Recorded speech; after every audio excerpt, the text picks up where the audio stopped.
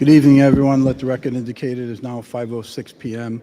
The Warwick City Council Finance Committee is called to order. First item is the acceptance of the minutes on a committee meeting held on July 7th. Move favorable action. I have a motion. I have a second. All in favor? Aye. Aye.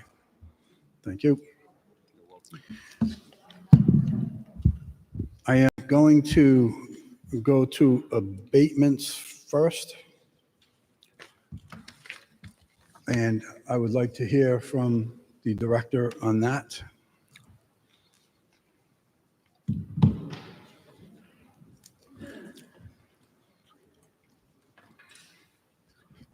And before we clear this item, I just want everyone in the audience that is here for PCR 8625, a resolution authorizing the mayor to enter into a tax stabilization agreement with Renaissance Development Corporation for residential purposes, including affordable housing at 1880 Post Road, Assessors Plat 322, Lot 336, will be held to the full council meeting as a public hearing. So I just want everyone here to know that. Director. Good evening. Good evening. Neil Dupuy, Director of Assessing. This month, we have abatements for you in the amount of $33,013.78. These are all exemptions that have been applied and the people qualify for. We are in the appeal process, but there's no appeal decisions in here yet. Those will show up in the next month, but I'll answer any questions that you might have. Director, if you could just speak directly into the mic, please. It's Sorry about that. Always difficult to hear in this chamber. Any questions from members of the committee? Councilman Muto. Hi, Director. Mostly clarification questions for you. When it comes to trust and estates, could you clarify for me? For some reason, I was under the impression that trusted estate and estates, because of their categorization, do not qualify for abatement. How do we manage that with the way things transfer through those two? So there's a state law that requires us to keep the exemption even when they place the property in a trust. It is very difficult then for us to confirm who actually lives there. But unless we know for sure that they've moved out, we do have to maintain the exemption. We will typically, if somebody's in a nursing home, even if it's likely that they're not coming back, we'll keep that exemption in place, because that's their one hope, is that they're coming home. We know the reality in some cases, but we are starting something new this year where we're going to ask the people that are holding the property in trust to recertify who actually lives there. There's no legal requirement that they comply, but we're going to ask that they do. And we have the power of the pen. If we choose to, we could take it away and then make them come back in and apply. Okay, no, that helps. That's helpful. There is one item on the bottom, that on item 173083, a tax freeze. Can you explain that?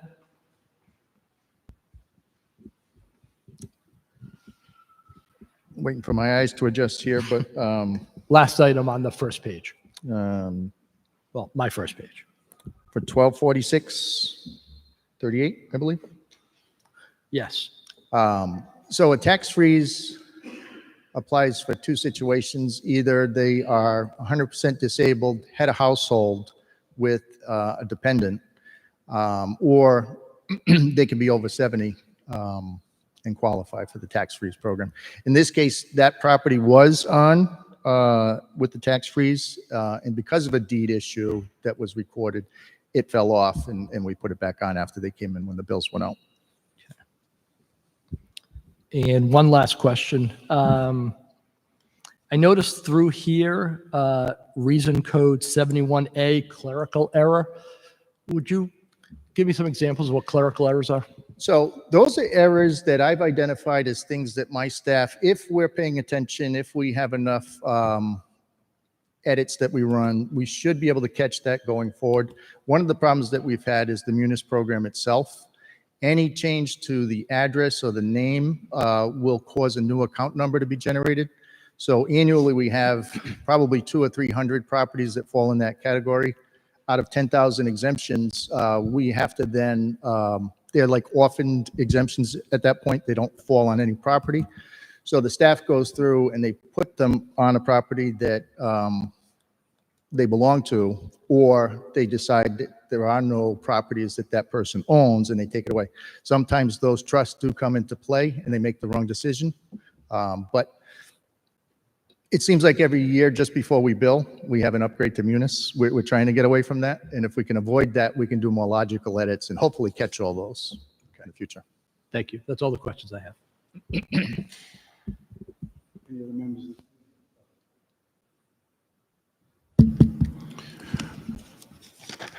Director, there is one item here. It says CB-1000, new app. What is that? That's a circuit breaker where they qualify for $1,000 off of their tax bill based on their income. Okay. Are these exemptions that the city offers, are they periodically, if ever, sent out to the taxpayers in the city? We have a whole sheet of different tax reliefs. Yeah, so it's on our website, number one, but on the back of the tax bill, when they go out annually, we update that information so it stays current. Sir, Aren't they also in the calendar that we send out? I got to claim ignorance on that. I haven't looked at the calendar to that level. I don't live in Warwick, so I don't necessarily, it may be in there, so if they are. that's a good point, Councilman. If they're not, then perhaps that's something could be added next year. Certainly. Any other questions from members of the council? Any questions from members of the public? Are there any questions from members of the public? Hearing none? Actually, one follow-up. I'm sorry. Sure. You said that circuit breaker was a $1,000 tax, but when I compare it to a line item, it's not $1,000 on the credit, on the abatement. The one that, this one right here is what I'm talking about. Oh, okay. So that number. All right. Thank you. And just to clarify, it's up to 1,000. There are some times where there's a mobile home or a low-valued property where the whole tax would be abated, but if it's less than 1,000, then it doesn't get the 1,000 for the exemption. Thank you. You're welcome. Okay, I need a motion on the abatements. Move favorable action? We have a motion. We Second. have a second. Any further discussion? All in favor? Aye. Thank you. Public hearing will be to follow.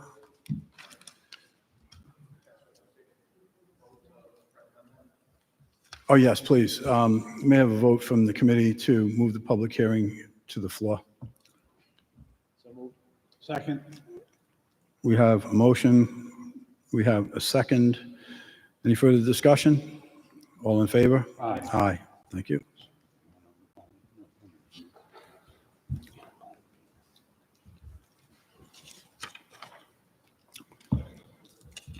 Next item in the bid package, I need a motion for the acceptance of the minutes on July 2nd, please. So moved. Second? We have a motion. We have a second. Any further discussion? All in favor? Aye. Aye. Thank you.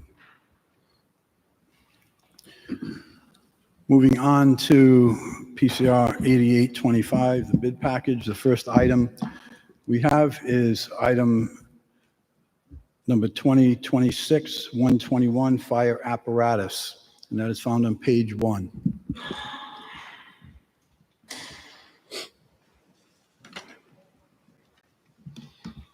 Good afternoon, Chief Peter McMichael. Good afternoon, Chief. Good afternoon. The Fire Department has reviewed bid 2026-121 fire apparatus for 1,500 gallon per minute pumper. And after carefully reviewing the bid submitted, the Warwick Fire Department recommends awarding the bid to Greenwood Emergency Vehicles of North Attleboro, Massachusetts.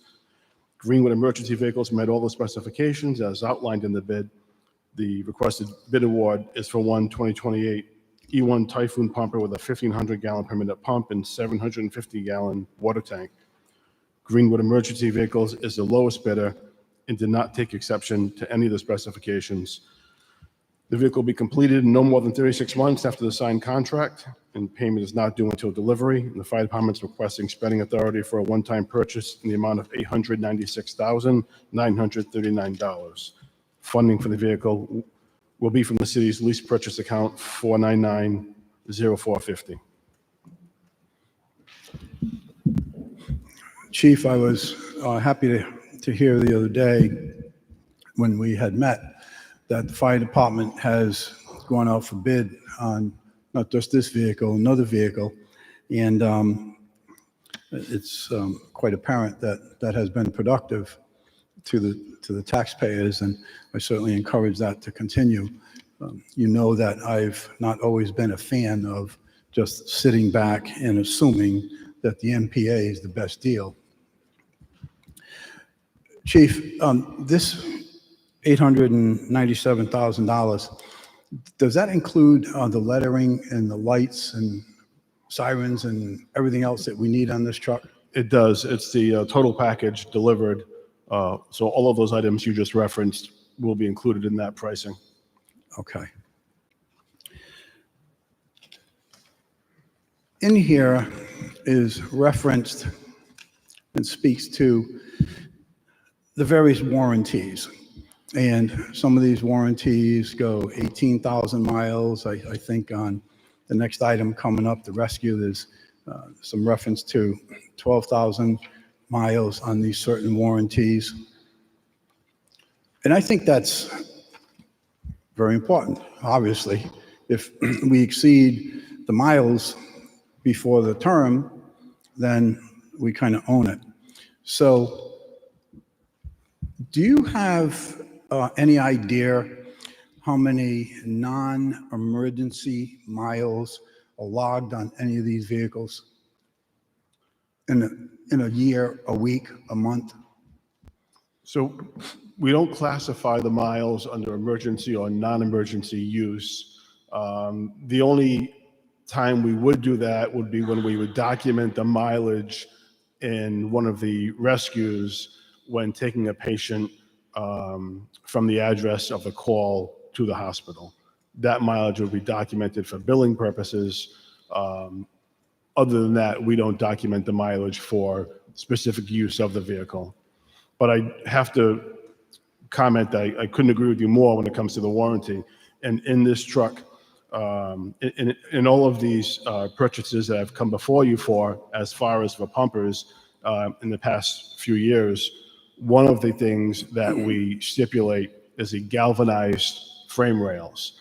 And that's so important because as I've come to before this body in the past, with a different manufacturer piece of fire apparatus, we have had issues with framing rotted frame rails in trucks that were as young as 11 years old. And that, to me, is something that's totally unacceptable considering the money that we're spending on these vehicles.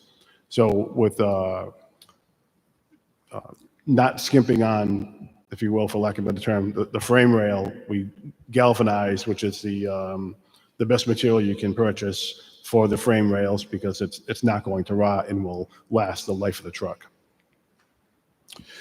I asked that question because it is a concern to me with miles that are added on to these vehicles when it's what I consider to be a non-emergency run of the vehicle. These vehicles, they have GPSs in them, right? Correct. So mileage could be tracked from the time they leave the bond till they get to point A or point B and back to the bond, right? It could be. The GPS component for our vehicles is location only and not, it's not tabulating the mileage being incurred for that trip. It's GPS only, so our dispatchers can see where the vehicle is. Mainly for when they need to, so that when they need to dispatch, they can identify who's the closest vehicle to a location. And that's how the GPS works. So in other words, if, let's say a call came in from City Hall that we have an emergency and we need this new pumper, is that what you call it? Yeah, new pumper to come here, the GPS would produce a route, and doesn't it show the mileage to that spot as well? So if you're referring to like an emergency call to this address, that would come up in our CAD system, automatically dispatching who would be assigned here, which would be, of course, from Station 1 across the street. So my point is, I would ask you to keep an eye on non-emergency use, because it does impact the taxpayers. And it impacts them when you exceed the mileage on the warranty, and now the taxpayers have to start footing the bill for these items when, it wasn't going to a rescue or an accident or a fire or a drowning or whatever those other cases may be. Any other questions from members of the committee? Councilman Foley. First, Chief, a follow-up to Councilman Lattiser. I looked at it, I don't have it memorized. The warranty on this truck, let's just talk this truck, is how many months? So the warranty for this truck is, the general warranty is 1 year, 24,000 miles. Oh, all right. And then it's 25 years for the frame rail, 1 year, 18,000 miles on the electrical warranty. I have the sheet in front of me. Thank you, Chief. Oh, you have it? Okay. All right, so my question, again, a follow-up question. Let's say the last truck we purchased had similar warranty, year, miles. It's saying, if I'm reading this right, 1 year or 24,000 miles. So not this truck, because we don't have it yet. The last truck we received. Yep. Do we come anywhere close to 24,000 miles on a pumper in any 1 year? Thank you, sir. It would really vary it'd be a big discrepancy between our busiest pumper versus one of our slower pumpers. So it is possible 24,000 miles on a vehicle if you're doing 4,000 runs a year. If it's a slower truck that might be doing half that, it's highly unlikely that we would. My first question actually is, when will we get delivery of this truck? I know in the past, we've ordered trucks and it's taken 2-3 years to get the truck. And we're still at that timetable. So that's a very big problem across the fire service in the country. And it's one of the biggest complaints that you hear from fire departments. Even Congress has started raising these questions because of the push from the International Association of Firefighters, as well as the International Association of Fire Chiefs, that we're still waiting 3 years for a lot of these vehicles. And that's become the norm. And there's speculation as to why that's out there, but we're forced to deal with the reality. And so we're having to plan not for what we needed this year or for next year. We have to plan for 3 years down the road. And we've asked this question before.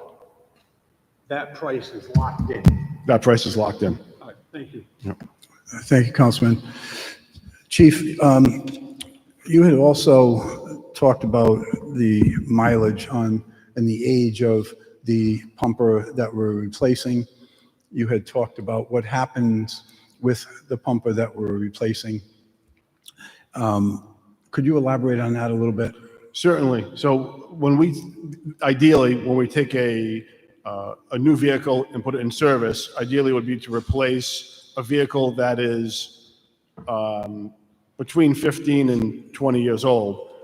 What we like to do is take that older vehicle and put it in our reserve fleet so that when one of the frontline trucks is down for either preventative maintenance work or just general repair work, we have another truck that's ready to go so that that firehouse will not be without a truck to protect that district. So that, that's the reason why I've come before this body in the past, purchasing some used fire apparatus, because we really didn't have a reserve fleet. And several of our, I should say 2 of our last trucks that we replaced, those trucks were not able to use as a reserve status because they were decommissioned while they were in the front line because of rot or other issues. So ideally, we replace these trucks in we'd like to get to the 15-year time frame, and that way we will still get several years possibly out of the older truck that's replacing by putting that into reserve status. Okay. There was one other question I had on this truck. I blank out on it. Any other questions from members of the committee? Do we have any? Sir. Hi, Chief. Hello. I do want to congratulate you on the conversation you had with Chairman Lattiser. He was actually very pleased with the answers, and I usually don't get that the day after he meets with you guys, so very good. Thank you. Couple of questions for you. Sorry, just had to. It is what it is. So can you talk about, and you've mentioned a little bit, I'm hopping on this capital replacement, operational replacement and usage schedule.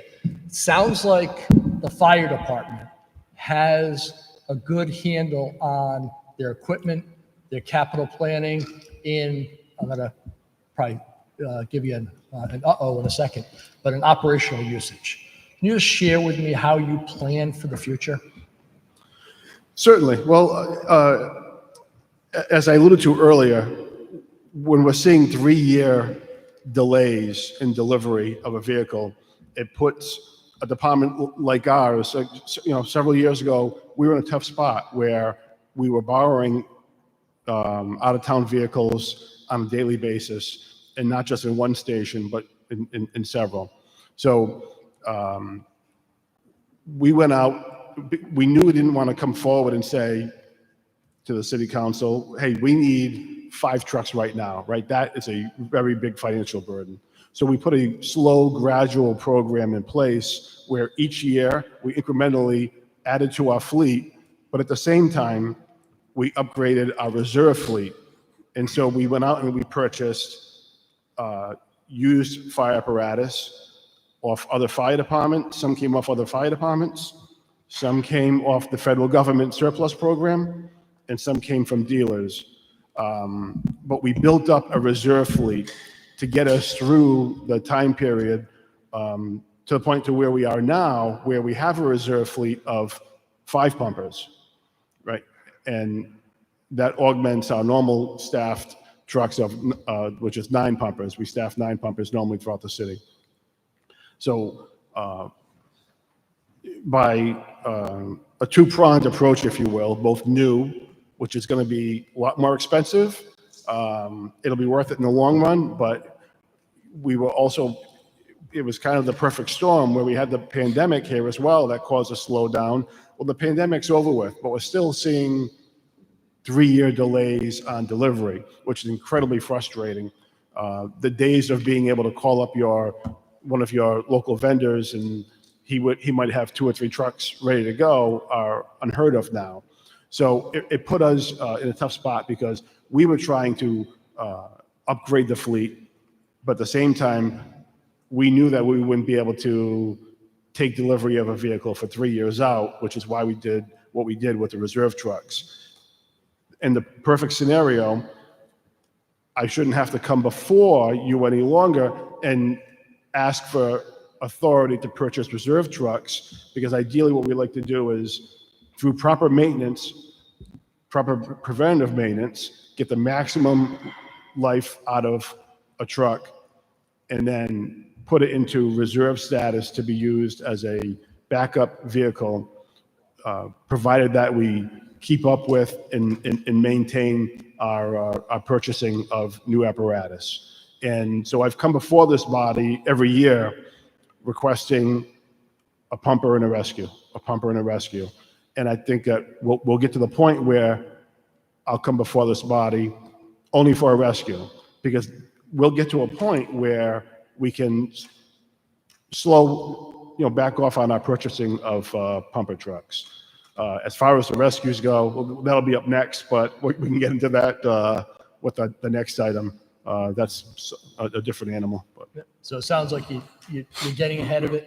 And the problems we had before COVID, which was a lack of a capital plan, where we ended up with shortages, the plan you're putting in place, being proactively monitoring this, you feel good about the long-term plans? Yeah, I think we're in a very healthy position right now.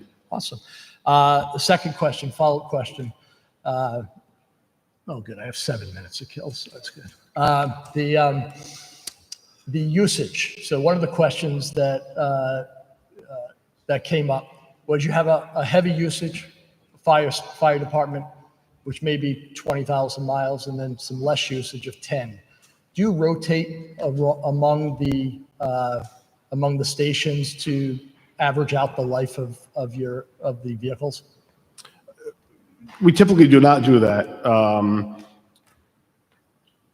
When a truck is assigned to a station, the crew of that station really form a bond, if you will, with that truck. And they take a lot of pride in their truck, and you can see it when you see it at different events where they have their own personal company logo affixed to the truck. Oftentimes you'll see them have, Lakewood across the windshield, that they go out on their own and purchase a lot of this to show that they have some esprit de corps, if you will, in their truck, right? This is who we are. They take great pride in it. I think it's good for morale, and it's good for the fire department, because when they take great pride in it, then they're taking care of it. And we're getting the maximum benefit out of that because of the pride they take in the apparatus. So if I were to do that, and I'm not familiar with any department that does do that, it would kind of be a shot in the stomach to them, if you will, if I started doing that. No, valid answer. Valid answer. Last but not least, and you'll hear me talk about this on several bids going forward, standardization of some of the technology and things that we use for the city. We mentioned GPS, which is the location-based GPS, but in our garbage trucks, we actually have a route GPS system. Is there a reason why the technology is different from city vehicle to city vehicle? So I believe it's different technology that we're utilizing.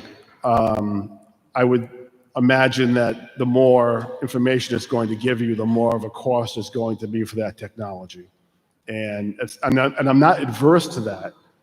It's just something we haven't moved on yet, but I'm certainly not averse to it. Okay. We have a lot of software. As you know, we come before you for a lot of different types of software. Well, that's what I'm reacting to when you start adding up all this piecemeal software. Yeah. And every department has their own thing. There's definitely some operational efficiencies across, departments. Yeah, that would definitely be something that we'd be interested in, Awesome. in researching more. All right. Well, I have case studies. I'll be more than happy to share. Right. Thank you. All right. That's all the questions I have. Thank you. Chief, I want to point out also that this truck is about $10,000 below the capital budget you had got approved at the city council, right? Yes, that's correct. $10,000 less, and it's also $136,000 less than the next bidder was. The next bidder was at $1,033,000. Which is all reflective of going out for bid. Yes. So let's keep doing it. Any other questions from members of the committee? Any questions from members of the council? Any questions from members of the public? Do we have any questions from members of the public? Hearing none, we'll move on to item number 2, found on page 6, fire apparatus ambulance. Chief? The Warwick Fire Department review bid 2026-122, type 1 ambulance. And after carefully reviewing the bid submitted, we recommend awarding the bid to Northeast Rescue Vehicles of Syracuse, New York. Although Northeast Rescue Vehicles took complete exception to the bid specifications, we did have an opportunity to perform a detailed inspection of an identical ambulance to the one proposed in the bid response. The department feels strongly that this vehicle, while not meeting our exact specifications, will adequately meet the needs of the department without compromise. Additionally, while costing nearly $47,000 less than the next lowest bidder, the delivery time is also nearly 2 years sooner. The requested bid is for one 2025 Medix 170-inch MSV 2 Ford F550 4x4 Type 1 ambulance. The price includes the Stryker power load and stretcher, lettering to match department fleet and delivery, and payment is not due until delivery. The fire department's requesting spending authority for a one-time purchase in the amount of $386,545. Funding for the vehicle to be coming from the city's lease purchase account 4990450. And Chief, this was another item that, as a result of your due diligence going out for bid, this vehicle comes in close to $70,000 less than you had in the capital budget, right? Yes, sir, that's correct. Capital budget was 450. So once again, I'm happy to hear that. Any questions, any other questions from members of the committee? Yes, Councilman Napa. Thank you. Thank you, Chief. On just looking at the warranty for this, so you said that this purchase price includes the Stryker stretcher and the power load apparatus that lifts it into the truck. Are those two pieces of apparatus warranted under electrical systems, or are those covered at all? They're warranted under Stryker. Under Stryker. Separate from the vendor who's bidding on the truck. That's a separate warranty from Stryker themselves. Okay. So even though that Stryker lift system is installed in the floor of the box, it's warranted separately from Stryker. That's but purchase price is included here. That's correct. Perfect. Thank you. And Chief, the same as the previous item, the pumper, we do not pay for this vehicle until it's actually received. Until delivery, that's right.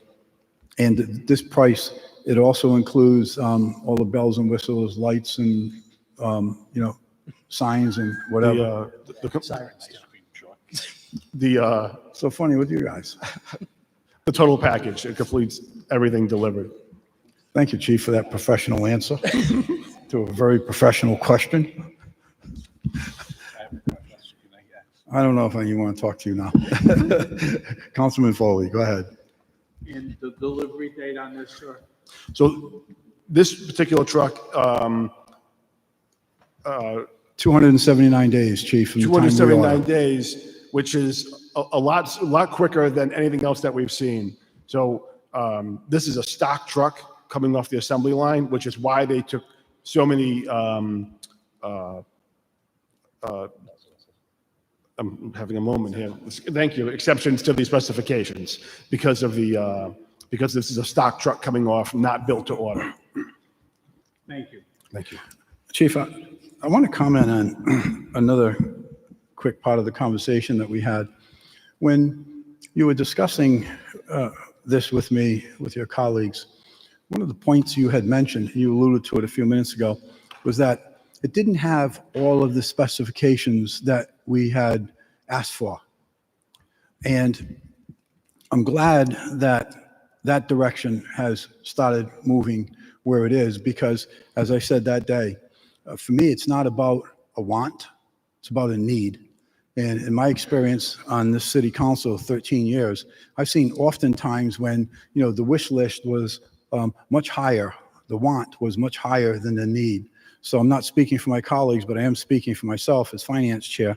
Going forward, I will always continue to monitor what is the need versus the want. And once again, I think that, you guys followed through with that. So thank you. Any other questions from members of the committee? Councilman Muto. Just a quick, I just want to emphasize the work that you guys did. Again, the want versus need, and going outside of the box to come up and answer what your department needs, what our city needs, and really tried to stretch the dollar. So definitely appreciate that. And, I will second what Chairman Lattiser said. Thank you. It's very much appreciated. Thank you. Thank you, Especially in Councilman. these times. Any other questions from members of the committee? Any questions from members of the council? Any questions from members of the public? Do we have any questions from members of the public? Hearing none, we'll move on to item number 3, found on page 11, Kilvert Street Drainage Project.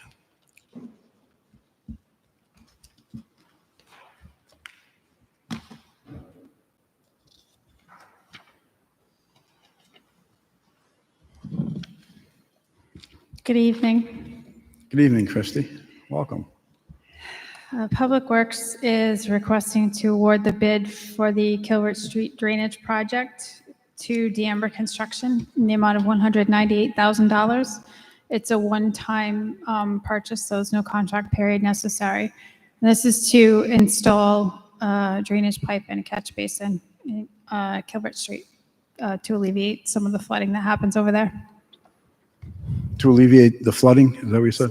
Yes, And that's been a huge problem over there, right? yes, And short of doing this is doing nothing, then the flooding is just going to continue to occur. correct. Okay. Do we have any questions from members of the committee? Councilman Muto, start your clock, please. I'm sorry, Councilman Foley.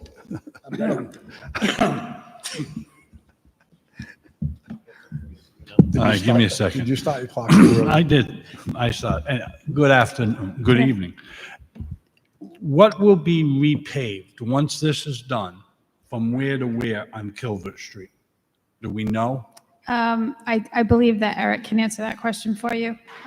We are aware that it does require some paving. And just for the public record, the reason I'm asking, in my 5 years when I was on public safety and we had claims, we got a rash of claims from that street because of the potholes and the damage that had been done because of the flooding. Director. Eric Earls, Public Works. So when we're done with that, we'll pave Jefferson Boulevard down around the corner. And I'm not sure if we'll go down the hill, but certainly to the turn that takes you to Proclamation. We're going to assess whether or not we need to go down the hill, but right now we're not anticipating having to do that. Completion date, do we have an idea? No, once it's awarded, if it's awarded this evening, we'll work with D'Amber on the schedule. But unlike a lot of subsurface work, we probably won't need to let this settle the typical 90 days. So we'll be able to, we anticipate paving it this paving season, which usually pushes us into November at the latest, but that's kind of the schedule working. That's the window. Thank you. Director, is there any utility work that could be done there at the same time?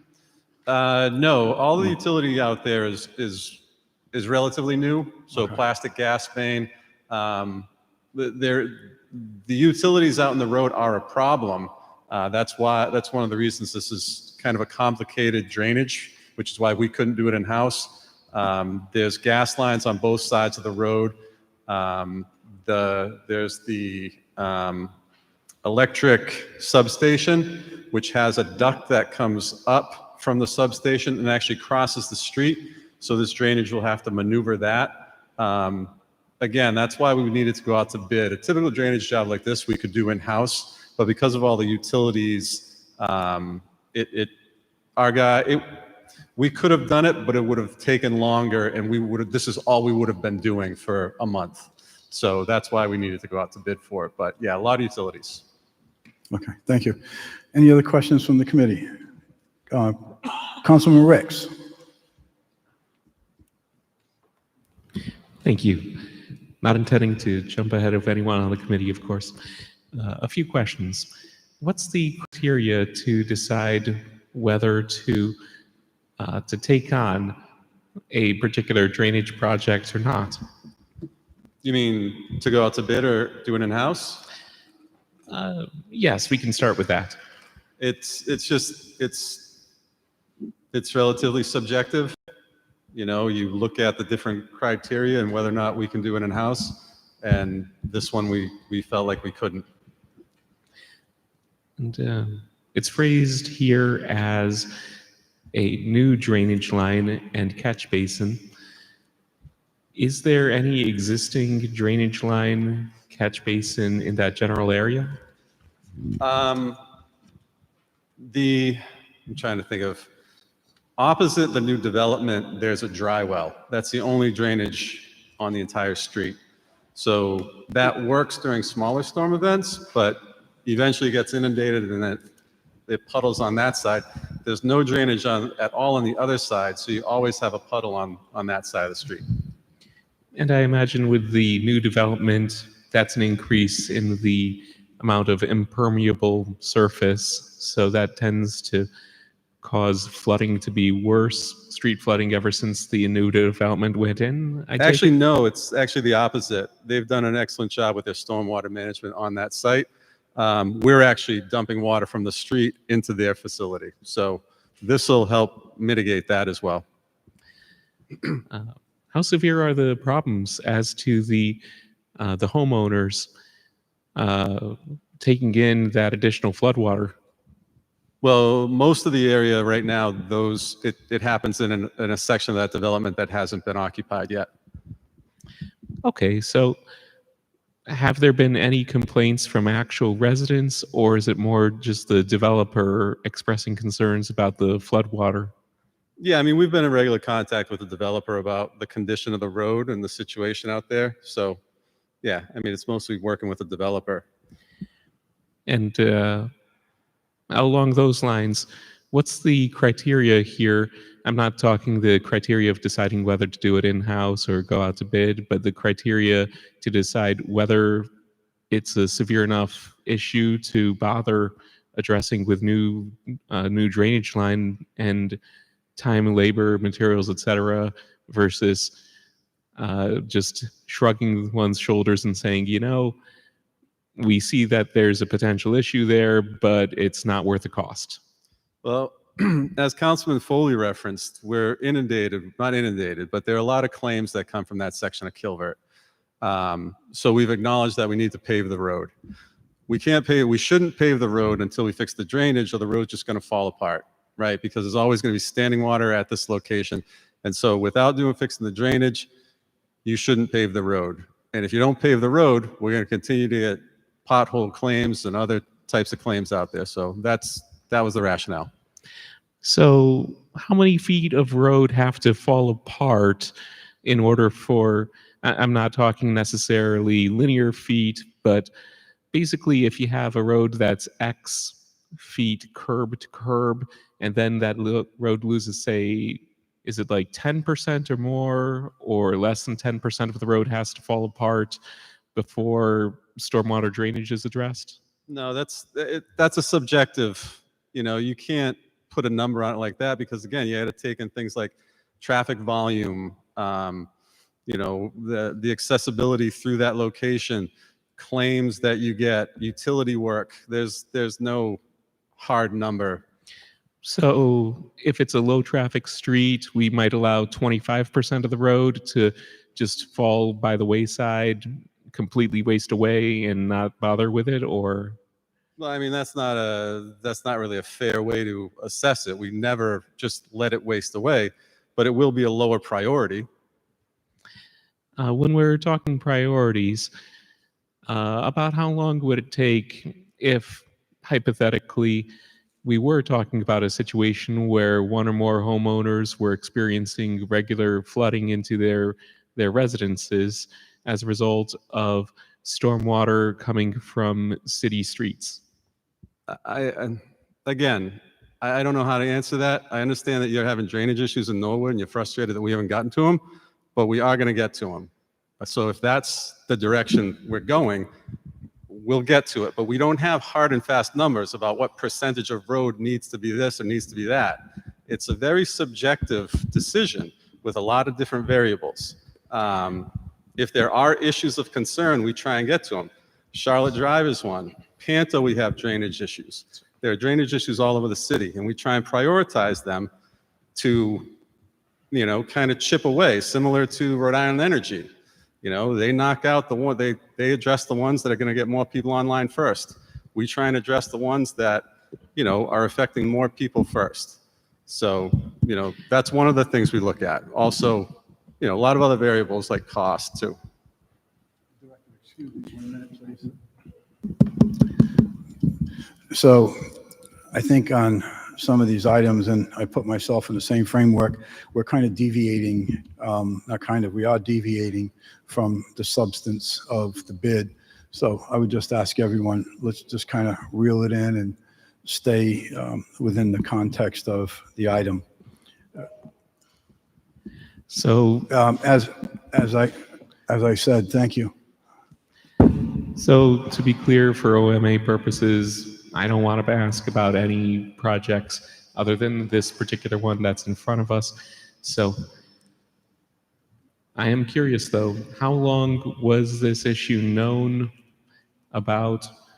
How long were there complaints about flooding onto private properties before it reached the level of being made a priority in order for it to come before us? We've been looking at this project for about 2 years. We had to come up with a design, and then once we did that, we looked at whether or not we could do it in-house. But yeah, it's been about 2 years. How complicated is the design process on something like this?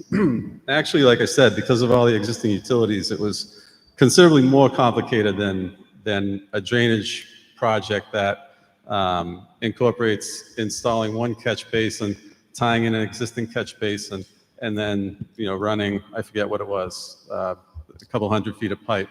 But because of all the utilities, the design became a lot more complicated. Once again, let's keep on the topic. Do we want to spend $198,000 for this drainage project? The questions pertaining to the project itself are welcome. Other than that, let's not continue to drift off course. Thank you, Chair. I think that there is a clear need for this work to be done. I have no further questions. Thank you. Thank you, Councilman. Councilman Muto, did you have a question? No, I'm good. Okay. All right. Eric, that priority list that you mentioned, if you could send that off to us, a copy of that priority list, I think that would be helpful and maybe, keep us I can from having to go certainly through this. send you a list of the drainage jobs that we're looking at. Okay, thank you. All right, moving on. Item number 4, purchase 3. Oh, I'm sorry. Any other questions from members of the council? Do we have any questions from members of the public? Are there any questions from members of the public? Hearing none, we will move on to item 4, 2026-135, and that is found on page 20. Welcome back, Commander.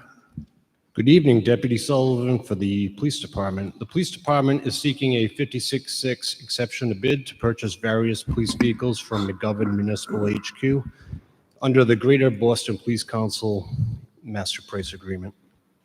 The vehicles include 2 2024 Ford Police Interceptors and 1 2024 Dodge Durango Police Model SUV. The total cost for the 3 vehicles is $180,000. $186,1120, and that would be a lease purchase agreement. So, Chief, Commander, sorry, why didn't you guys go out for bid for these 3 vehicles? Well, for these 3 vehicles in particular, this is where they're 2024 model year, so we're close to being 2 model years moved on from that figure. Every year, there's approximately about a 5% increase in the cost of the vehicles to begin with. Coupled with, we're getting discounts on these 3 vehicles, each of them. So one of the discounts for one of the vehicles is $4,500, another is $3,500, and the third vehicle is $1,500. It's $9,500 total for the 3 vehicles. And why can't you use 3 utility vehicles at $49,600 versus one of those and a Dodge Durango and a Police Interceptor? So these three vehicles are available on the lot and happen to be what's available with discount pricing right now. Our fleet manager does an excellent job trying to seek out these vehicles where there's a price advantage to be gained. So does that dealership have 3 Ford Interceptor police utility vehicles? for Not at this pricing. $50,000? Not at this pricing. They may have the 2025 model year police interceptor utilities, but not at this pricing, at this discount. So these 3 vehicles essentially are leftovers.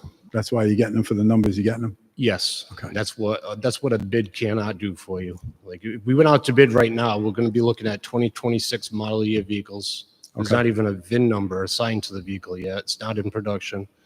And we may wait 6 to 8 or even longer for that vehicle to be manufactured.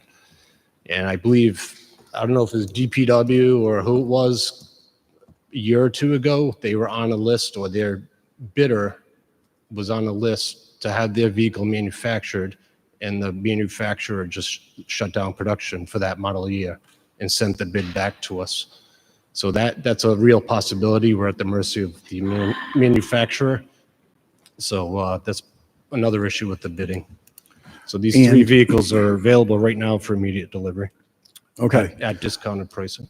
And you have this covered in your capital budget? Yes. Okay. And does this price include lights and sirens and lettering and everything of the kind? Yes, they're all outfitted with lighting. Okay. Thank you. Thank you. Any questions or further questions from members of the committee? Do we have any questions from members of the council? Any questions from members of the public? Do we have any questions from members of the public? Hearing none, we'll move on to item number 5, 2025-087, found on page 35. It is cellular phone service for the city. Good evening, Phil Carlucci, IT Director. This is a request under City Ordinance 612 to increase the amount and extend the end date for cellular services, bid 2025-087. I'd like to increase the amount by $120,000, bringing the 2-year total to $230,000. I would also like to extend the through date to 12/31/2026. This would be for Verizon Wireless Services, who the city uses for its cell services. And this is nothing that we can pick or choose on, right? This is something that is necessary to do.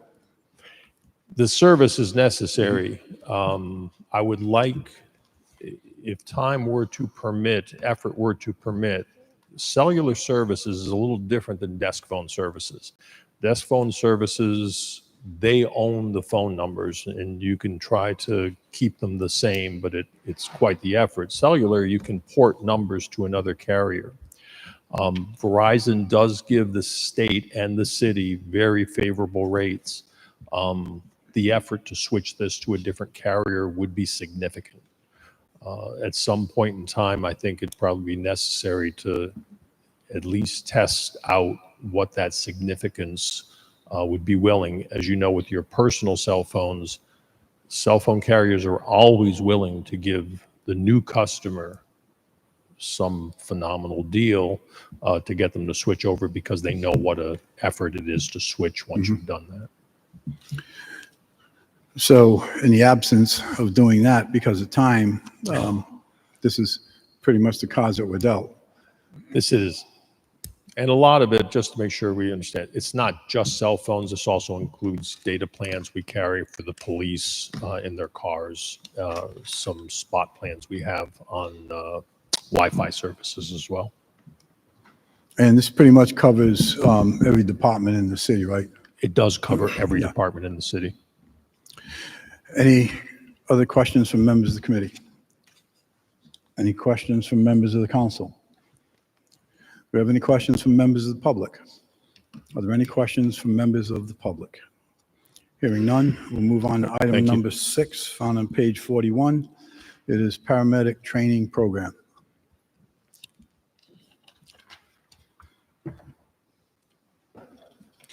Good evening.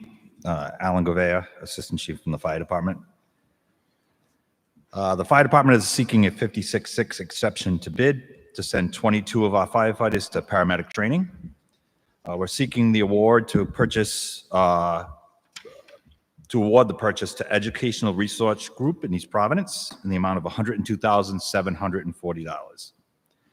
In July of 2025, the department was awarded a $1 million federal assistance grant, AFG grant. In this grant was funding to send 22 of our current firefighters holding an EMT cardiac license to a paramedic pathway or bridge program. The program is a shortened and less costly version of the full paramedic certification course. This is because they already are advanced life support providers. This just brings them up to the next level. Upon seeking pricing and availability within Rhode Island, only Educational Resources Group offers a certified and credentialed program.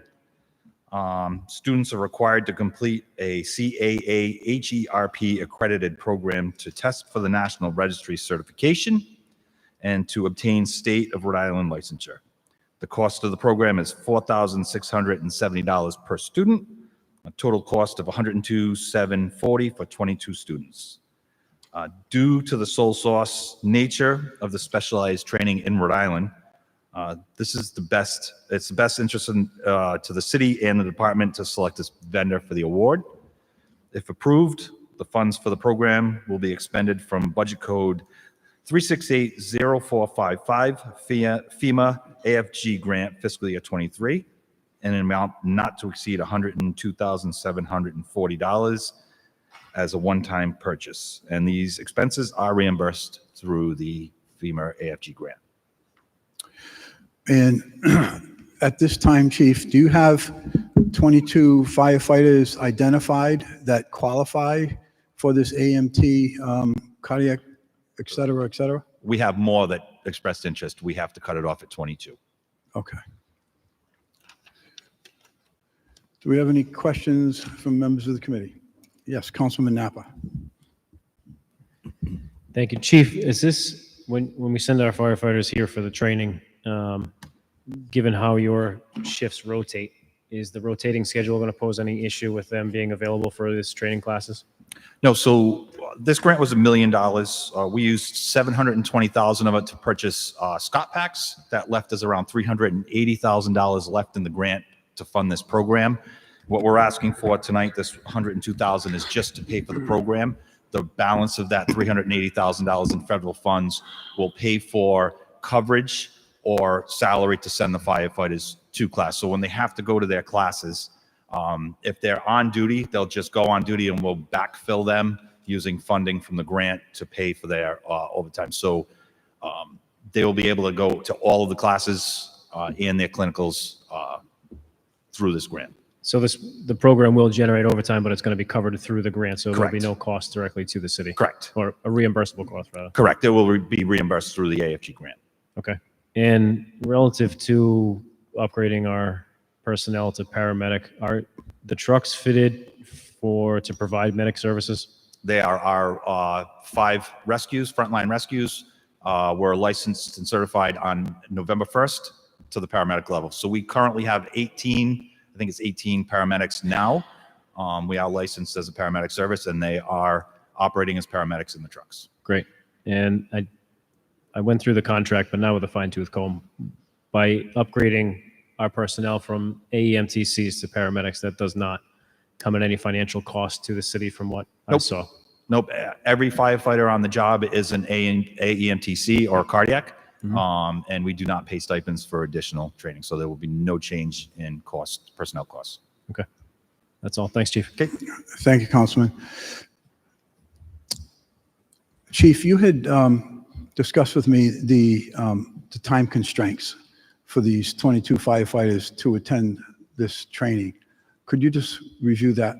So the period of performance is coming up in July for this grant. It's a 2-year period of performance. So what we're going to have to do in order to fit the end of this program in is we're going to have to ask for an extension from the federal government, from FEMA. Usually that's just a routine matter, a little bit of paperwork and an explanation why we need the extension. and they'll extend us usually 30, 60, or 90 days to complete the grant. And also the hours that the firefighters will be attending this, days, evenings, weekends, overtime, whatever. Yeah, Tell us so there are a few hundred hours of training. What the grant covers and what we'll be paying is when they're in class. When they're in clinicals, we will not be covering that time. That'll be on their own time. And there's also a weekly online training that they have to do 4 to 6 hours a week online training. We will not be compensating them for that when they're doing that time. So in all, the number of hours that they do for this training, they're going to be getting paid or covered for a small percentage of the total hours that they'll be doing. Okay, thank you. Any other questions from members of the committee? Any? Councilman Napa. Councilman? Chief, I'd imagine that the program has clinical partners for these firefighters? Yeah, most of our clinical time will be done through Kent. That's where our medical director is, and they were very amenable to helping us get all our clinical time done. And then just one last question. I know that our firefighters are very dedicated. If they choose to withdraw from the program for whatever reason, personal, medical, can you substitute someone else in, or is there a thought behind any of that? There will be a point of no return where we're too deep into the program to substitute somebody else in. But that's up to the director of the program.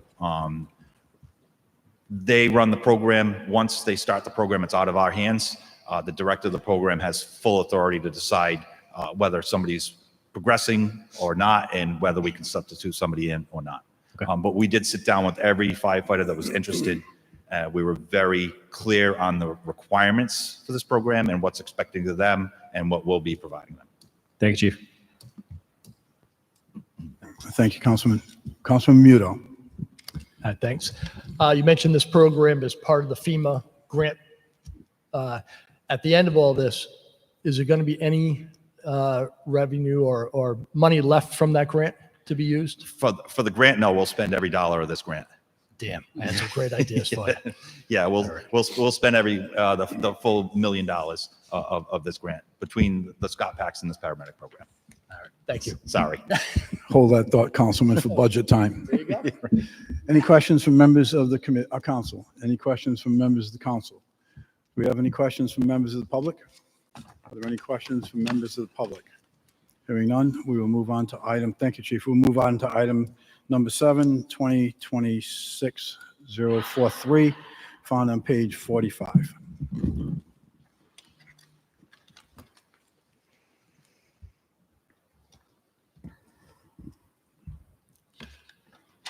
I'm back. Public Works is requesting to award the bid for the traffic lights, street and pole lights, maintenance and repairs in the amount of $100,000 for a 1-year period from October 25 to October 26. Thank you, Christy. When it says traffic lights, street and pole maintenance and repairs, what pole maintenance does DPW have control of? So this bid encompasses the streetlights that the city maintains.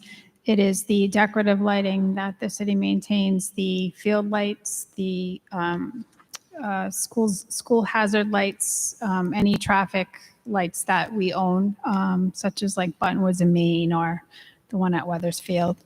So it covers all of that. And I know speaking for myself, I received recently a couple of calls from constituents where the traffic lights are just out. That's something that is handled through DPW? Yes, okay. If we own them. There are traffic lights that we don't own. We actually own less traffic lights than people, like the red, yellow, green, those traffic lights. Yeah. It depends on the location. Okay. So like the ornamental lights aren't necessarily the city's responsibility. What do you mean by ornamental? So there's neighborhoods that have underground lighting and they don't have like the telephone pole, so they have their own decorative pole with a light on it. That's not maintained by the city, right? No, we do the decorative lights that are owned by the city, like the ones outside on the sidewalks, but Right. no, nothing like that. Okay. Any questions from members of the committee? Councilman Muto. Hi. A couple of questions on the traffic lights and maintenance. So this is a maintenance contract, and are we committed to spending the whole 100,000, or is it a pay as you go, and we're tracking it and we're evaluating the success of the work that they do? It is, we don't anticipate spending the entire 100,000. The majority of this, this bid goes to the streetlight repairs that the city maintains now. That portion is $65,000. The balance of it would be anything that is related to the traffic lights, the decorative pole lights, the hazard beacons at the schools, things like that. And then any field lights that we have to fix. So that's where the bulk of it is. But we don't encumber everything. As we get, complaints or, we get notified that something's out, that's when, obviously we fix it. And so, I think this year we've probably spent about, actually I can tell you how much we spent. Lights. So no, we don't anticipate spending it, but in the event that we should need it, and it is available. So let's just do round numbers. So you didn't spend 60,000 last year. When you're looking and assessing what needs to get done on the street lights, such as pedestrian safety, crossing, things of that nature, is when you're maintaining, do you consider upgrades, or do you just maintain the technology? I'm sorry, do we consider what? Upgrades to the technology that's there, for example? No, No. we Okay. wouldn't upgrade anything unless it was completely unfixable. For example, the box at Main and Buttonwoods a few years ago, that whole thing had to be replaced, lights and all. So no, we maintain what we have unless, it gets hit or, something like that. And then we would obviously replace it. And if we replace it, it would be newer technology. So Main and Buttonwoods is a light that is owned by the city and not a split? Yes. I thought Main was a state road. Okay, maybe not. We tried to get rid of it, but they said no. Okay. So that actually, so I did put a request in, just FYI, identifying, I was asking for a list of city-owned intersection lights, the ones that are state-owned, in a mix. And I was wondering if you've seen that request. I have not. Okay. But that doesn't mean, it could have gone to somebody else. Okay. I personally have not seen it. All right. Thank you. Christie, I think you said you spent 60,000 in this item last year? No, we What? spent, I just heard the number 60,000, so I'm not sure where that was. 65,000 is the line item in engineering for the streetlight maintenance. Okay. Maybe and- that's what you heard. Maybe, and you're looking for 100,000 now? Correct. Why? So a lot of the streetlights that we own now were under warranty when they were replaced, and they're coming out of warranty. So we anticipate that being an increased cost to us this year. And any of the lights, if we have to have anything fixed at Ben Street, at Mickey Stevens, at Clegg Field, I know some of them are new, but those will also come out of warranty at some point. So we're just trying to plan ahead in the event something should happen, and we have the resources to have them fixed. And this replacement of lights that are out for whatever reason, that is being done by our own in-house people? Which, you mean the streetlights? That was all done by K Electric. I think that was done through the planning department. As far to my knowledge, we didn't have any involvement as far How as about now, public though? works. Now we maintain them. That's So what I'm that, getting at, yes. yeah. So if there's lights out or anything like that, we maintain them now. It goes through Public Works. Okay. All right, thank you. Any other questions from members of the committee? Any questions from members of the council? Any questions from members of the public? Do we have any questions from members of the public? Hearing none, we'll move on to item number 8, found on page 51, public safety equipment.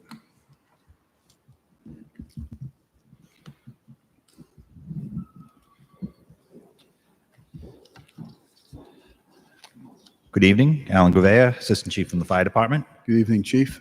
Good evening, again. The Fire Department is requesting a 6/12 alteration of contract for bid 2025-023, Public Safety Equipment, Fire Equipment Supplies and Services. This is the MPA Mass PSE 01.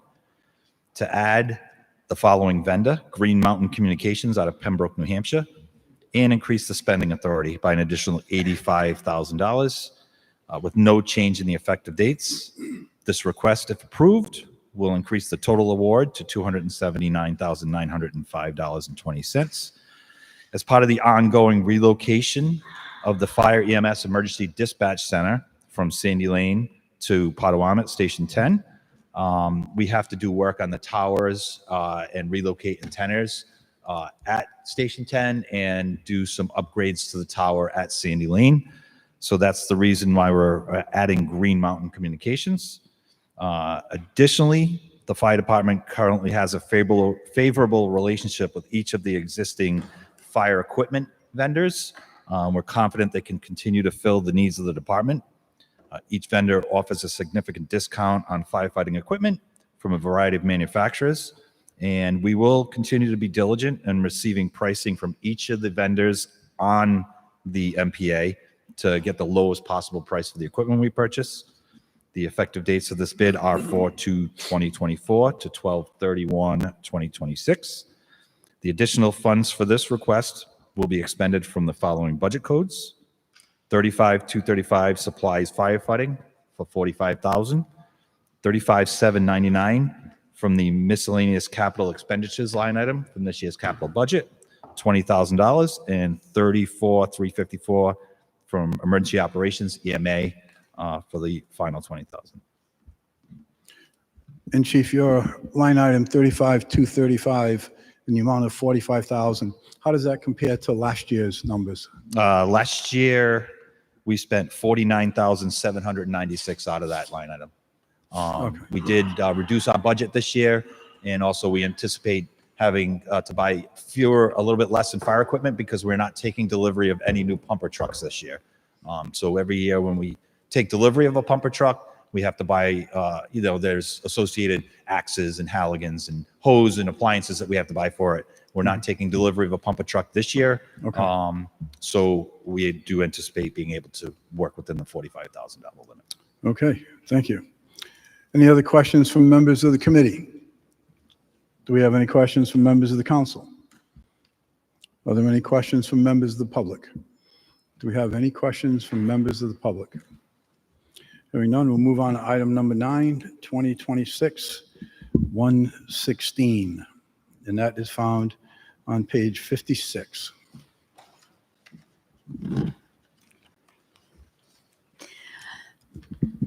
Public Works is requesting to purchase the carts, lids, and wheels for the household rubbish and recycling that we pick up. It's a one-time purchase in the amount of $64,940.45. Christy, what did we pay for these cots when they were last purchased per unit? I don't have that information with me, but I'm pretty sure that it was right around the same price.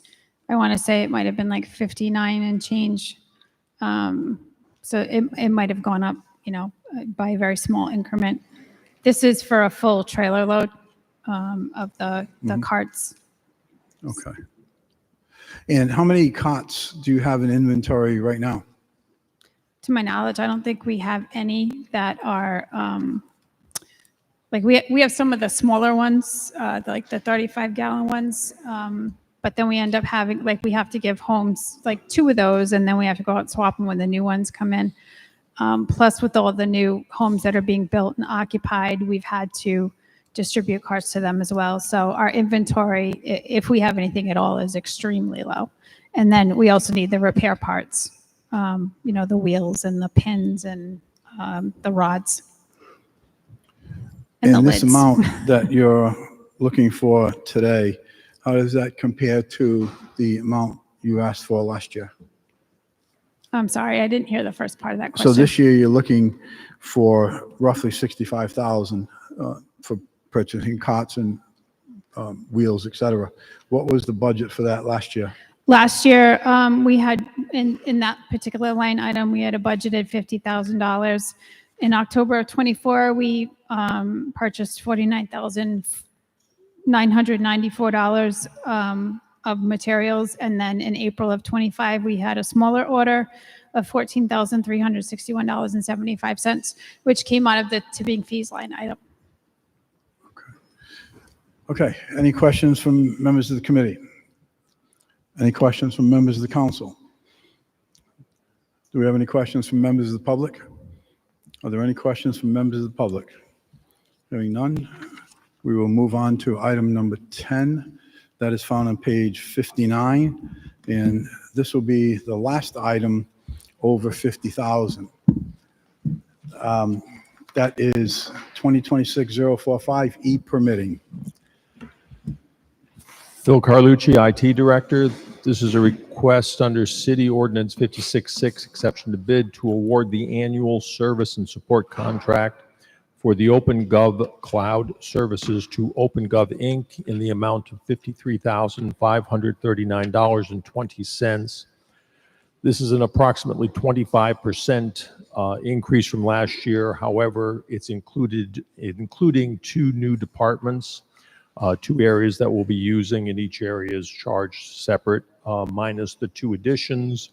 It's a modest couple percent increase. The pricing is based on state continued negotiations with this. It's also a state mandated for building and partial planning. We anticipate this year that we will be reimbursed for the building department's portion of this from the state, as we have been in the past. And we're also trying to get a portion of the planning department's mandated piece to be reimbursed by the state. This is coming, it runs from July 1st to June 30th. It's coming late, as it has every year, because they negotiate with the state, and for whatever reason, it takes them into July to negotiate for it. So we wrote it up as soon as we got the pricing on it for this year. So you're certain of a reimbursement of roughly $11,600 for the building department. For building, yes. And it's right now, it's a question mark about $9,600 on the planning, whether or not you're going to get part of it or none of it. Correct. Okay. When do you expect to know on that? Usually about January of next year when we finally get between December and January of the reimbursement. We just have to discuss and break out what it is the planning department's using it for. Okay. Any questions from members of the committee? Any questions from members of the council? Any questions from members of the public? Do we have any questions from members of the public? Hearing none. Thank you, Director. We'll move on and I will first ask the committee if there are any items that anyone would like to have. Start with Councilman Foley. Just one. It is item number 28.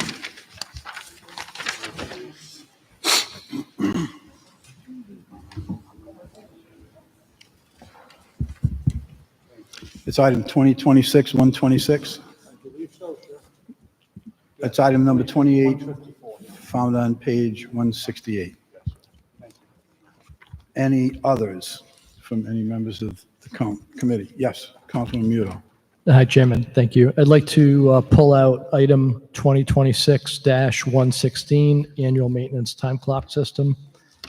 Okay, And- hold on. That'll be item number 19, found on page 114, correct? Yep. Okay. And 2026-111, office tracker calendaring system. That's item number 29, found on page 171.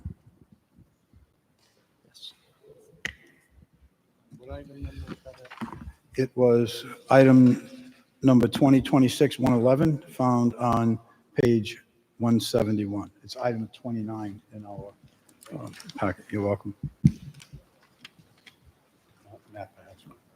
Councilman Napa. Thank you, Chairman. Just item number 12, 2026-090, and that is found on pages 66 through 69.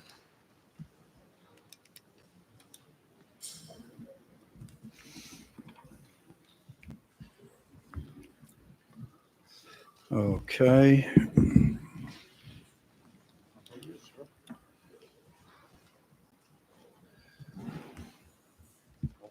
No, I'm not.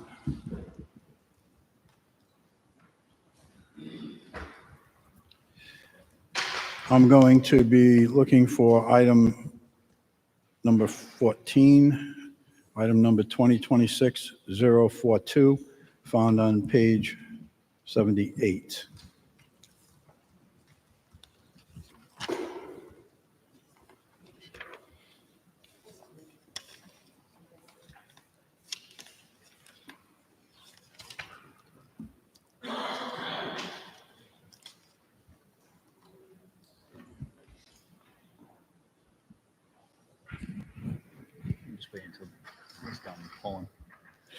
Okay, I'm also going to be looking at item 2026, it's item number 15, found on page 90.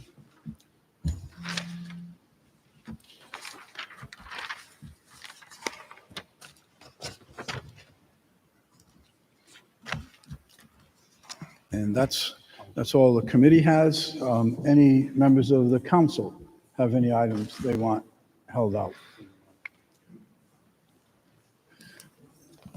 Doesn't look that way. Any members of the public? Are there any items members of the public would like to have held aside that's under 50,000?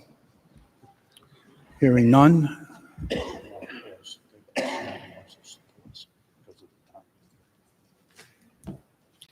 Okay, the council president has asked for us to do a pause on the finance committee. I need a motion for a pause. So moved. We have a motion, we have a second. Second. All in favor? Aye. Thank you. We will turn the meeting over to the council president.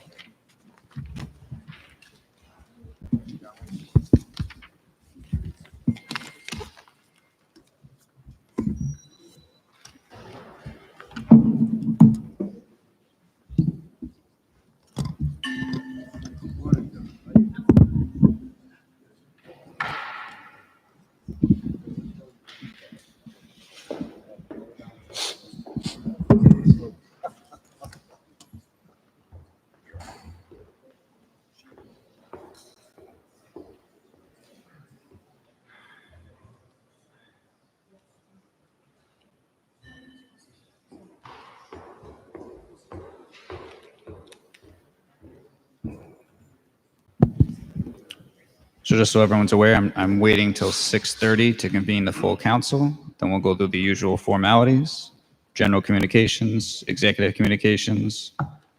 Then we have public comment. Then we have a public hearing. And then we'll have executive session. And then after that, we're back to committees.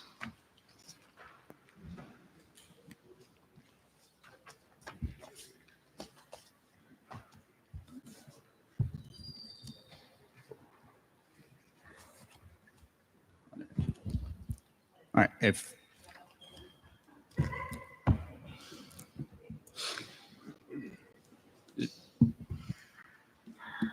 all right.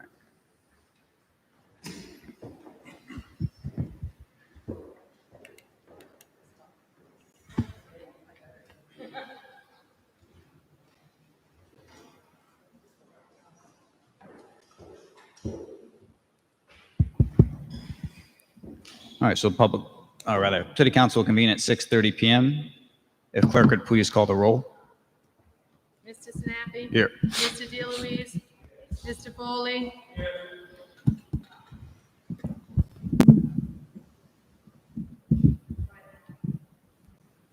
Testing.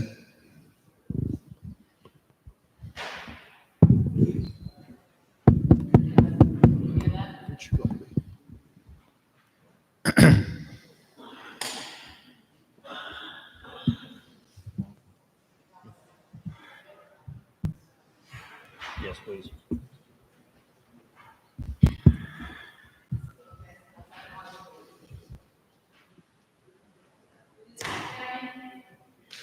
DeLuise? Mr. Foley? Mr. Gephardt? Here. Mr. Kirby? Here. Mr. Lattiser? Here. Here. Councilman DeLuise can lead us in the Pledge of Allegiance.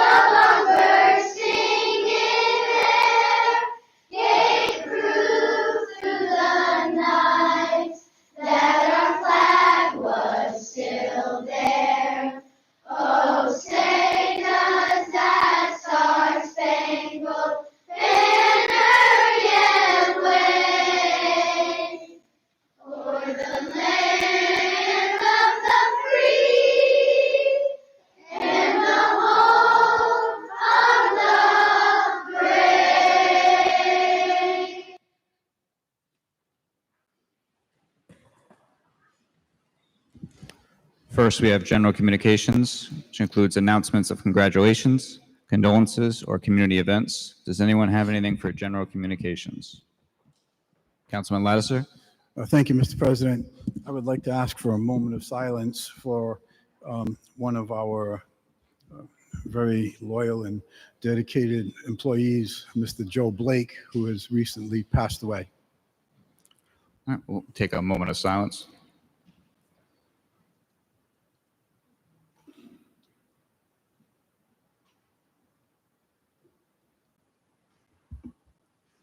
Does anyone else have anything for general communications? Seeing none, we go to executive communications, for which there are none. Next, acceptance of minutes from the council meeting held on July 7th, 2025. Does anyone have any objection to the minutes as presented? Councilman Ricks? I'll abstain on that.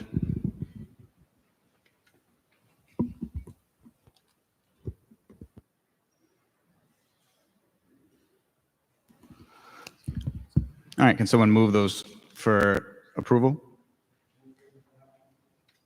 Motion for approval by Councilman Lattiser, seconded by Councilman Muto. All in favor? Aye. All opposed? And one abstention from Councilman Ricks. Next, we have public comment under Rule 41. After general communications and prior to the consent calendar at the last regularly scheduled meeting of the City Council each month, there shall be a period of time not to exceed 30 minutes during which citizens may comment about Warwick City government issues subject to the following stipulations. The total period of time for public comment shall not exceed 30 minutes. Comments need to be brief in order to allow as many citizens as possible to participate. Each citizen signed up and present shall have not to exceed 5 minutes to speak, provided, however, that if there are more than 6 citizens are signed up and present, 30 minutes will be split evenly amongst speakers. Time shall not be transferable amongst speakers. The topics for comments shall be issues directly affecting city government. City council members will not respond to questions during the public comment period. The public comment session will terminate at the expiration of the earlier of all speakers concluding their allotted time or 30 minutes. Waiver of this provision requires a unanimous vote of the city council. Thank you.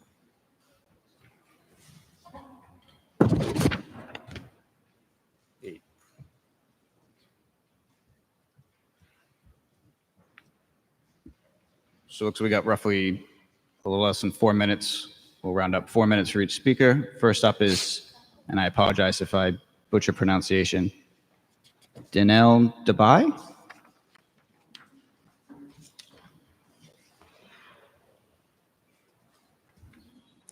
Oh, I should ask, does anyone have any objection to rounding up the time to 4 minutes as opposed to 3 minutes and change?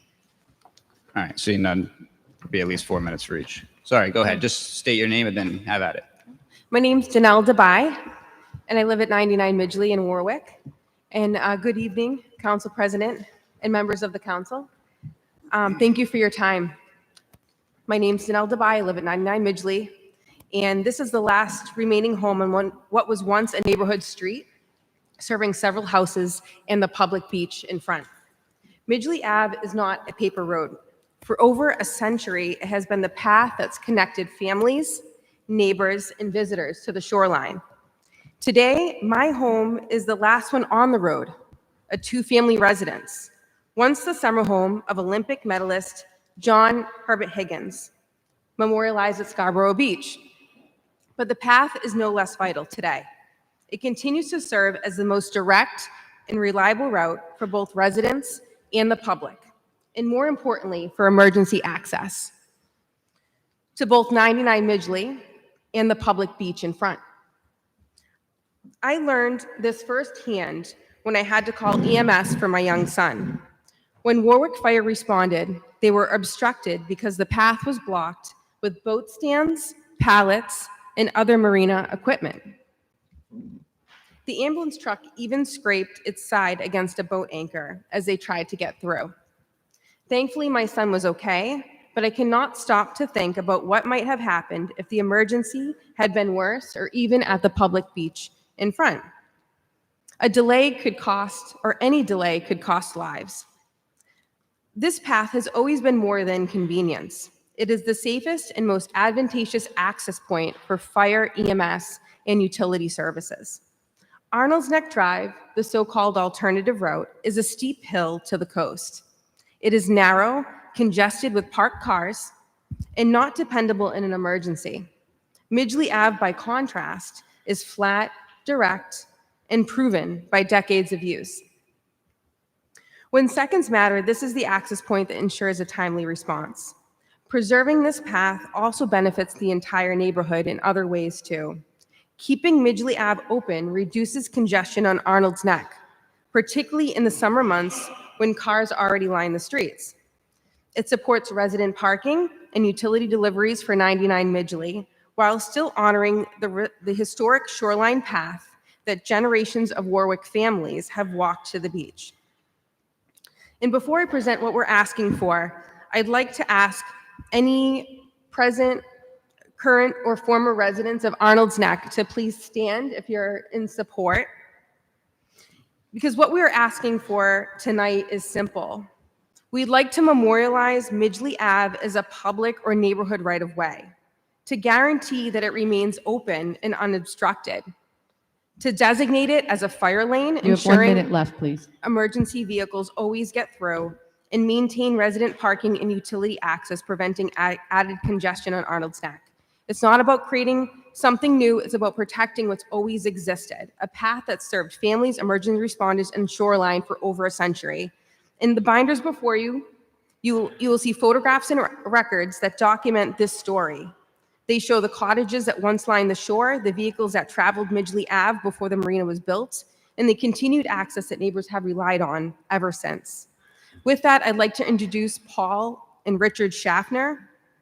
They were the previous family who lived at my house at 99 Midgley. Their family was there from the 1930s to the 1990s, and they remember Midgley Ave, how it's always been, how it still is. Thank you. Thank you. Next, we have Paul Schaffner.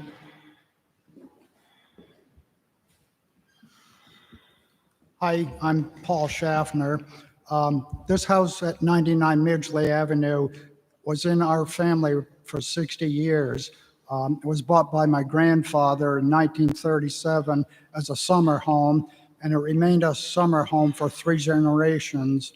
I have a great memory of childhood there, boating and swimming and just playing on the beach.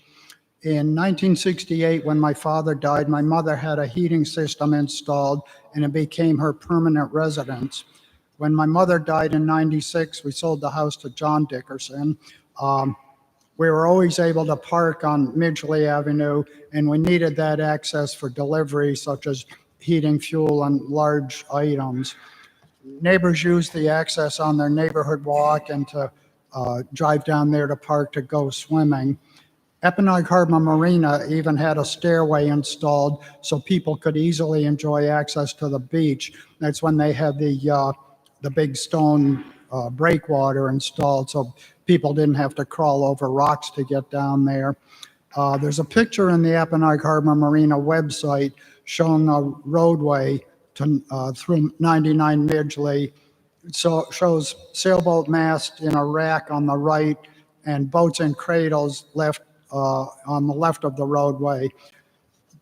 It was a nice roadway, nice wide roadway, and it shows the courtesy and respect that Eppanock Harbor Marina had for its neighbors. They cared about Arnold's Neck and the people that lived there because they were part of it. I see no reason that this access has to be closed off. It's important to keep this open for EMS and access the beach and to the property at 99 Midgley. Let's be good neighbors and keep this access open. Thank you. Next is Lori Messier.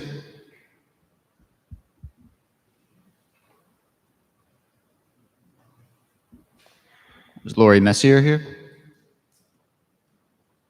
All right, we'll circle back at the end. Next is Richard Langseth.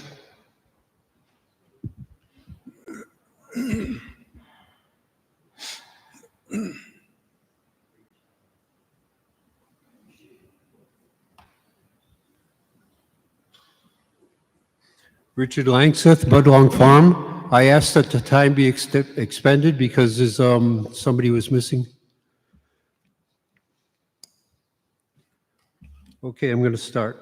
The Buttonwood Beach Association petitioned the Warwick Town Council for streetlights in 1902. A deal was worked out with the electric company and lights were provided.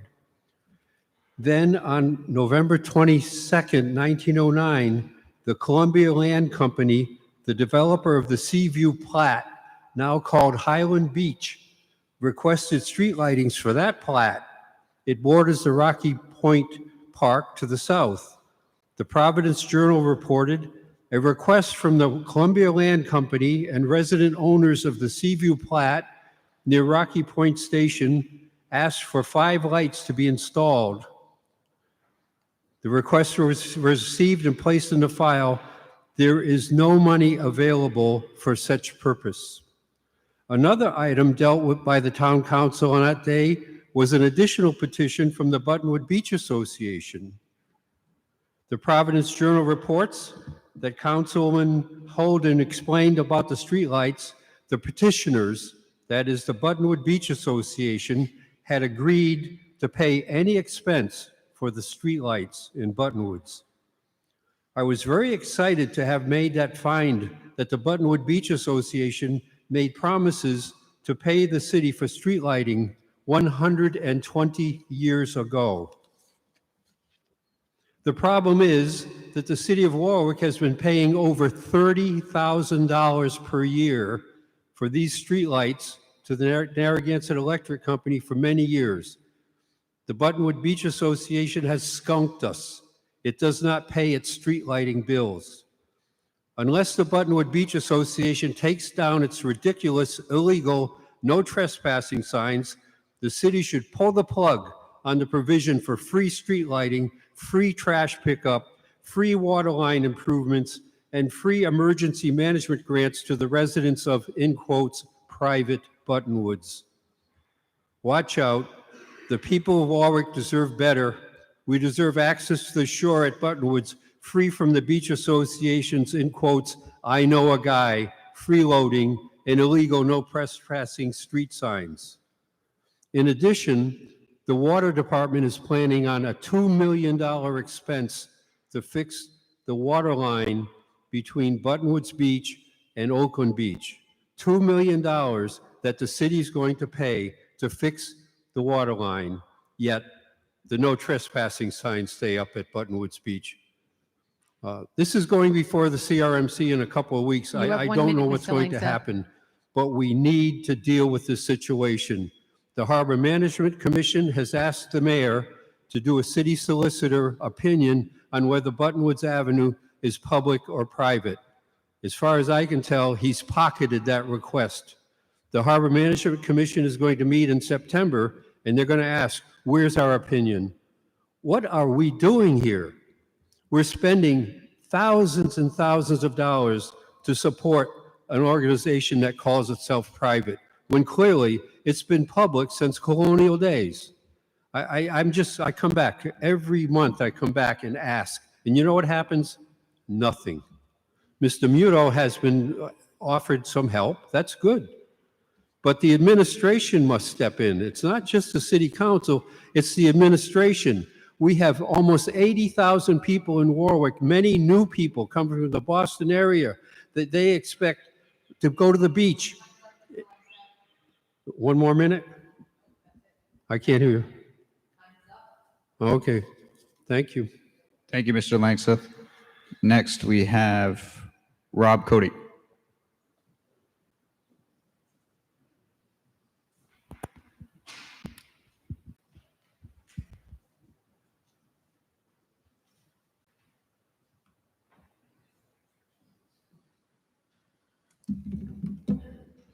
So as promised, I'm here to give you some data on the fire department sick time obtained from public records. These sick days and numbers per APRA do not include timeout due to on-the-job injury or long-term illness.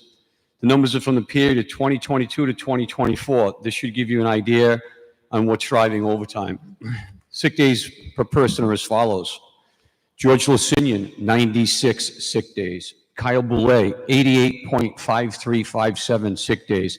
That's an interesting number, how we break down the sick day to the 10th of a minute when the department doesn't use an electronic computerized method of badging their employees in and out. But let that go. We'll talk about that later. John Perry, 86 sick days. Jason Waterman, 82.8928 sick days.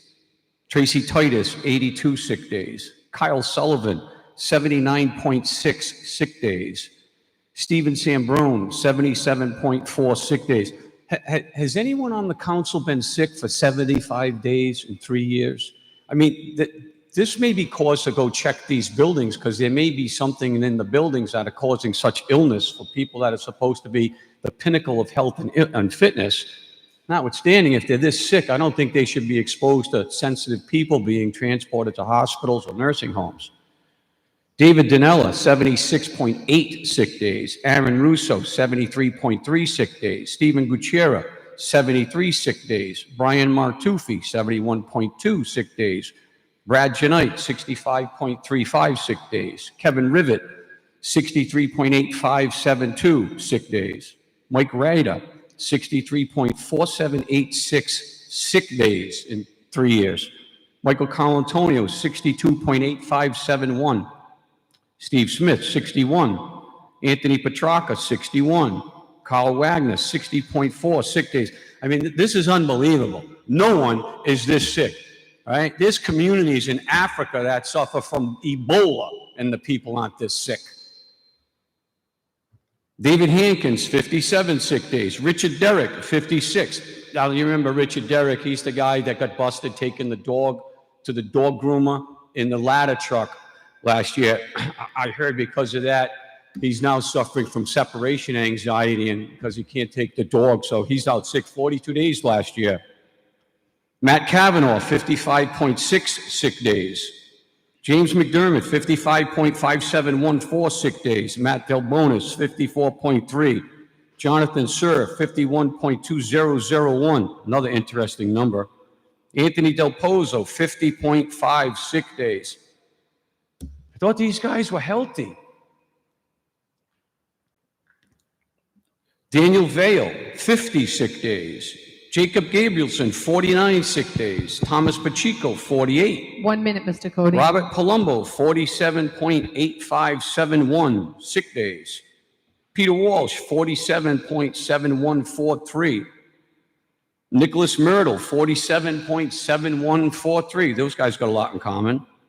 David King, 47.5357. I hesitated tonight because of the time, because so you all know, I did background checks on all of these people, and I have their businesses, right? From like Jason Waterman, who has his website where he teaches CPR and first aid and states very flexible classes, last-minute classes, and George Lucinian, who's a contractor, and I have his information from the state of Rhode Island, and then Kyle Boulay, who's a wedding photographer with 88 sick days. God, I hope he doesn't get any of the brides sick. That would be terrible. But you wonder what's driving sick days, and you think this is realistic. You don't think there's a scam going on? Wait until the new bill goes through where there's no tax on overtime. Wait till you see what happens then.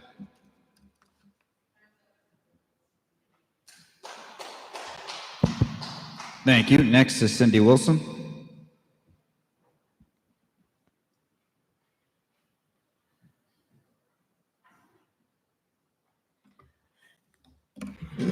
Good evening, Cindy Wilson.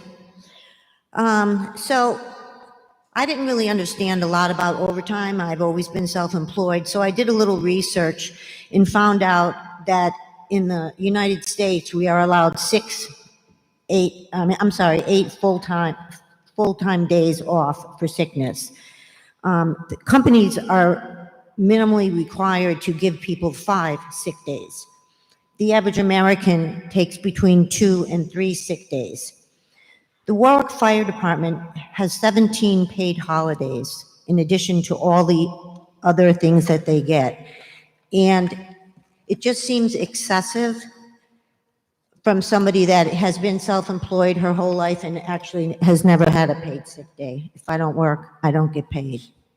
So to continue with the firemen and their amount of time out, we have Christopher Zano, who has 44 days, Timothy Barabalt, 43 days, Andrew Kazarian, 43 days, Michael Carvalho, 42 days. I'm going to round up. Christopher Sullivan, 42 days, Kenneth Marriott, 41 days, Adam Brule, 41 days, Thomas Gibbon, 41 days, Nicholas Ulrich, 40, Zachary Rice, 40, Timothy Prada, 39, Thomas Mayman, 39, Richard Cooney, 39, Nicholas DeGiulio, 38, Michael Molo, 38, David Angeli, 38. And it just is amazing that these people are all sick the same amount of days. I ran businesses and had people work for me, and I wouldn't have been able to stay open if I had to have these people out this much. We must have an overabundance of fire department personnel. David Angeli, 38 days. Christian Hall, 38. Alex Torres, 37. Dana Weathers, 37. Andrew Sisson, 37. Norman LeMay, Andrew Sutton, Randall Hoxie, all 36. Stephen Cahoon, 36. Timothy Bedard, 36. Nicholas Veras, Joseph Duchamay, 36, respectively. Michael Cookson, 34. Todd Bertham, I'm not even going to try that one. Cody Bella Vance, Daniel DeRobio, and Matthew Wood, all 34. Robert Johnson. You have 1 minute, Mrs. Wilson. So I'm not even going to finish the list. I think we know where we're going with this. I think we really need to do something. I'm on a fixed income. I just got my tax bill and my insurance bill, and I'm in for $1,000 a month before I even open my door. That's hard to sustain on a fixed income, which is why I rent out a room in my house. I don't like it. I kind of clean toilets for a living. I don't like it. So I wish that we could try to rein in the fire department and not have such excessive sick days and sick leave. Thank you.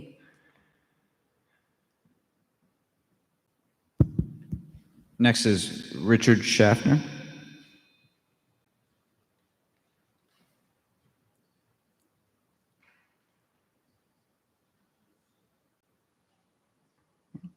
All right, and then next is Heather Buckley.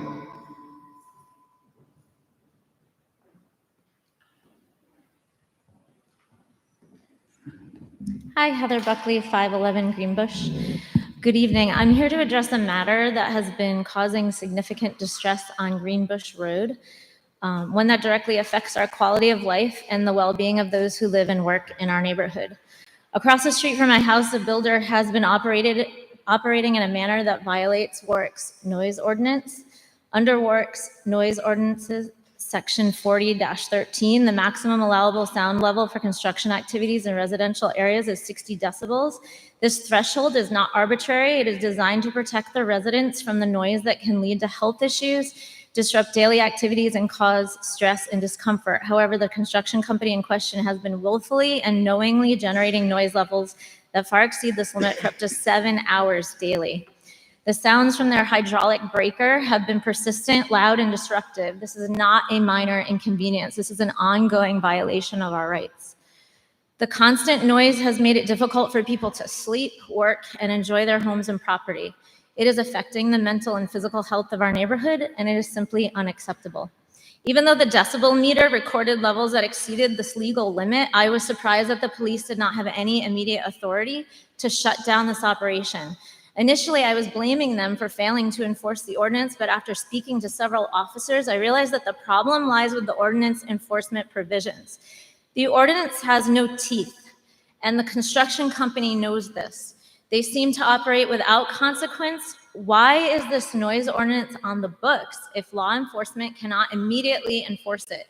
The process is too slow and ineffective. We cannot ignore that this company continues to operate unlawfully. I do not understand when we have documented evidence that proves the violation, why the police are not able to walk over to the machine operator who is breaking the law and tell them to shut it down immediately. Does anyone really think a $50 fine for the first and second violation to the landowner mailed to the landowner is effectively solving this issue? That simply is a joke. He will just accrue the fines, pay them or not, and continue breaking the law day after day while we continue to suffer. The failure of Warwick to address this issue or the inability of the police to enforce the law not only undermines the effectiveness of our local ordinances, but it also sends a message that businesses can simply disregard the well-being of residents. I did walk over to them as soon as the breaker started its assault about 3 weeks ago, and I told them they were violating the ordinance. They laughed at me and they said, "Go ahead, call the police. They're not going to do a thing." I asked them how long they were going to be using this machine, and they said, "We're going to be here every day, all day for years." So what can we do about this? First, the police must be able to take meaningful action to ensure that the builder complies with the law. Yes, they have a permit to clear, but the permit does not give them the right to break the noise ordinance. I went to the permit office and I pulled it, and I had an employee just check to make sure that was true. We You are have not 1 minute. asking for an unreasonable demands. We are simply asking for a peaceful and quiet environment, something that we are all entitled to. And let me just end this with what I hear every day for 7 hours. Sorry, it's annoying. I know, trust me. 7 hours, 7 hours of that.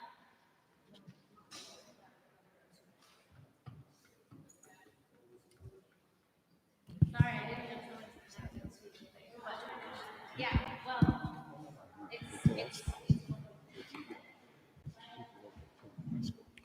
Is Lori Messier back? And then last shot, Richard Schaffner. All right. That concludes public comment. So we'll move on to the public hearing, PCR 86-25, a resolution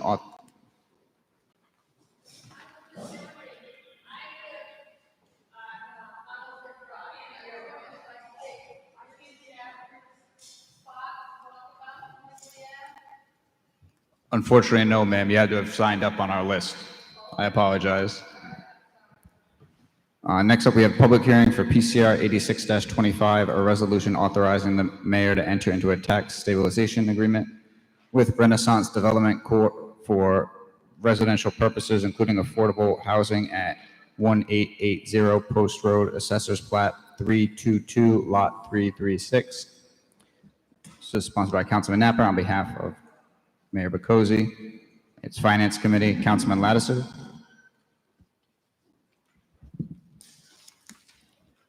We had moved that to the floor.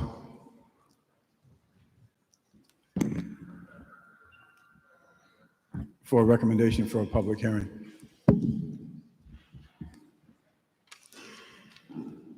All right. So we have a motion to open for public hearing. Motion to open the public hearing. Made by Councilman Lattiser, seconded by Councilman Muto. All in favor? Aye. All opposed? Any abstentions? All right, seeing none, we can open the public hearing.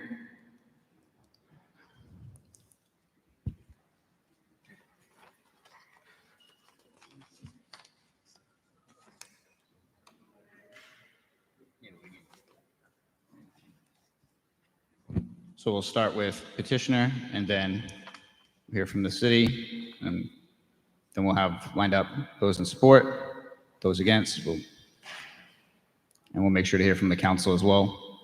So first, petitioner. Good evening, Mr. President, honorable members of the Warwick City Council. For the record, Attorney K. Joseph Shikachi, representing the petitioner this evening. I have with me tonight some renderings I'd like to give to the council, and I'll be happy to go through a presentation, answer any questions. I have the owner of Renaissance Development, and I have the engineer.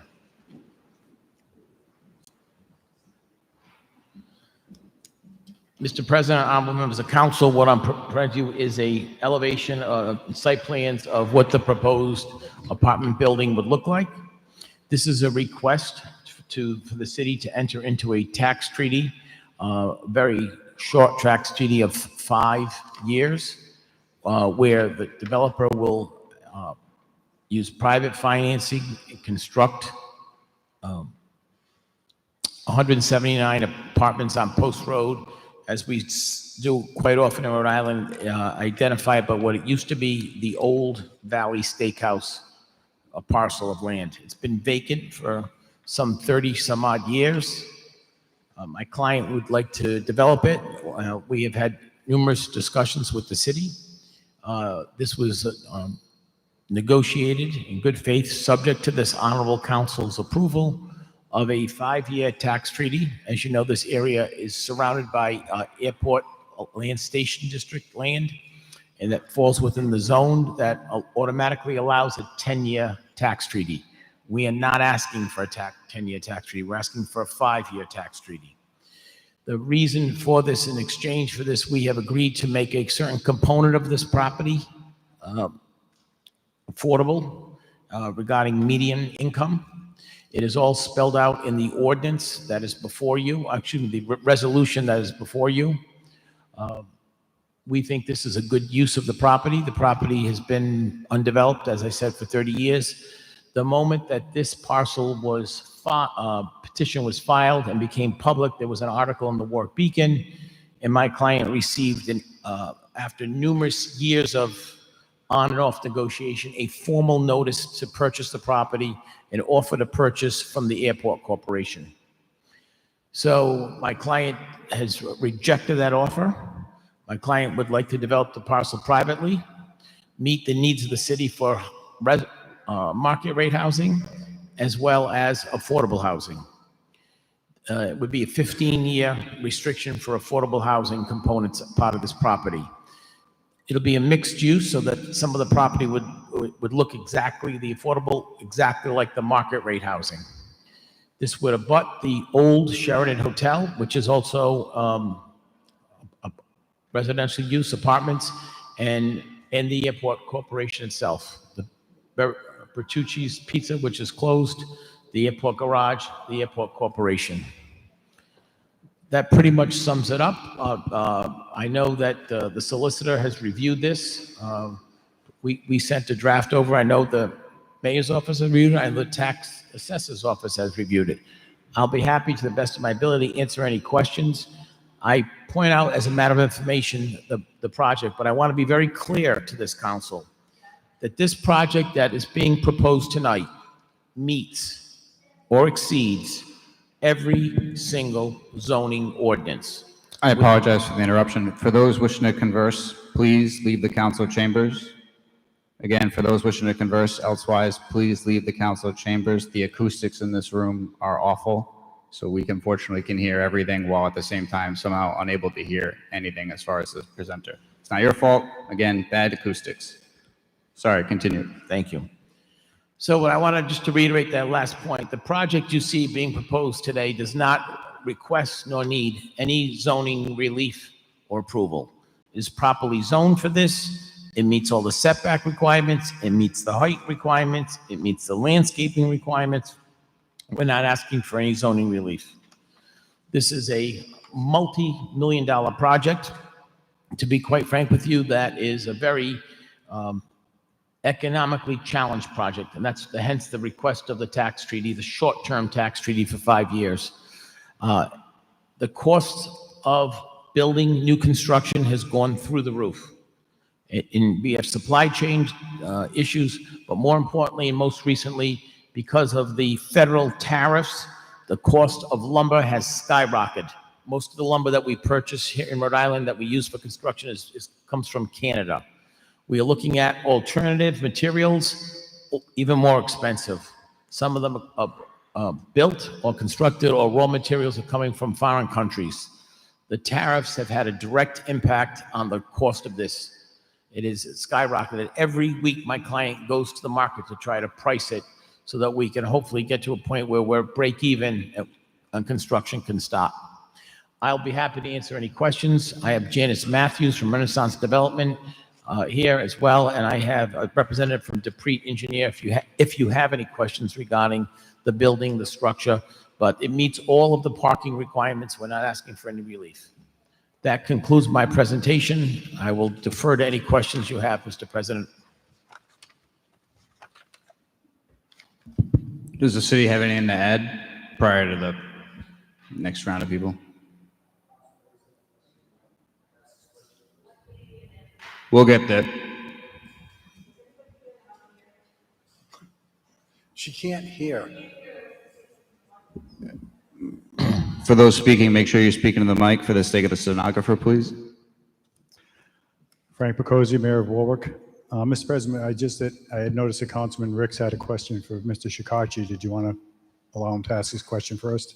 We just want to make sure we get the presenters out of the way, including your own. Then that way, if people have more questions, they can tee them up. Okay, so you want to get rid of me quickly. I get it. Only if you want. A little bit of history on this. Over 4.5 years ago, this is the former Valley Steakhouse. It's been vacant after it was a parking lot for years. I went to see Janet Matthews from Janco 4.5 years ago with Bruce Kaiser, the economic development director. At the time, we were trying to get the former hotel there. They didn't have enough parking for what they wanted to build, so we were going to ask Janco if they would consider selling part or all of the land to them. And she rejected that out of hand. She said she doesn't sell real estate, and she had no desire to develop. So I tried to keep in touch with her, and a couple of years ago, she called me up and she wanted another meeting. One thing she had told me that was very disturbing was that the Airport Corporation was trying to purchase the land. That scares me because that'd be another parcel of property, real estate in Warwick we'd have no control over. We'd come off the tax rolls forever. So she told me she was interested in developing it, the family was, and she'd asked my input into what they should put there, and I immediately said housing. We didn't need any more retail. They went to Dupree Engineering, they came up with a concept, and she came to me. Initially, they asked me if we would extend the intermodal zone to that area, but I wasn't in favor of that because it would involve too many things. I'd prefer to keep it in the boundary. So working with Mr. Shikachi and Janet Matthews, we came up with this tax treaty. We've been over it. It's very fair. It's good for both them and the city. It's very short term. It's not like what's in the intermodal zone. So I think this is win-win for Warwick, and that's why we presented it tonight. Neil Dupree is here if you have any questions of him after I do.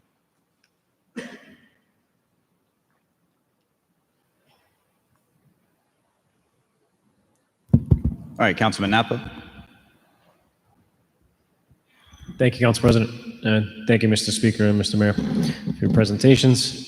Just want to voice my support for this project. As both of the presenters mentioned, this area, this parking lot, to really no fault of the owner, has just been a blight on the city for quite some time. This project represents a good community partner coming forward to develop the city in a way that I think is beneficial for all parties involved. One, we get to keep the sleeping giant that sits in the middle of our city at bay. We certainly don't want them to be able to encroach any further on the land we have and make the income from that property a possible zero. I think a 5-year deferment to be able to allow the developer to appropriately and adequately develop that project is a fair trade-off for the 10x return in a short 5 years, which will presumably or should come close to paying for a substantial portion of what our responsibility is towards those school bonds. I think that in itself, bringing that size of a revenue in is beneficial to the city. A project like this does have a lot to consider. The developers have made a strong commitment to be involved in the community and have made themselves available for any community development in the future opportunities that they can get involved. They've made it very clear to me through their counsel that they're happy, able, and willing to get involved in infrastructure improvements around the city as those opportunities may present themselves if they're able at that time. My understanding, I do have one question for the speaker, just as a point of clarity.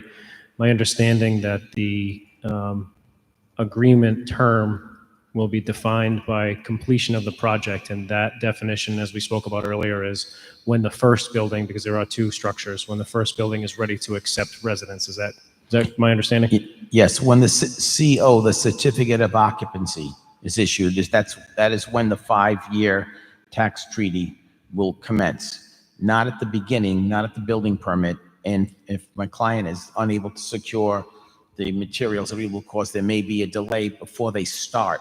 So it doesn't start when the mayor signs it. It starts when the first certificate of occupancy is issued. You bring a good point up, Councilman Knapp. I want to make 2 points. The 5-year tax treaty is not 5 years at the current value of the land. It's 5 years and it escalates 20% per year. In addition to that, 20% of the units will be affordable. That's 38 units. 10% of those units will be at 80% or lower AMI, and the other 10% of those units would be between 80 and 100%, 20% of AMI. That's adjusted income. It's a fair trade. It really is for the city of Warwick and for the developer. The alternative to not doing this is 2 choices, and they're both not good for the city. The first choice is it gets sold to the airport. There is a $5.2 million offer today that exists for them to sell this parcel to the airport corporation, takes it off the tax rolls, and the city will not receive a dime. The other alternative is it stays the way it is for another period of time. And if it stays the way for another period of time, you'll be getting taxes based on vacant land only. And you'll have, I don't want to use the word blight, but you'll have a old, in need of upgrade parking lot with cones around it to prevent trespassing around it, next to other development that is improving around the area. To the mayor's credit, to the city council's credit, in the last 5 years, more development, and I use the word in a very positive way, more good development on Post Road. And it really hasn't been development, it has been redevelopment. Ann and Hope site is being redeveloped. You can go down there. The old Sheridan Hotel is being redeveloped.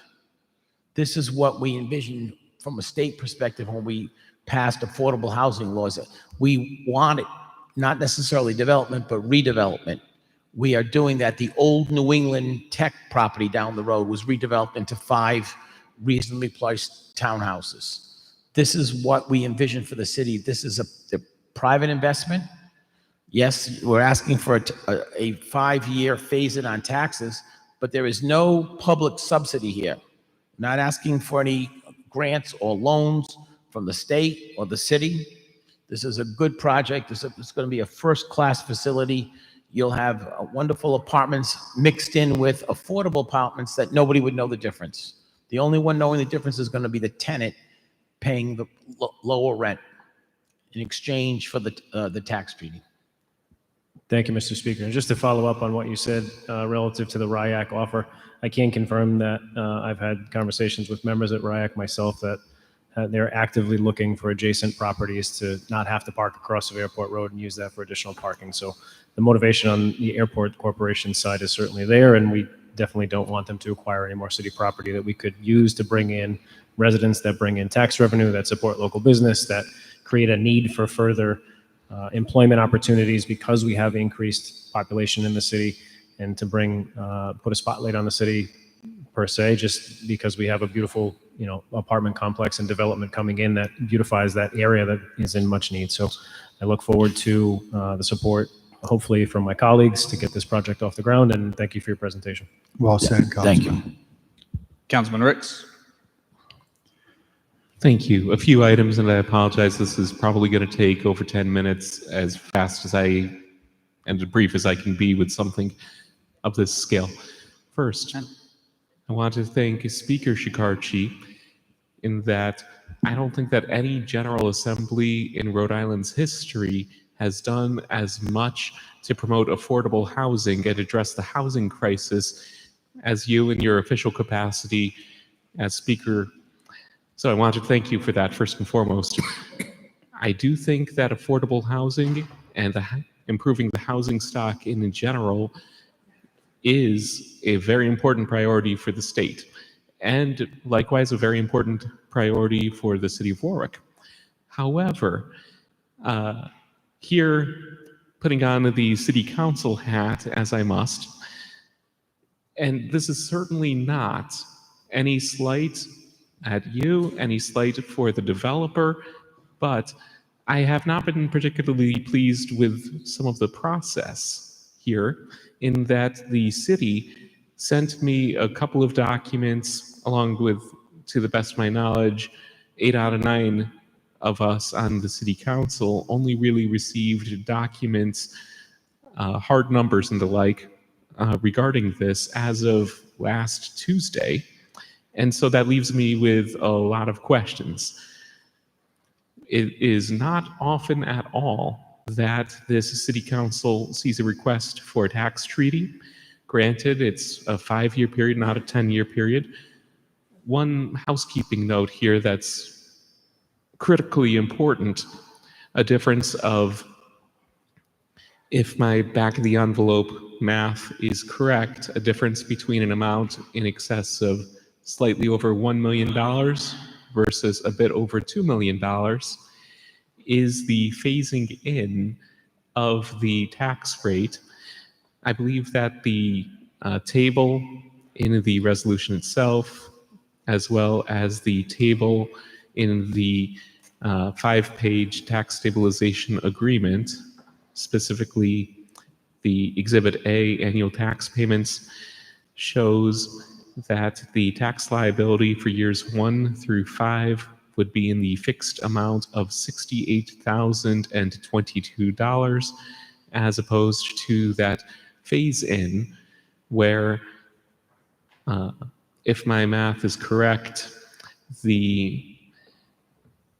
I believe that year 5 would be in the neighborhood of closer to $500,000, more or less. I'm not pretending to give exact numbers here, but adding up over the course of that 5-year difference is the difference of perhaps close to $1 million. I want to make sure that we have the precise numbers in this resolution before we have any vote on it. And similarly, When it comes to the process and information we've received from the city on this, I have no doubt that the city, as well as the applicant, have negotiated this in good faith, trying to get to an outcome that makes sense for everyone here.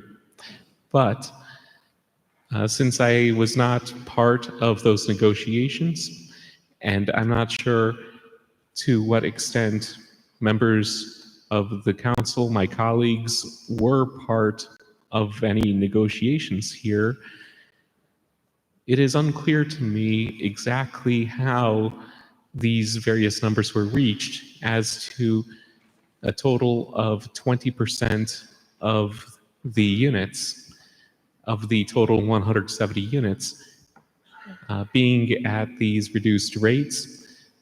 It's my understanding that there are effectively two groups, that is 17 apartments that would be priced at certain rates that are more affordable, and then another 17 at slightly higher rates that are likewise deemed to be affordable housing. But it's unclear to me how the numbers add up so that this provides some compensation really to the residents, future residents of the city of Warwick, and helping Warwick meet affordable housing goals while enabling the applicant to achieve its goal of proceeding with construction that would be aided by the tax stabilization agreement. Bottom line, I have some concerns here in that based on simply the information that's presented to me at this time, I don't know if this tax stabilization agreement is really necessary for the developer to build these units. And likewise, while every property is unique, all circumstances regarding major developments are unique, and this is certainly a worthy development. However, I'm always going to be skeptical when it comes to tax stabilization agreements, because if this city council were to approach the topic lightly and not have a very thorough inquiry, then we would be effectively encouraging future developers to come to us hat in hand when they would have perhaps gone ahead with the same construction without seeking any incentive from the city. So further information along those points would be helpful, as well as perhaps information from the tax assessor or other city representatives on precisely how these numbers were reached. Thank you. Can I answer at least the second part of that first, and I'll defer to the mayor and the tax assessor on the other stuff. Answer your question, this tax treaty is absolutely necessary because, and you have 40 years of precedent to say that if it wasn't necessary, this developer, this owner, or some other developer would have built this project. It hasn't been built for a lot of the reasons. The 20% of affordable housing was negotiated. My client didn't want any. The city wanted more. We met in the middle. My client wanted a 10-year tax treaty. The mayor didn't want to give one. We met at 5. It was a negotiation. So, as I pointed out, subject to this approval by this honorable council. What I will tell you respectfully, as someone as old as I am, has been around city government and state government, developers, clients, advocacy groups, nonprofits will always come to the city or the state hat in hand. They're always going to ask. I'll pick a great charity like United Way. You can give them $1 million. Next year, they're going to come back for $1 million again. And what I will tell this honorable council, and I know there's some good attorneys who sit on this council, that, and you have a very good legal counsel, by the way, that, and the city does as well, that precedent is not set by the city council. And when I talk about precedent, I'm talking about legal precedent. You can vote the same way 10 times, and you cannot vote on the 11th time and you cannot be held liable for that or negligent for that, because this is a legislative body, and you take a legislative act. So you don't, by taking a vote tonight to approve this project, you're not setting any precedent. If a developer wants money or tax incentives from this city council, the state of Rhode Island, or any city council, they're going to come and ask no matter what. That's what they do. That's what every advocacy group that comes before the city council asks for money for funding.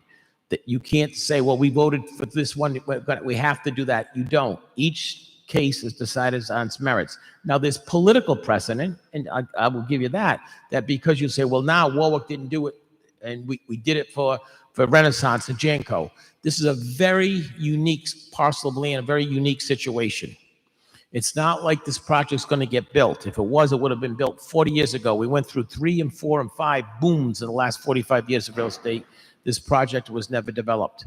This project is abutting the T.F. Green state largest airport, which wants to expand, which has an offer of $5.250,000 to be exact on the table. The city could actually get nothing. This type of housing, market rate housing, mixed in with affordable housing, is exactly the kind of housing you want.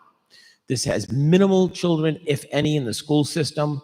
This is what I would call, you want the walkability factor. You want TOD, transportation-oriented development. You want to be near the train station. You want to be near the airport. You want to be able to walk next door to the airport plaza and do shopping and eating and groceries and stores and items. And there you want to go to all the restaurants in the area. This is a perfect location for this type of project. Not because it's this project, but look at the other private developments around them. Look at the Wood apartment complex, which was the old park and ride at the airport, next to the Johnson and Wales, the J. Wales, which is now called with the Italian restaurant. I forgot, the names change fast, but next to the old, sorry? Tavolo, thank you. They've made a substantial $1 million investment. They have a 10-year tax treaty. Look at the Sheraton Hotel, which is now apartments. They do not have a tax treaty, but they have subsidies from the state in form of a low-interest loan from the Department of Housing. These types of developments belong in this type of area. These types of developments cannot be built with today's market cost of materials without some short-term assistance. This project is asking for the least amount of money in the shortest amount of time to get this done. And once this project gets built, while you can never say never impossible, it's highly unlikely that the airport would want to buy it or take it by eminent domain with the approvals for or granted for this apartment. And as I said earlier, this apartment is allowed by right. We're not here asking for approval to build these. We're asking for approval to have the city enter into a short-term tax treaty to make building this economically feasible. In today's market with tariffs, labor shortage, and a whole host of supply chain issues. I'll defer to the mayor and the city solicitor to go over the math and the numbers with you. Thank you. Everything that's been developed over my tenure as mayor, every single developer has come and asked for some kind of tax treaty. The city put the bill for infrastructures, everything. I was called in one project to the governor's office when they tried to talk it into me. Our work and my instincts always told me those projects were going to go forward whether we did it or not. It was dependent on whether they owned the land, whether they had bought the land. This one, we followed our instincts. This is not happening if we don't do this tax treaty, and the risks are great.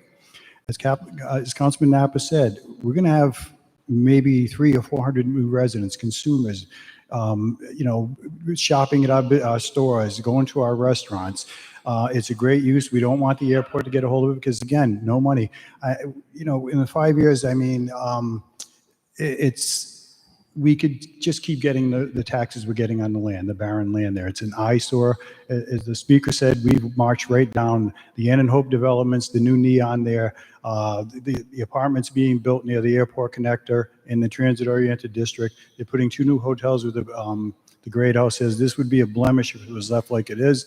And I'm not all that sure the airport corporation wants to put parking there. They may want an exit, the exit they wanted to put in other places if we stopped.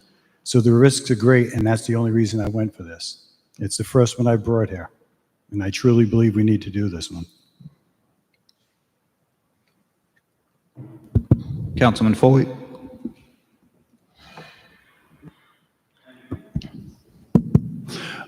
First, I want to commend Speaker Sakachi, Joe Sakachi. Joe's fine. Joe and I go back 25 years. Washington Trust. Washington Trust. And here we are again.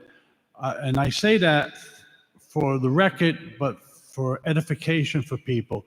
When Joe presented 25 years ago in front of this council for Washington Trust, I was the swing vote. And I went with that development for the same reason I'm supporting this. When a project comes in with Mr. Sakachi's blessing on it, name on it, I trust it. Because for 25 years, these developments in Warwick have been beneficial to the city. Yes, it helps the developer. They're going to make money, but it makes the city better. That lot has been an eyesore forever, and everybody who lands at that airport sees it. And it gives you an impression of our city. That's going to be there instead, is one of the reasons I'm supporting it. Second, that the airport corporation does not get it is even bigger. They have been no friend to the city of Warwick. The third reason I'm supporting it is because of our mayor. For the 5 years we've been together, we came into city government, well, me for a second time, 5 years ago. Again, every project that has been presented to us in whatever form it is, that the administration has asked for something from the city council, I firmly believe it has been with the benefit of the city of Warwick and the residents of Warwick in mind. And for that reason, I will support it. My only question to you, and it's an aesthetic one, the front of that looks very similar to the other project you've referenced, which is where the park and ride was. Is that on purpose? Is it just the rendering, or is it some type of blend? It's just a rendering. It could change. We want conformity, but the color scheme could all change. Okay. It's a rendering, but the actual facade of what you see, the height, the window structure, the curvature will pretty much remain the same. Okay, thank you. Councilman Muto? Thank you, Mr. President. I want to echo my colleagues, Councilman Brian Napper and Bill Foley. I wholly support this development for a lot of the same reasons that Councilman Foley mentioned. One, it's good for the city. Two, it has been an eyesore. I want to bet it's more than 35 years because I missed Valley Steakhouse, which was in the late 70s, early 80s. And three, we do not want the airport corporation to get their hands on this. You're right. They have not been a friend of our city, and we need to start putting some brakes on them. But more importantly is, this will bring in, good tax revenue in the long term, and it'll be good for our city in the long term. And, I wish you and the developers good luck. And my only question is, how quickly will we start once we get the approvals, if so?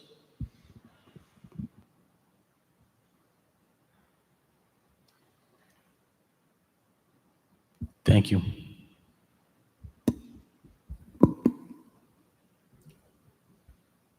Is that rhetorical? Oh. No, I'm sorry.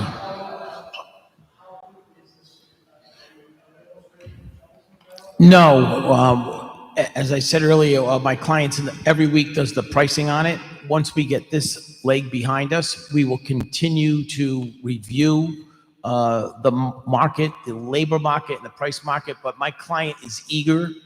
We actually had filed this back in May, and then you guys went into your budget cycle in the month of May and June, and we didn't, you had meetings regularly. We didn't want to interfere with that process. So we're here tonight. We applied for it in July.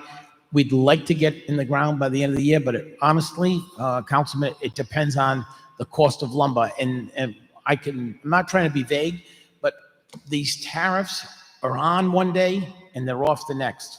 They're 30% one day and they're 5% the other day. So that's why we go into the materials market and we price it. So when we feel that all the stars aligned and we're very close, then we'll strike right away. My client and the company that she works with and owns this property wants this development because of all the same reasons. We don't want the airport to get it. We don't like owning a property that is basically an older parking lot with a fence around it and cones. It's unsightly for the city. It's unsightly for them. This would be a great development. And most importantly, it meets the needs of affordable housing. It meets the needs of market rate housing.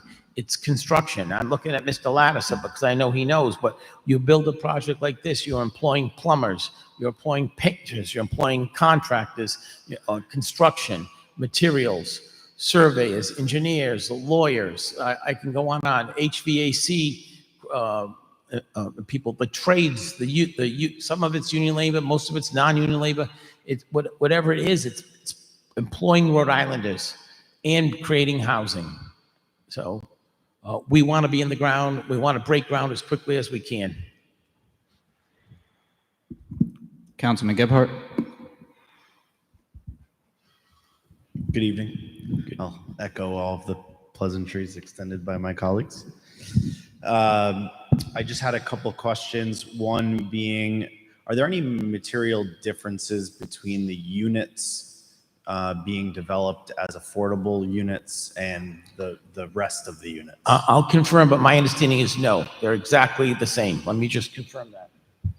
Yep, they are exactly the same. There's no difference in materials or size or whatever. The one-bedroom market rate will be the same one-bedroom for affordable, and vice versa for two bedrooms or studios or whatever. And the stipulations around those affordable units will extend throughout the duration of the 15-year term? That's correct. Okay. Second question is would this agreement be transferable were there to be a sale or a transfer of ownership? This agreement will run with the land. And I will tell you that my client owns a lot of property. They've been in business in Rhode Island for over a half a century, if not longer. They generally don't sell land. So that you have a history of owning a vacant parking lot with a vibrant, income-producing, brand-new building. They're going to hold on to it for a long time. Okay. Let me just check my notes quickly. But the reason those covenants and those agreements run with the land is if it were to be sold, the next developer would have to honor the same tax fees, the same affordability components. That does not change. And that's typical of any time you have a restriction on property with an income restriction or a tax restriction, they run with the land. And just not being familiar with these, as we don't often do tax stabilization agreements here in Warwick, is there any potential that somewhere down the line in the project there's a need or a desire to come back to the city and say, hey, we're almost viable, but we need 2 more years or 5 more years or whatever the case is? Or is this kind of fixed once we authorize it? So as I said earlier about precedent, anybody can come back at any time and ask. It would certainly be up to the council to say yes or no. I'm not so sure that the mayor and his administration would agree to that. But what I will tell you is that is one of the reasons why the tax stabilization starts at the end of the project and not at the beginning, because the project doesn't happen for another 6 months or 9 months. We're not wasting those 5 years. So it would start when actually occupancy starts. So I can't guarantee what will happen in the future, a year from now or 2, but we've at least tried to accommodate that and tried to avoid the need for coming back. Many of you have been on the council for a long time. You've never seen my client here. They're one of the largest landowners in Rhode Island. They own a big portfolio of real estate in Rhode Island. They don't come here. They're not frequent flyers, I like to say. Well, we're glad for their interest in this development project, and thank you very much for answering my questions. Thank you. Councilman DeLuise? Yes, I'd just like to reiterate a lot of the, well, people that are supporting this project. Serving on the Warwick Zoning Board for almost 6 years, Speaker Shikachi has been before us with so many great projects. Ann and Hope was one, the various neons, the one next to the Showcase Cinema, the Showcase Cinema. I mean, we could go on and on and on.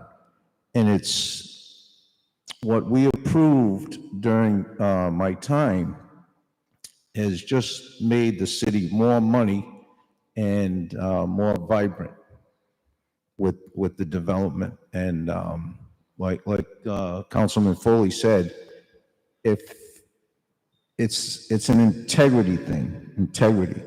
And if it's a project that is brought to us by this gentleman, you can count on it. That's all I have. Thank you. Councilman Lattiser? Thank you, Mr. President. Good evening, Mr. Speaker.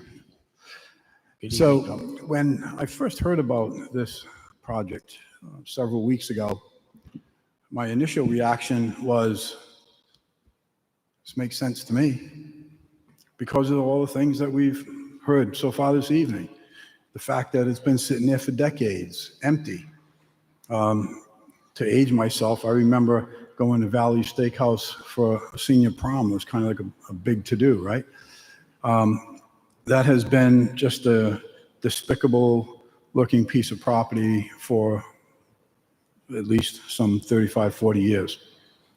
I also was considering the fact that I know Mayor Picozzi has deterred from any of these tax agreements since he's been in office.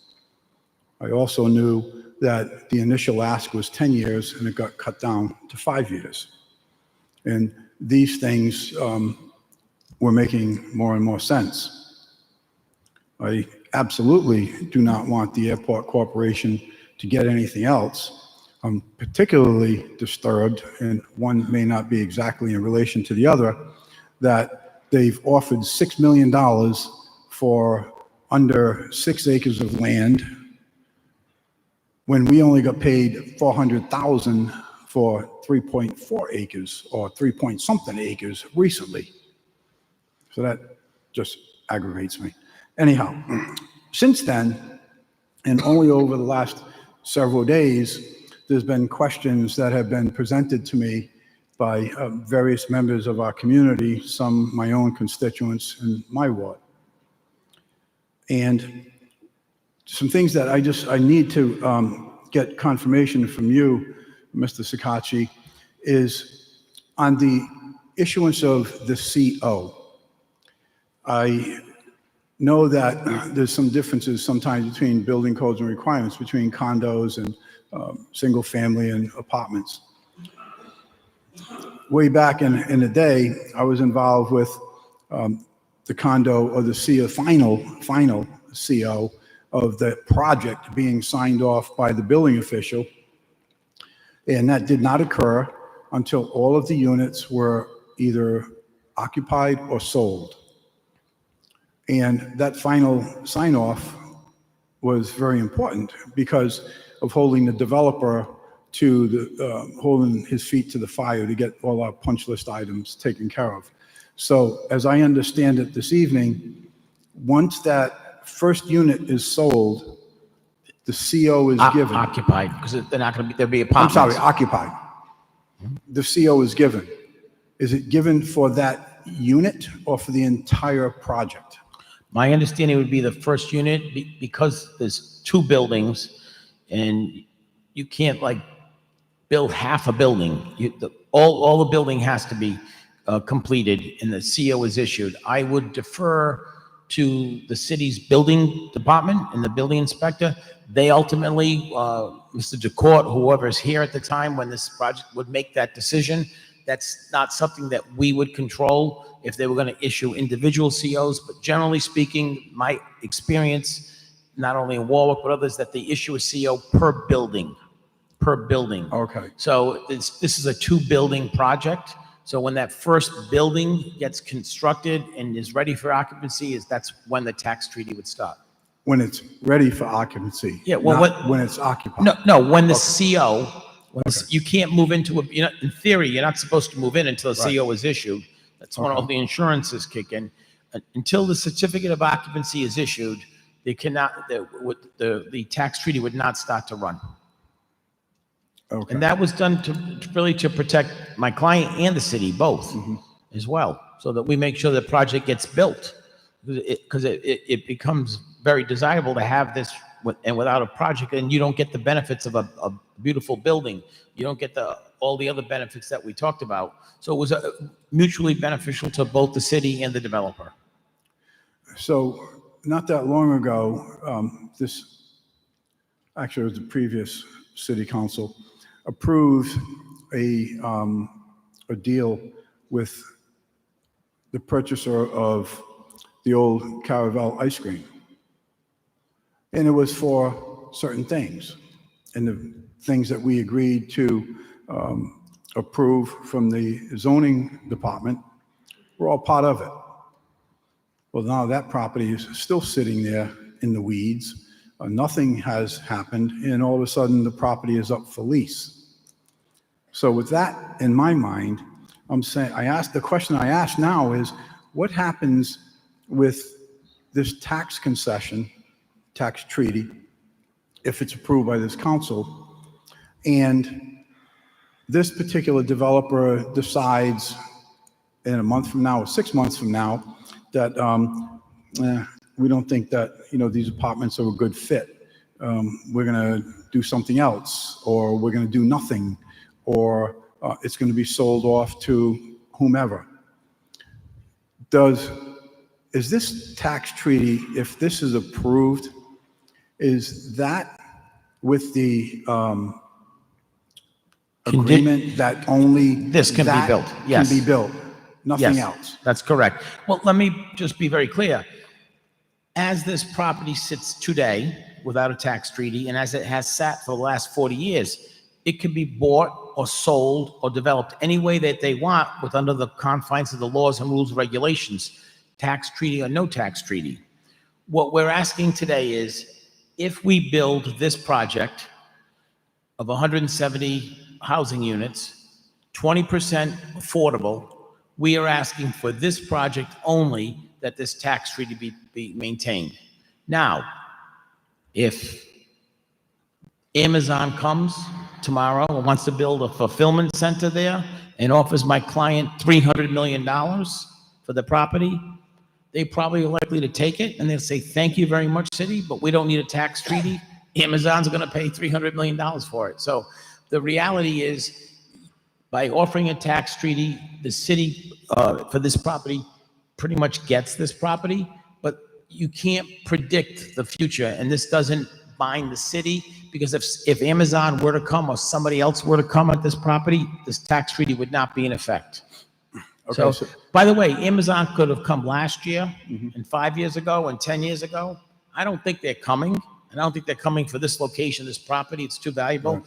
A more likely scenario, and my client has resisted for 30 years to sell this to the airport. A more likely scenario is the airport will move fast to acquire this property by eminent domain before this tax treaty is in place and before they can apply for a building permit. Because once you do that, you have vested rights and the value of the land goes up. And that's why the moment that the Warwick Beacon article was published, within the same week that we had filed for this, in $5.25, $5,250,000 offer came in from the airport for this property. And my client said, no, thank you.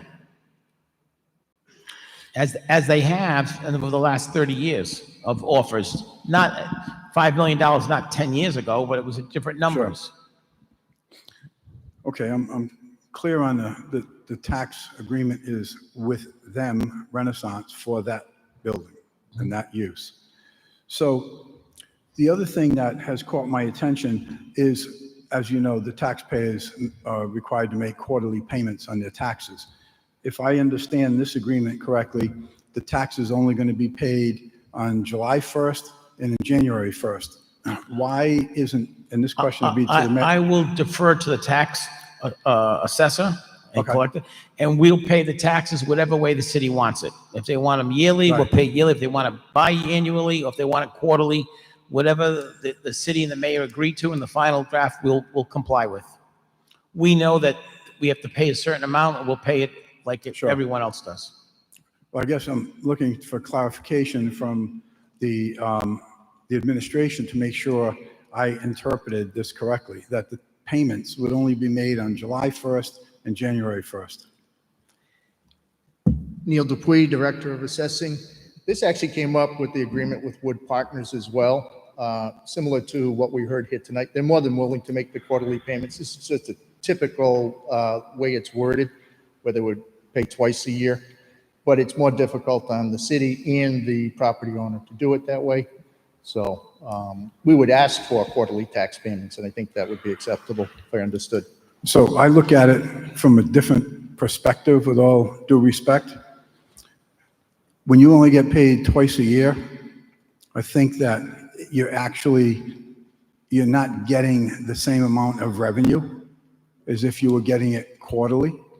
You might get a bigger lump 6 months down the road, but it's pretty difficult for me to wrap my arms around an agreement that's going to allow a developer, anybody, to pay taxes twice a year when our residents have to pay quarterly. So that's something that... Well, it would be the same dollar amount. That's not really the issue, but it would be a problem. Same dollar amount, but you're collecting it, further down the road. It would be a problem for the tax collector because our system is set up a certain way. So we'd have to truly do this as a pilot and work with the finance director's office if we did the biannual payments instead of the quarterly payments. And Joe, I'll call you Joe because you Joe's said to. fine. I prefer Joe. Is that something that your client would be amenable to? Sure. Okay. They pay quarterly now. Okay.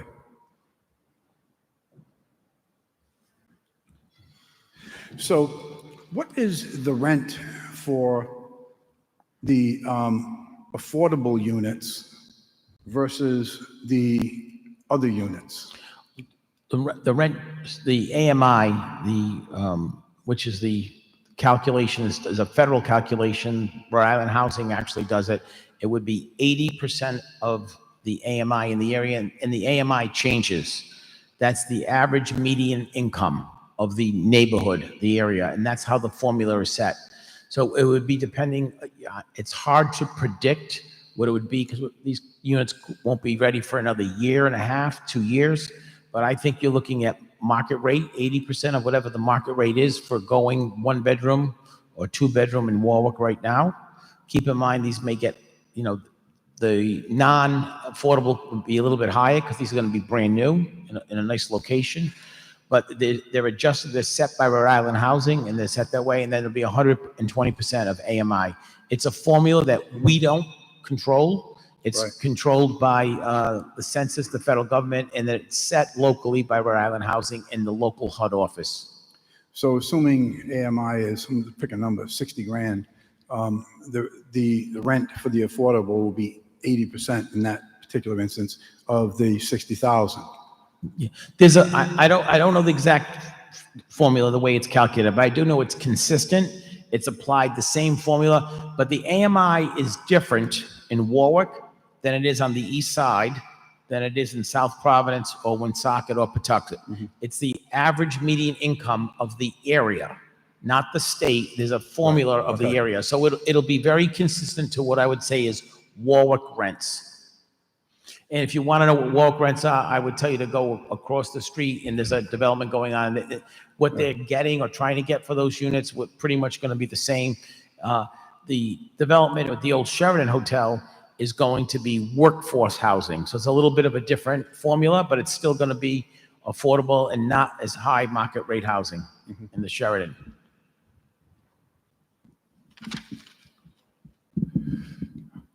Is there anything in this agreement that would, and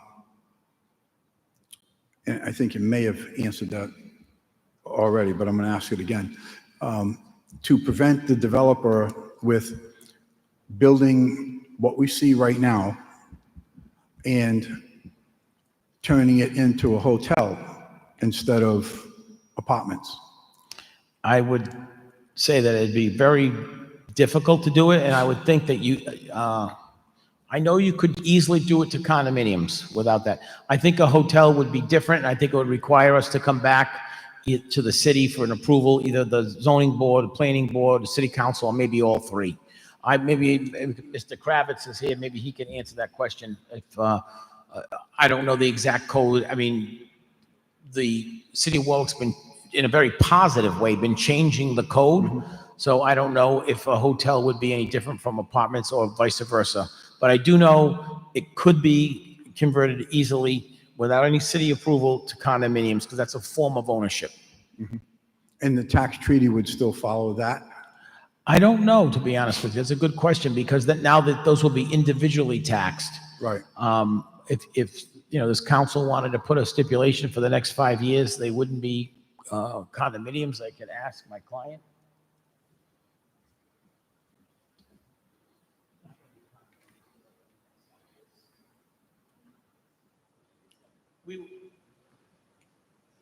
We have absolutely no plans, and if you wanted to put a stipulation that we will not convert them to condos for the next 5 years, we have no problem with that. And using the 5 years as based on the tax treaty? 5 Exactly. years.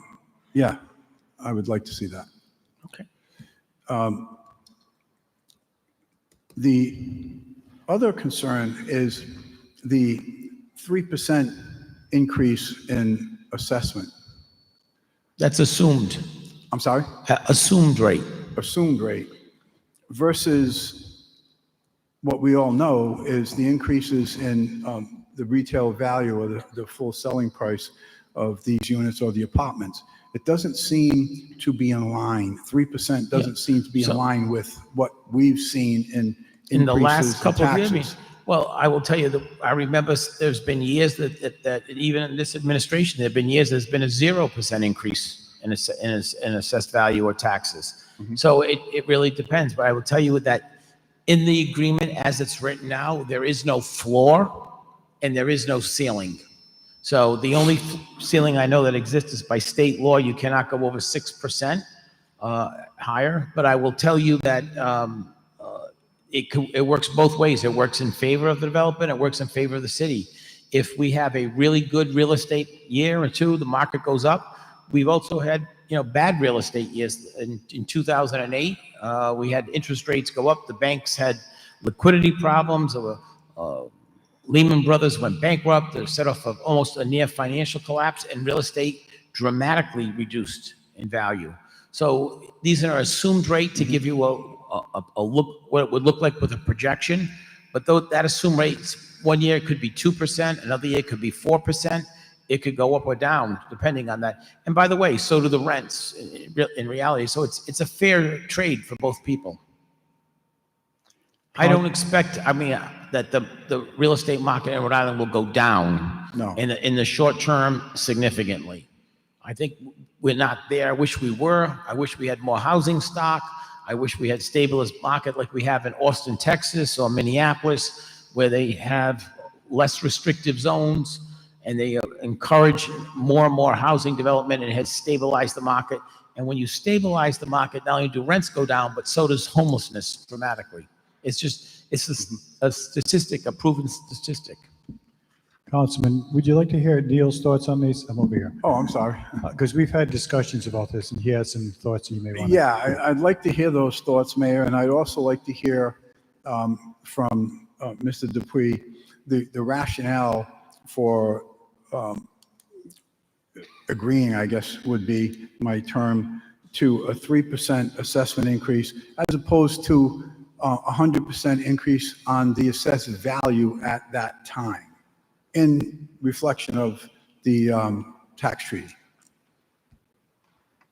All right, I'll probably ask for clarification on that part, but to address the first concern, so we've had incredible growth on the apartment market over the last couple of revals, right?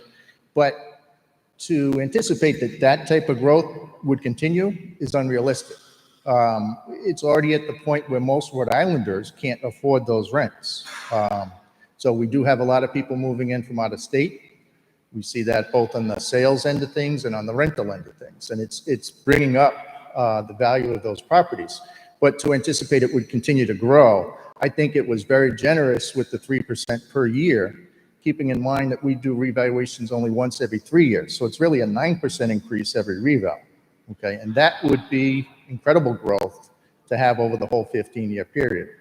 But if I could ask for clarification of your second part, because I didn't quite get what you were asking there. I want to move on to a different question. Okay. What would you guesstimate, if you haven't already got a close number, that this tax treaty will amount to over the 5 years? I guess the better word is, what is the amount that would be given up if this tax treaty would be to approved on this property for 5 years? Well, it depends how you look at it. So a couple of things that have been mentioned, you're bringing in a whole bunch of new people that are going to patronize the stores, the restaurants, the gas stations, and bring revenue into the city that we're not getting now. If they do nothing, we get what we're getting now. So how much is it that you're losing? I'm not sure that's the right question, but it's probably somewhere in the range of $2.5 to $3 million if you calculate over the 5-year period, assuming there was no other benefit. But like we saw with the Wood Partners apartment complex across the street, development spurs on other development. Now they're interested in building an apartment building. We've got the renovations going on in Sheridan. This will introduce more development in that area, which is what the city's really looking to do. So it's a win-win as far as I'm concerned. And you had me at RIAC. Well, therein lies, my concern. You have 1 minute left, Councilman Lattiser. Thank you. I'm happy to hear the concessions that Mr. Sakachi has indicated they would be willing to agree with. I also continue to have that concern if we don't do this. But with that said, I'll yield the floor, Mr. President. I am interested in hearing what members of the public have to say on this. But I would note, I'm assuming our solicitor has made note of those two concessions. Okay, thank you. Councilman Foley. Councilman Ricks. Thank you. So one thing I'd like to address briefly is that while I have absolutely no reason to not trust any of the presentation of this evening, whether from Attorney Shikarchi or from the administration, this city council is an independent branch of government. We have to do our due diligence.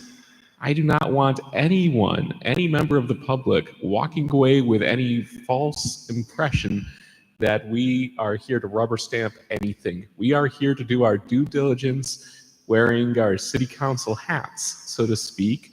So even if this is a situation where in our private capacities, we'd be comfortable with handshake deals and complete trust, we're not negotiating, we're not here in our private capacities, we're here each representing about 9,000 of our constituents and entrusted with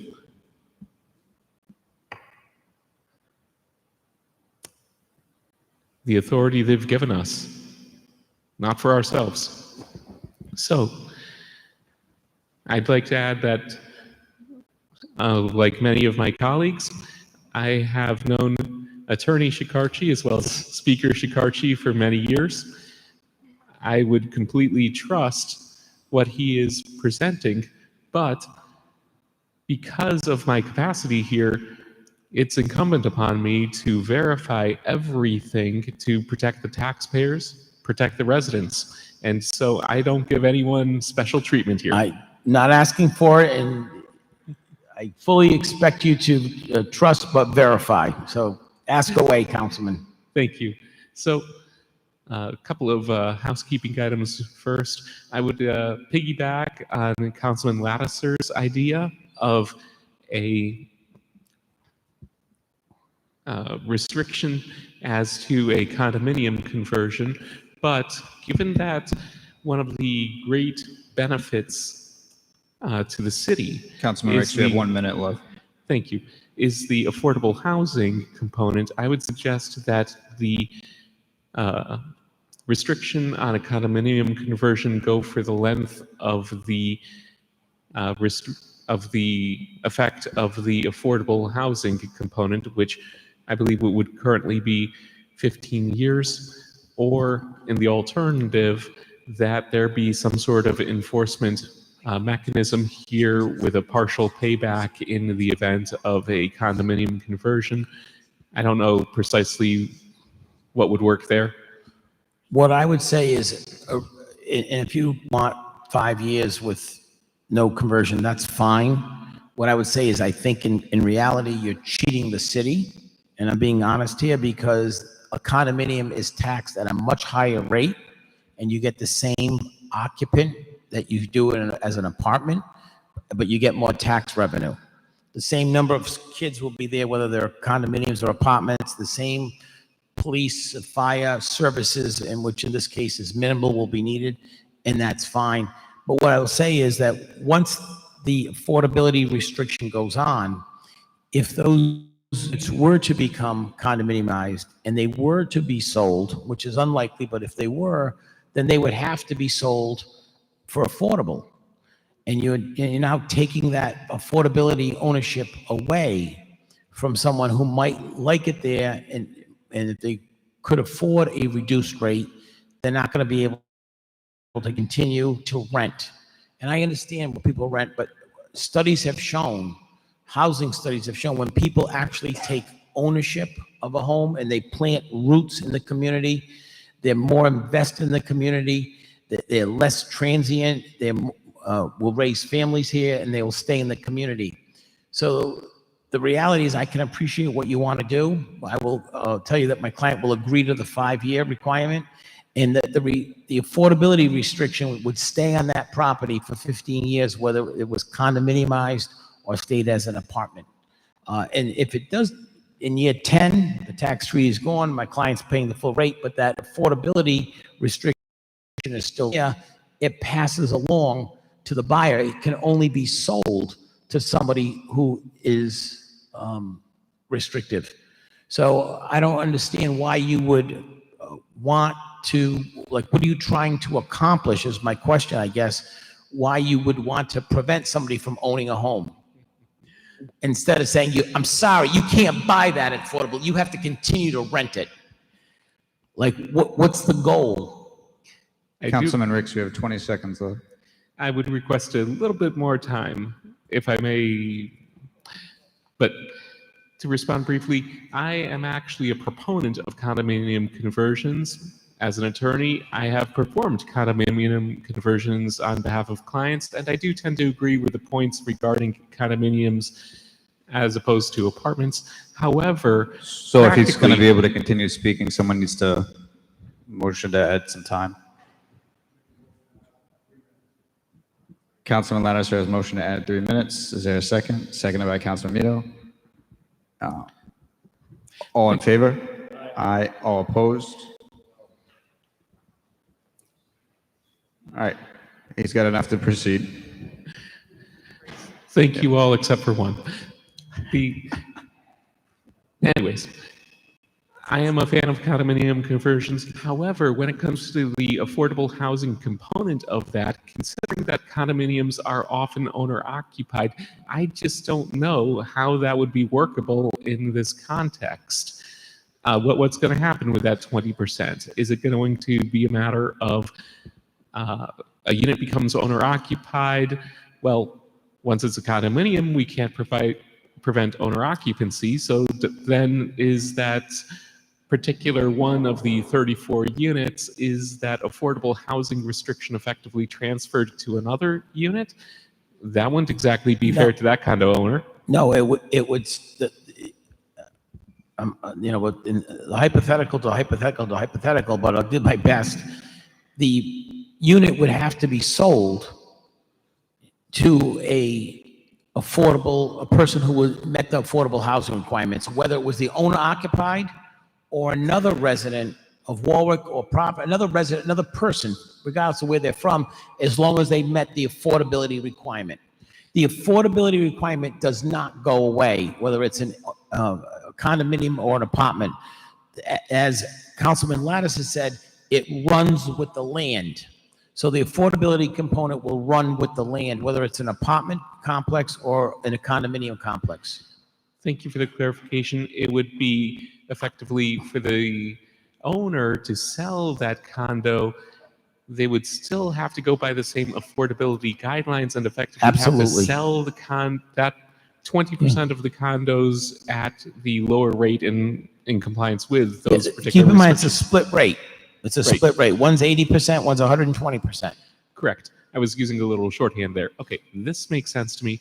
So the remaining item here that I brought up earlier is making sure that Exhibit A, the table of annual tax payments, making sure that that is completely accurate, because as of right now, I'm not seeing the 20% annual increases over the years 1 through 5. I'm seeing a fixed amount of $68,022. I will defer to either the council legal advisor or the tax assessor. I'll yield for the moment. Thank you. Thank you. Councilman DeLuise.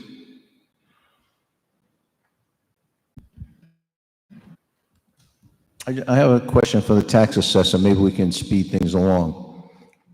That land has been vacant for how many years? 35, 40 years? I haven't been here that long, but that's my Right. understanding. I remember I was a kid. I used to go to Valley Steakhouse. My question is, do you have figures as to how much tax revenue you collect in 1 year from that vacant piece of property?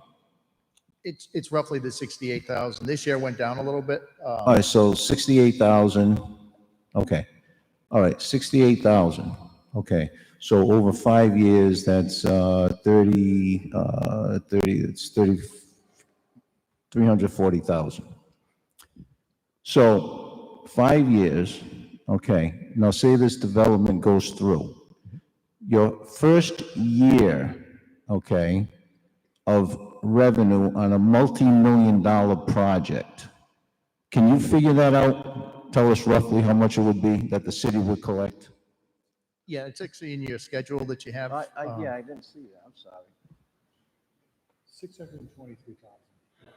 The first year. Okay, all right. I'm just, because I like to do numbers in my head. I'm not reading that.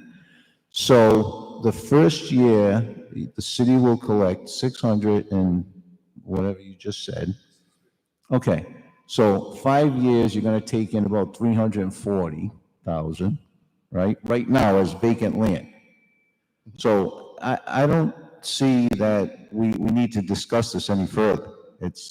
So 5-year moratorium on taxes, you're going to lose 340,000 at a land just sitting there. Well, again, I look at it as you win in the 5th year or the 6th That's what year. I'm saying. So That's what I'm saying. So We can end up- I don't think there should be any more discussion on this. It's crazy. Councilman, just to make it clear, in the first 5 years, we're not losing that. We're still getting that No, 340,000. I understand Okay. that. I understand that. But your first year where you collect those taxes is going to be double of what you would have collected in 5 years.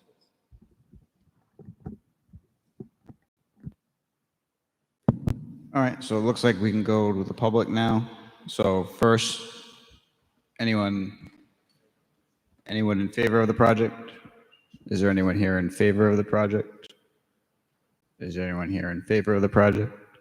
Is there anyone here opposed to the project? Is there anyone here opposed to the project? Is there anyone here opposed to the project? And then finally, is there anyone here who just wants to speak on the project?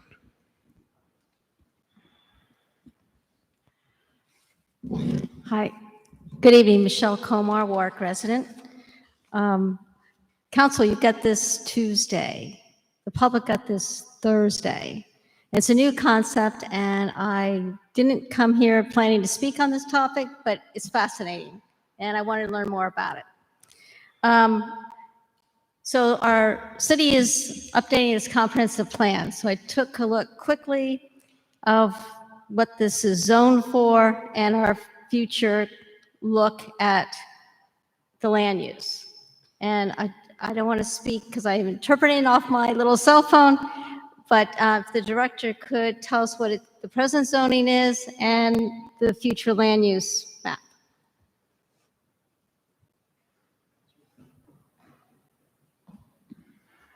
Hi, Tom Kravitz, City Planning Director. I'm going to need a few minutes to fire up my computer and look onto the comprehensive plan at those two documents. Okay. You were at the planning board meeting in April, right, when the planning board approved this? No. No? Okay. Those agendas are still on the website, right, for the city, for the planning board? Not for this project, no. Yeah, if you go on the city's website, all the agendas and all the items are cataloged, if you will, on the planning board agenda page. Yes, thank you. I did look it up on my cell phone, but it's teeny, Right. and I could pick it up pretty quickly, so I just I'll get give you a nervous when you chance. say you didn't know about Sure. the project. No, I picked it up. Well, I'll go with my other questions while he's getting that. So what we see is a trend away from residential near airports because of the air quality concerns, noise concerns, and really it's commercial or industrial or office medical. That's what we're kind of expecting near the airport. And that's probably what the airport wants to deal with. There's a couple of things that were mentioned. RIAC doesn't have the power of eminent domain. Citizens that have been following airport news, we kind of know this.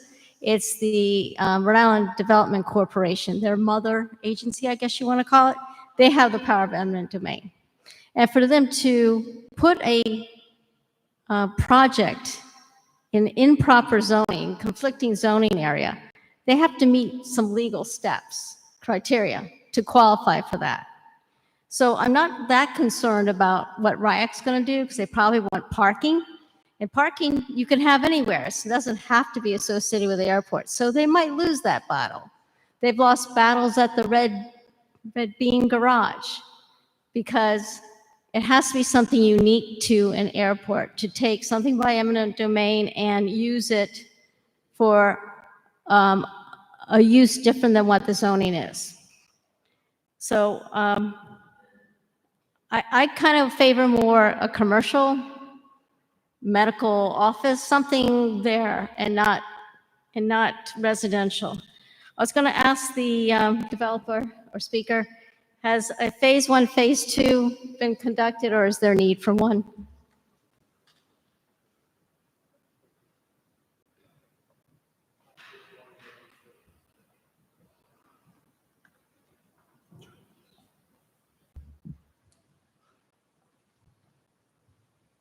My client's done a phase 1 analysis and it came back clean and there was no need to do a phase 2. Good deal. Thank you. On the other side of the fence for the airfield, how far is the fuel farm? And we call farm because there's a few tanks. I don't know. We didn't measure that out. It's not on our property. Is it right behind the property or further north? Further away. It's closer down Airport Road. So it's closer north. It's north of your site. I would say it's south, isn't it? The airport, as you go south down Airport Road. You can see the fuel farm from Airport Road when you look down where the light is. And I think there's, I don't know if it's a liquor store, campaign headquarters down that street. And you can see the fuel farm. How close is this site to that? The engineer's trying to calculate it, but it's not. Okay. It's not. It's not adjacent to your it's not, site. It's not abutting. It's not adjacent. And Okay. It doesn't concern my client. So Okay. they haven't done any analysis because it's not a concern for them. Okay. All right. So if this is inside the decibel contour that RIAC does sound insulation, what is the deal with that, with this new development? I'll let the engineer speak on that. How's that? Okay. Just identify yourself, please. Brandon Carr with Depreet Engineering. The question was about sound insulation? Well, RIAC has a sound insulation program, not soundproofing, but they will insulate homes that are inside the 68, I think it's 68 decibel and louder conditions. And there's a Part 150 study that needs to be updated once in a while to look at the new contours. But if this project, have you looked at it? If this project falls within the Part 150, 68 decibel contour? We haven't gotten that far with the building design. We're still at the preliminary land permitting stages. So we have had discussions with the architectural team about acoustic insulation. So if there are programs available, I'm sure we'll attempt to take them into the design. Okay, it's a voluntary program. You don't have to insulate your home with RIAC windows. Yep. But I just don't know where you fall in that decibel area. Something we can look into. As Okay, we continue the thank design. you. Sure. I think that the delay of regular tax stream revenue from this project comes at a time when Warwick taxpayers are going to get a sticker shock when we get our tax bills because of the 2 new schools and the bonds. We need the money now. And taxpayers are subsidizing this project in a way because somebody's got to meet that number of the city budget that the council votes on every year. Somebody has to. So if this project doesn't come up and pay their share right from the start, Warwick taxpayers are going to make up the difference one way or another. And it's, I don't want to sound blunt like that, but that's in effect, it's a subsidized public project. And it comes at a time we're going to get a tax increase because of these school bonds. It's not a good time for our taxpayers. The other suggestion I have, you can always, this is for the council's consideration, do a deed restriction. I mean, you have like an agreement restriction, but you could do a deed restriction so that this project, if public money is helping it get started and making it attractive, that the rules of the game don't change so that the developer makes out more than the taxpayers receive in benefits in having this site developed. So deed restriction is another mechanism you could consider. It could be something like it shall remain residential, it shall have a percentage of affordable housing, it shall, whatever you want. But that is another mechanism I'd like to mention. I think that about covers it. I just needed the present zoning and the future comprehensive land use map. And like I said, I have it very teeny. To me, it looks, if a developer can look at mine small, I can blow it up for you if that helps, but I'm not quite sure where you're located. It looks like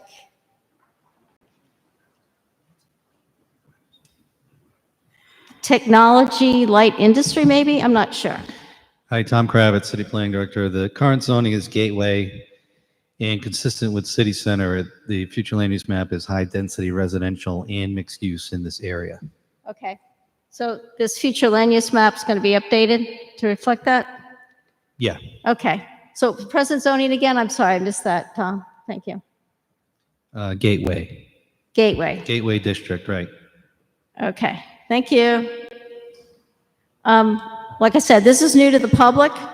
If it's new to you too, I just let you consider if you want to hold this, sleep on it, talk to some people. We want to make sure the taxpayers get a really good benefit out of this.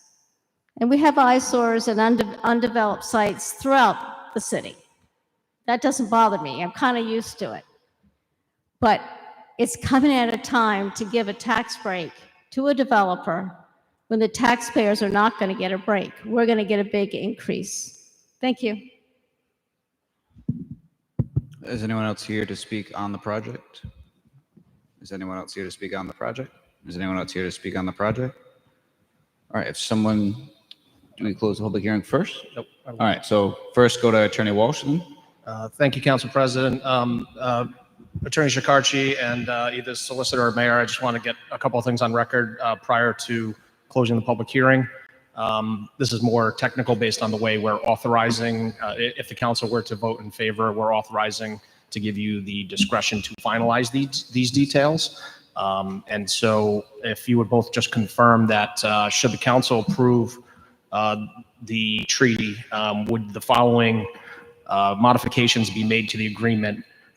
One, to convert from semi-annual to quarterly payments. If I could just get an affirmation from both parties. Sure. I mean, let me just ask this question. Right now, today, you can pay your tax bill once a year in September. That doesn't change. Am I correct? I would suggest to the council that we, actually, it's a very fair point, that the amendment be made to treat it the same as any other property taxpayer currently does. So that essentially we would just take away that semi-annual option and make it a standard practice of the city. That's good with us. Fine with us. And regarding the 5-year prohibition on conversions to condominiums, some sort of language would be inserted into that final agreement. No objection. No objections. Okay. Satisfactory, Councilman? I'm fine with Mr. Sakachi's comment as far as you want to pay it up front. Perfect. So with those in mind, the mayor, if the council were to approve this, we're authorizing them to finalize those details accordingly with these modifications. So they're on record saying they will do so in that paperwork. So I'm all set there. Mr. President, I do have one question in my last few seconds. Can we Just a close quick one. the public hearing first and then? I'd like to get it on the record. I think it's goes on the record either one, no? It's what? Just a, Yeah, the record continues either way. okay. So do we have a motion to close the public hearing? So moved. All right, so moved by Councilman Foley, Councilman Napa, seconded by Councilman Mito. Any objections? All right, seeing none, the public hearing is closed. Councilman Lattiser, you got 20 seconds. I need just a confirmation.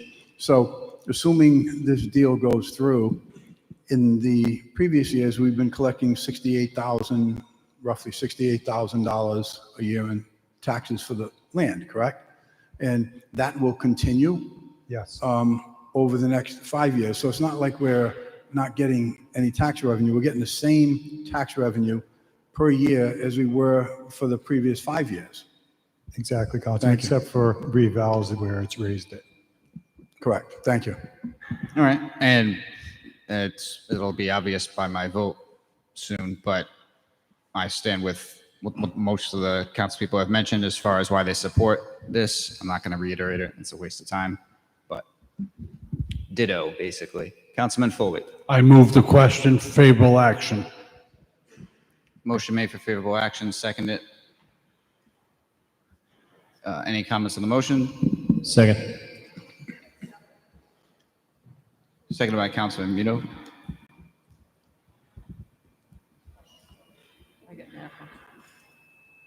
So any further questions on approval of the resolution? Seeing none, there's a motion for favorable action. So clerk can call the roll. Yes. Yes. Yes. Mr. Gephardt? Yes. Mr. Kirby? Yes. Mr. Lattiser? Yes. Mr. Muto? Yes. Mr. Napa? Yes. Mr. Reyes? Yes. 9 yes, motion passed. Thank you very much. And thank you, as always, Speaker. All right. So before we go back to, let me spread this out. Before we go to exec, we're going to go back to go to intergovernmental quick because we've had two individuals waiting for hours now as part of an appointment. So does anyone have any objection to that? All right, seeing none, we can convene intergovernmental.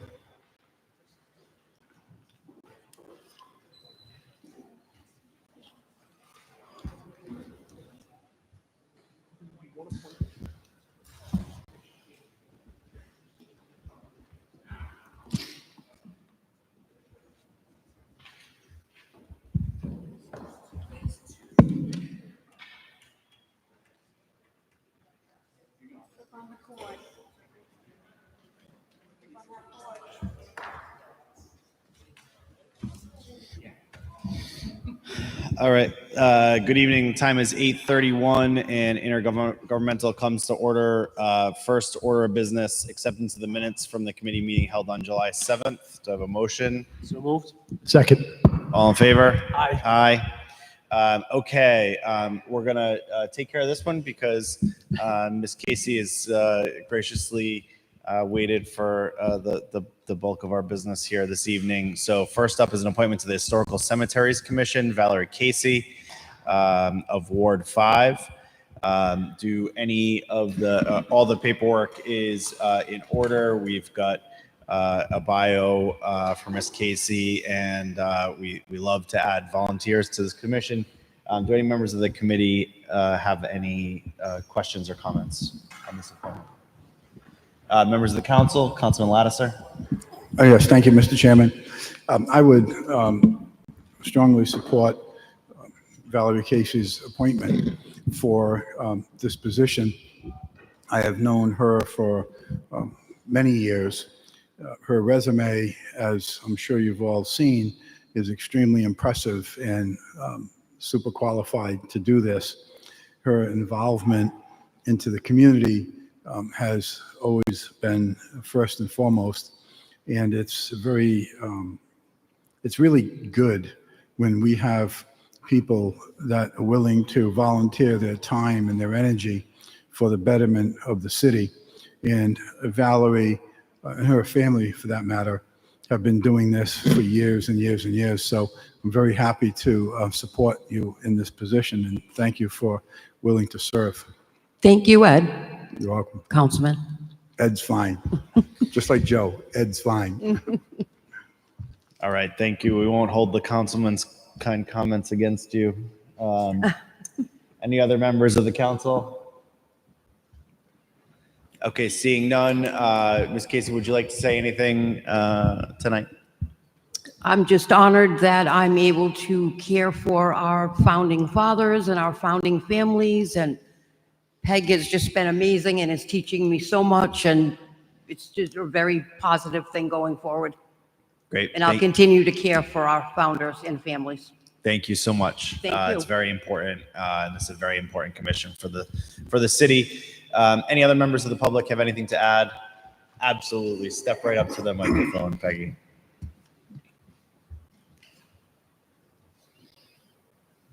Thank you, Chairman. I just want to tell you a little story, if I may, how I came to know Valerie. Several years ago, we did a renovation of a cemetery on Fosmere Court, which is in Mr. Lattis's district. We were doing it. We pulled up headstones. We made a mess. He got calls telling people, you know, in the course of all of that, one of our headstones disappeared. Valerie found it by listening to little kids being pains in the hiney, and ransomed the headstone back for us.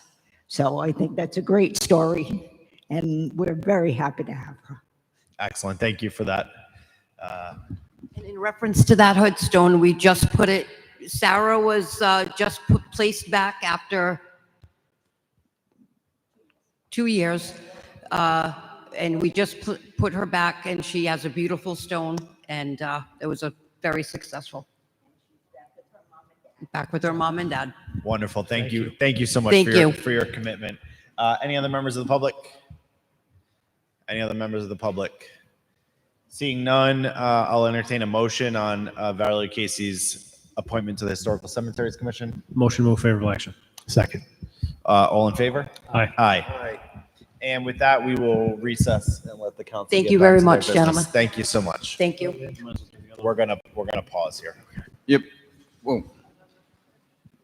There should- And just to confirm, there's no one else here waiting for appointments, right? All right.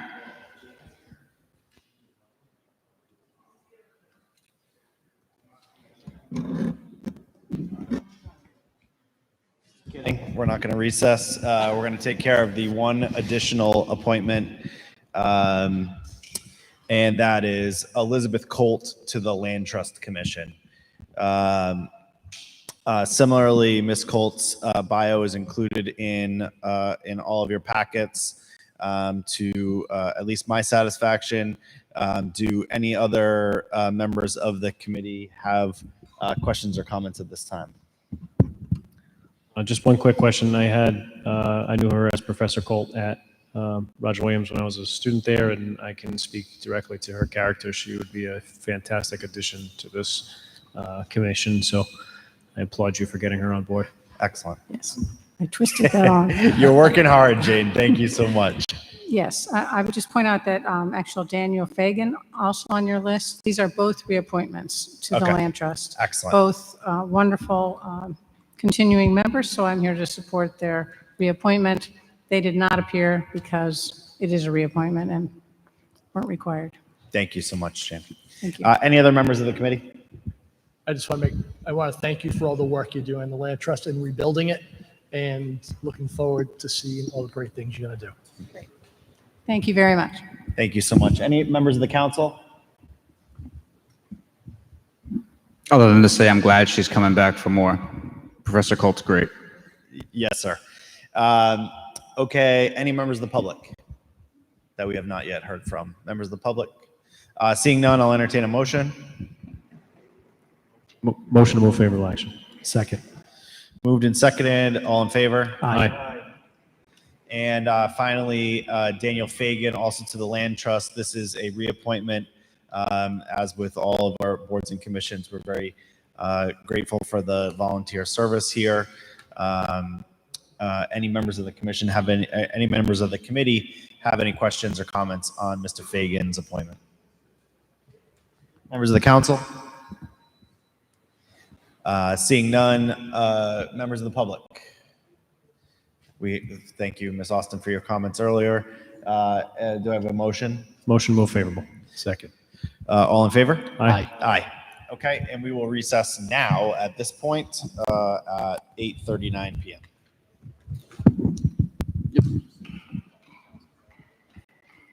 So I apologize for the ping-ponging, and there'll be more, unfortunately. But for now, the full council is reconvening regarding an executive session matter, and we'll bump to council solicitor. I'm going to read a motion and to go to executive. You'll move it. Yeah, so Councilman, as noticed on the agenda, the City Council will now proceed towards executive session. Councilman Lattiser moves the council convening to executive session pursuant to Rhode Island General Laws 4246(5A)(2) regarding pending litigation. In particular, this is discussion and vote on approval of and participation in Purdue Pharma bankruptcy and Sackler settlement, approximately $8 billion, and Alvogen, Amneal, Apotek, Hikma, Indivior, Mylan, some pharmaceuticals, Zydus, and Sandoz settlement, approximately $1.2 billion, regarding In Re National Prescription Opiate Litigation, case number 17-MD-2804, and to authorize the city solicitor's office to review, execute, and deliver any documents necessary to effectuate such approval and participation. Seconded by Councilman Kirby seconds it. Councilman Foley and Councilman Kirby. All in favor? Aye. Aye. All opposed? Abstentions? All right. Council now stands in executive session. We now stand in executive session. See you all shortly. with the solicitor's report. The Warwick City Council convened into executive session pursuant to Rhode Island General Laws 42465A2 regarding pending litigation, discussion and vote on approval of and participation in Purdue Pharma bankruptcy and Sackler settlement, approximately $8 billion, and Alvogen, Amneal, Apotex, Hikma, Indivior, Mylan, some pharmaceuticals, Zydus, and Sandoz settlement, approximately $1.2 billion, regarding In Re National Prescription Opiate Litigation, case number 17-MD-2804, and to authorize the city solicitor's office to review, execute, and deliver any documents necessary to effectuate such approval and participation. The council unanimously approved 3 votes, the first of which was to authorize the solicitor to approve and participate in the settlement. The second was to seal the minutes, and the third was to reconvene into open session. That concludes the report. All right, so in the theme of the continued ping-ponging, we're going to go to ordinance as we have the city solicitor here.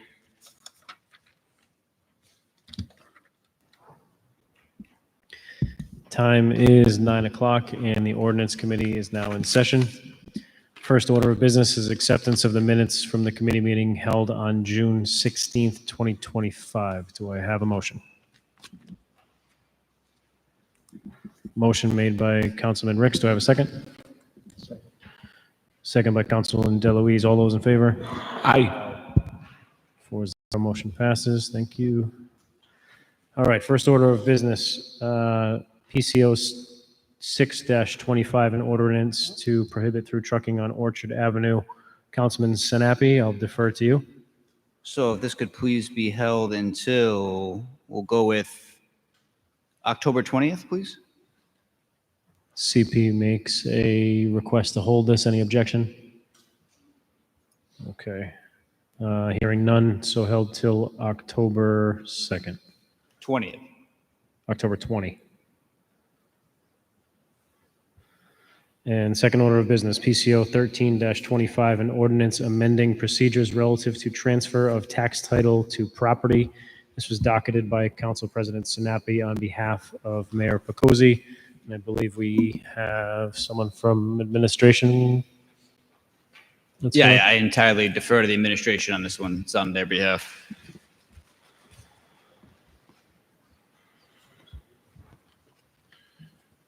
Good evening, Bill Facenti, Chief of Staff to Mayor Picozzi.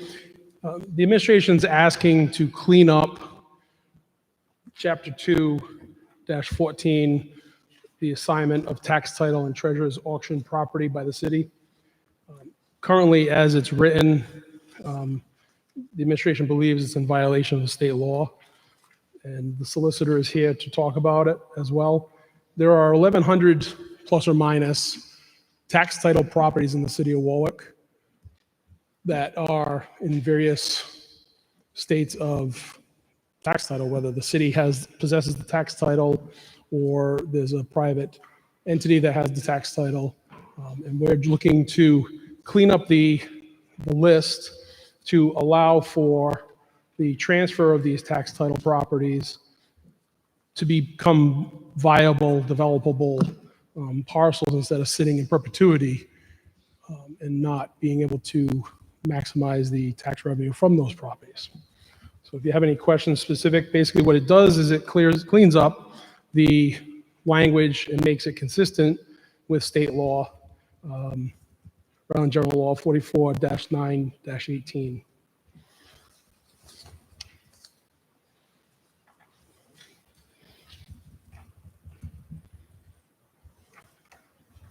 Thank you, Chief. Any questions from the members of the committee? Councilman Ricks. Thank you. So I have a few concerns, some of which were expressed by a member of the public who is present here this evening. But to get to one of the more discrete ones, I'm looking at the first page, starting at the end of line 42. That's the portion that reads, in the event that more than one person seeks assignment of the tax title for a single parcel, then the tax title shall be assigned to the person who first tenders the redemption price to the city and signs the above referenced form. So I imagine that, and I had a conversation earlier with actually just very recently with the city solicitor about the potential for policies, but the ordinance as it's presently written, I do have a concern about that language and would prefer if we were able to make an amendment to that language so that on paper this doesn't look like a Best Buy on Black Friday situation. Thank you, Councilman Ricks. Yeah, I understand what the issue is. Clearly, the city under both the statute 44-918 as well as the U.S. Supreme Court case Tyler versus Hennepin County cannot collect more than what it is owed. It can collect what it is owed, interest, penalties, etc., but it can't collect any more than that. So it is critical that we go back to fixing the ordinance so that we're not in a position where we're trying to find the original owner and all their heirs and have overpayments made. So we just don't even want to go there. The issue that you're bringing up, though, involves, I guess, a race to the finish line. Who gets there first? If there's more than one person interested in the property, how does the city decide? And they're both willing to make full payment, interest, late fees, etc. How does the city go about deciding who is it that gets that property? And it may very well be so that we avoid a race to the finish line, that we eliminate that line and we adopt a procedure whereby if there is, we set a deadline for individuals to put in their bid, so to speak, for the property, and then it becomes a lot, some kind of lottery. The city administration will certainly have to come up with a policy to implement the ordinance if this council deems fit to adopt the changes as we are suggesting. If this is an issue for the council, we can simply eliminate that last line.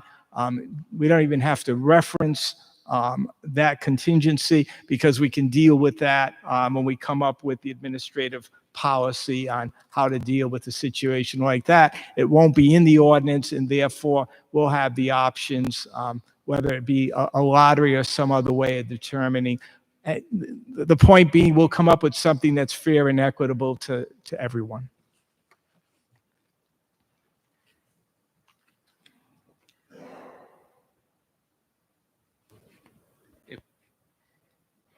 Thank you. Briefly, I suppose, to bring up some other concerns that were raised. I'll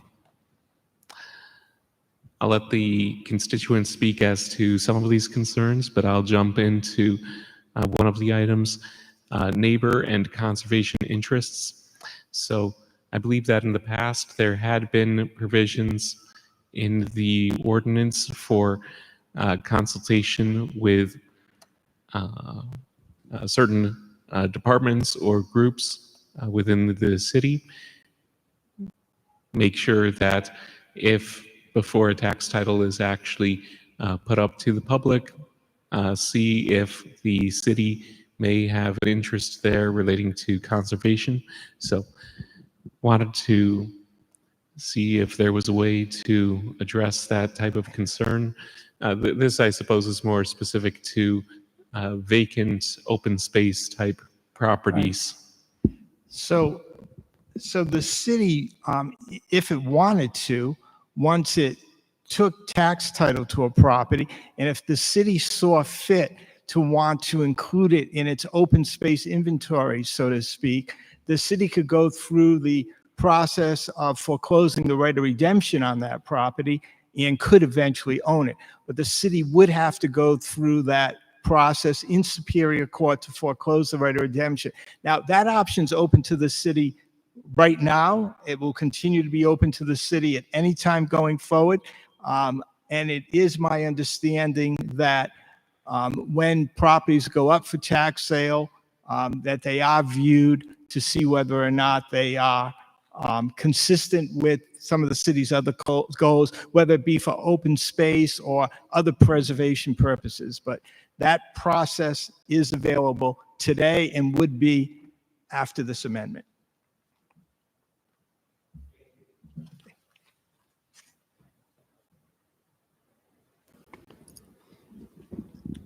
Mr. Asil, just a quick question, and I'm not a real estate attorney, so I would defer to you on this. Is Rhode Island a race notice state? I'm sorry, is it a what? Is Rhode Island a race notice state for purposes of like recording deed, recording property interest? Do you know? Well, so unless if someone signs a deed and does not record it right away, and the owner of that property signs a second deed to someone else that does get recorded, and that second owner is a bona fide purchaser who does not have any knowledge whatsoever, then yes, that would take precedent. Whatever deed is recorded first would take precedence, Okay. as long as it were a bona fide purchaser.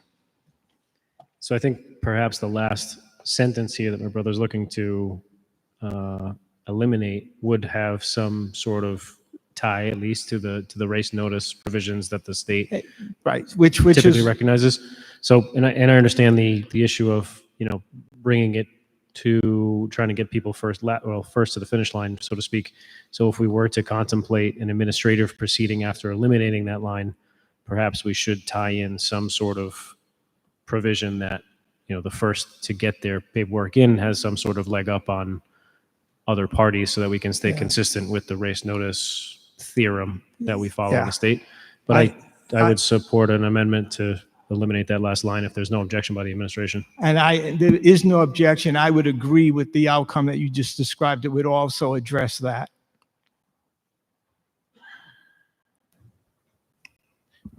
And Chairman, if I may clarify, it is a little bit different of a problem than what the race notice would tend to try to satisfy here, because really this is more of an issue of equity, so to speak, as to the potential purchasers, and avoiding the potential for any insider shenanigan type issues. Really a matter of transparency to the public and equity, so that the city is not conveying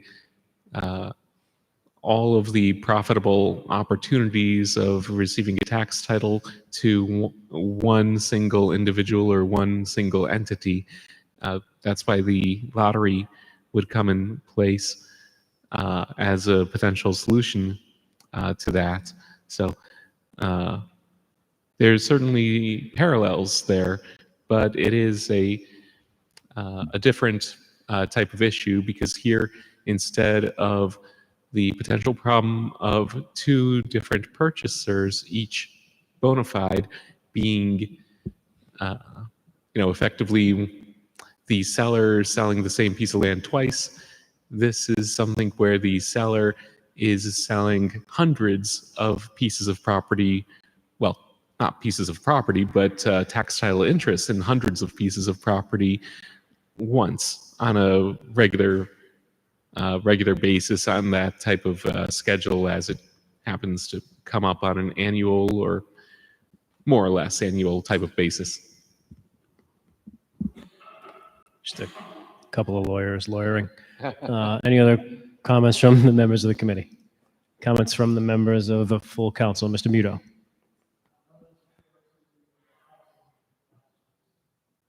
Councilman Lattiser, floor is yours. Thank you, Mr. Chairman.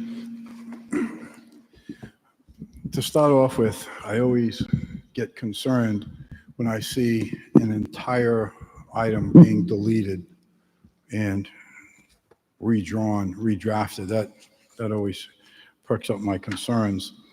Some of the concerns I have here is where there's so much power put into the hands of the city treasurer. I have concern with that.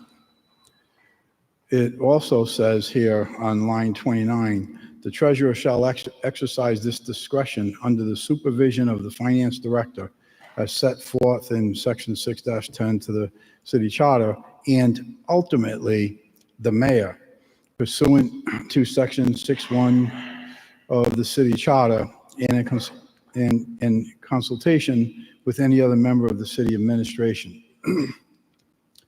You've heard me say this lots of times. This city council is not going to be the same city council in 10 years from now, 5 years from now. The same thing holds true with the mayor. It's different people, constantly changing, different treasurers, different tax assessors. So I have a concern where this will allow the mayor, ultimately allow the mayor to sell city property without any oversight on our part. That's the way I interpret it. It says, and ultimately the mayor. It also is a concern where the city wants to exempt itself. And it says, acknowledging that the city bears no liability and makes no representation with regard to the parcel for which tax title is assigned, and waiving any claims against the city relating to the parcel for which the tax title is assigned. So if the city makes an error and there's a misrepresentation or sells off a property that it shouldn't have, there's no liability there. The very last line, I had several concerns, but that apparently has been offered by Solicitor Cellular to eliminate those items. I mean, those few lines.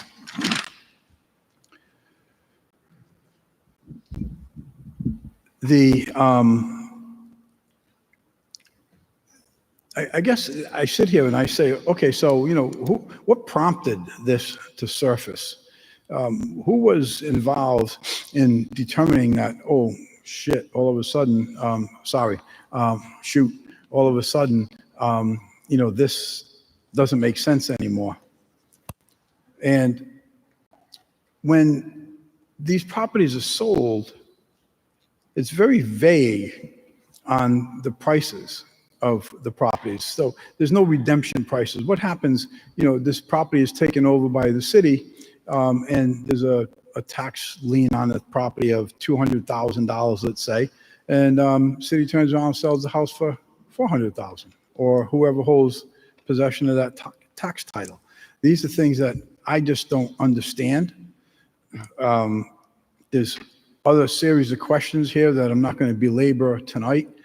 I will, being that this is an ordinance and requires 2 passes, I will do an affirmative on this, but certainly will allow myself the opportunity to change my mind once I review, as an example, a document that we was just given today, and other questions and concerns that have been presented to me by constituents and more than likely will be presented to this body this evening.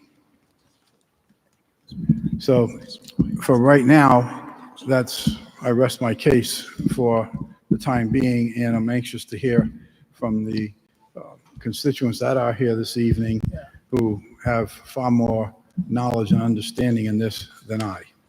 I'm going to ask Neil to come to the microphone because he can explain the process, how it currently occurs. The whole matter came to light when our office received a number of questions about how to go about doing this, given what the state law said and given that new Supreme Court decision that came down in 2023. But let me have Neil address some of this. Obviously, we're dealing with tax title. The city doesn't own any of these properties. We just have a lien on it for the taxes. So Neil Dupuy, Director of Assessing. I think the impetus of this is that there's very egregious steps you have to go through in noticing the prior years, and sometimes the difficulty and the expense in doing that. And in the real world, if I held the tax title, not the city, I can just transfer my tax title interest, and then the person that buys it goes through that process. Or if they already have the right of redemption, if they got that from the person that lost the property, they now have fee simple title. So they don't have to go through that process if they buy a tax title interest and work with the person that lost the property at tax sale to buy their right of redemption. Now you have the full bundle. So A lot of properties would have sat there for decades because we had no way to really go through the process because the notice requirements would be too egregious to have to go through. So this really simplifies the whole thing. The other part of it that was difficult is we had the restriction in there in the previous ordinance that you couldn't do anything with the property. So unless it was an abutter that wanted it, and in most cases the abutters would just use it anyway, why should I buy and pay taxes for it if the city can't sell it to somebody else? So a lot of these properties just sat there.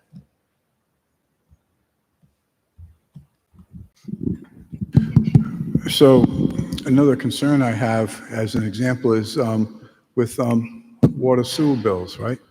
So the properties, you can put one of these properties up for repossession or a tax sale, as we've done in the past, because they haven't paid a few $100s in a water sewer bill. My concern is with notice or lack of notice, what's occurring right now where, so I happen to be the property that's going up for a tax sale. Councilman Gebhardt is the abutter, and I think this takes away his opportunity to make a first offer on this. Do I interpret that correctly, or?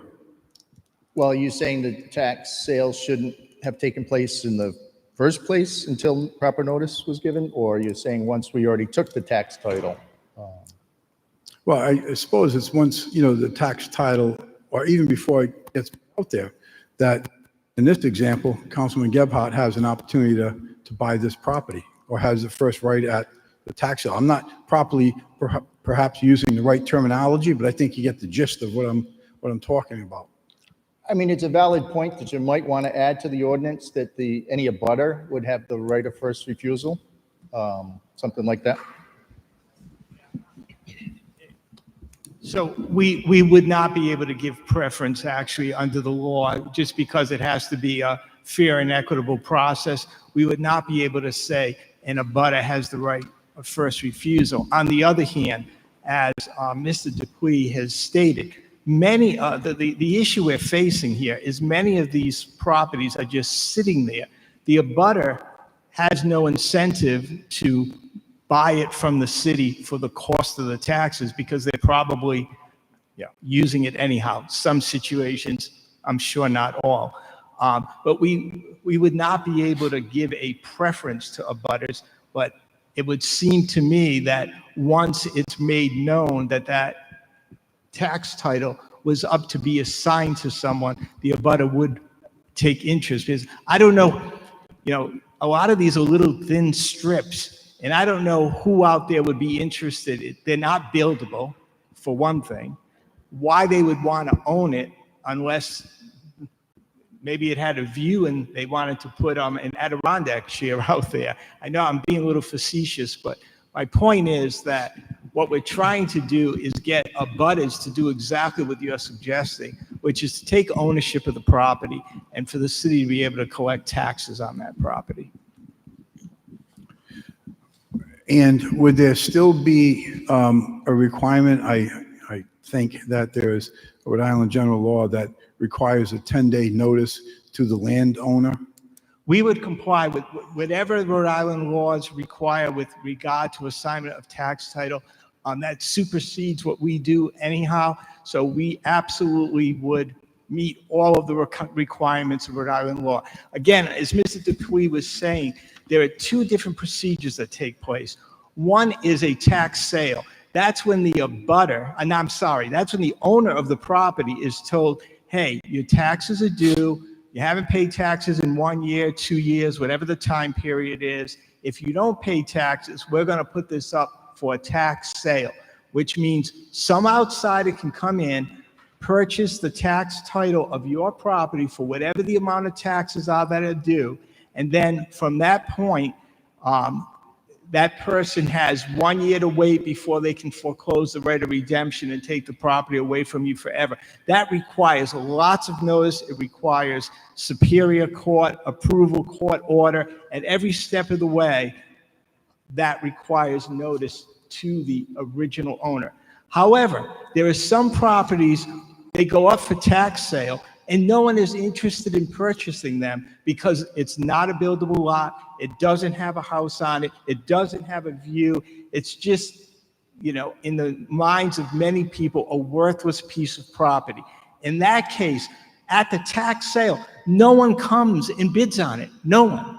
And that's when it sort of reverts to the city. And now we're holding the tax title. What we're trying to do through this ordinance is a method whereby we assign that tax title to someone else, whether it's an abutter, whether it's to some other third party.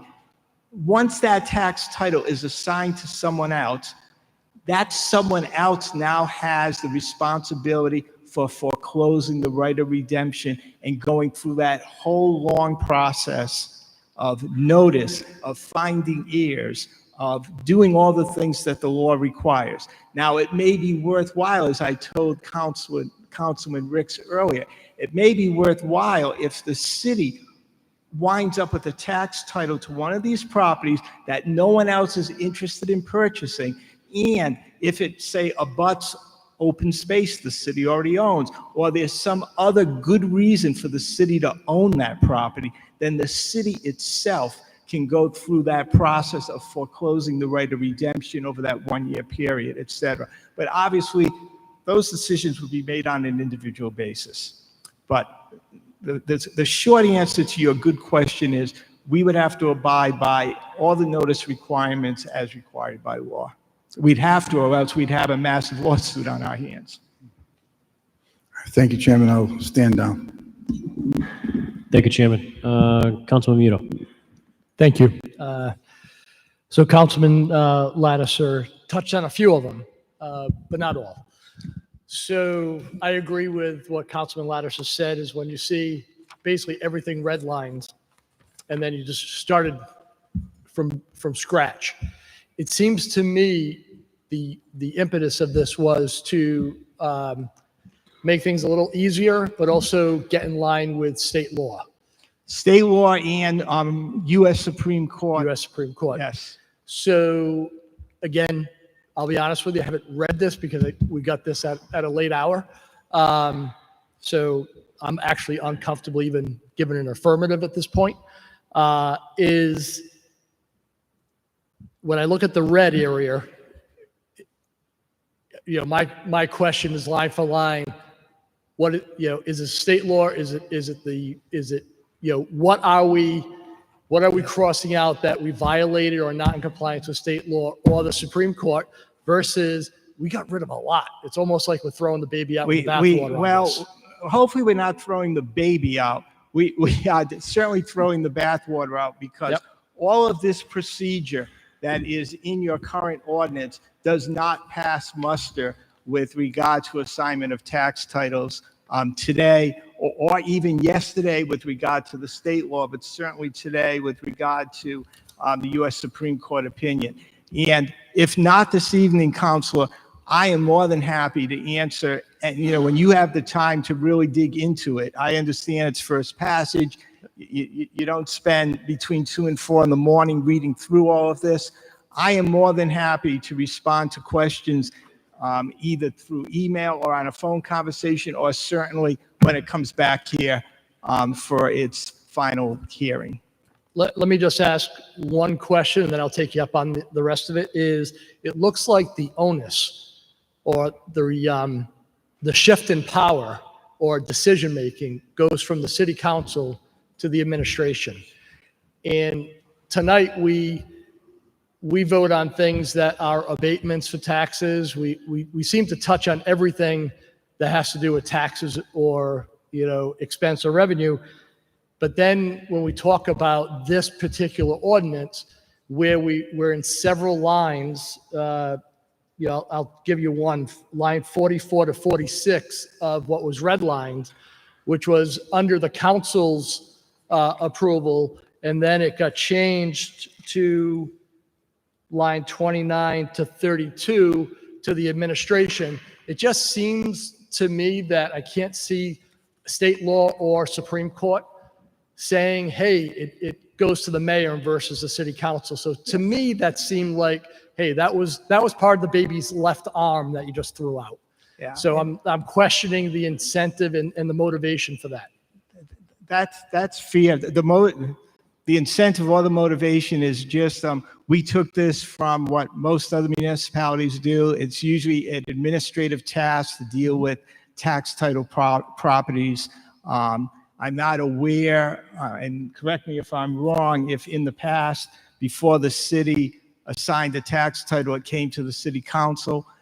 Certainly somewhere along the way, I'm sure the city council must get lists of such things in terms of what's being done, but it's not at all unusual for administrations to deal with this on a day-to-day basis. But I am more than happy to give you a longer response to that prior to. Yep, I'll make one more comment is that I am totally against this. So, so I just think it's too much overreach in a short amount of time. I would much rather have a clearer explanation before we even do first passage, but that's really up to the council. But it just seems like there's an awful lot of, we're going to push this through without proper consideration. So, and your point of just because other municipalities do this, we're the city of Warwick. We're doing it our way, which is what the council will be voting on this evening. And my only concern is that our way is consistent with the law. That's all. But I've taken note of the issues that have been raised so far. I'm sure there'll be others, and I will put together a secondary memo that will address this prior to this coming out in October. Okay. I'd actually appreciate the first memo so I can understand what the impetus was. So having this land on our desk in our emails literally I think 4 hours before this council meeting is totally unacceptable. Councilman, I'm happy to address it. That was a miscommunication that I believed everyone had it, so it's not to fault the administration on the late notice of that memorandum. But it's still, it hit us, so we haven't had a chance to review it. So I don't think it's proper for us as a council to vote on something or consider something when we literally had 4 hours and some of us 0 hours to even look at something as vital as tax sales in our city. I agree that we need to clean up the mess. You know, I have constituents that I'm sure are part of the drivers of this. However, I just want to be thoughtful with it, and I don't think an extra month of holding this for consideration for first passage is too much to ask of something so vital in our community. Thank you, Councilman Mito. You Yeah, I'm all set. Okay, Councilman Gephardt.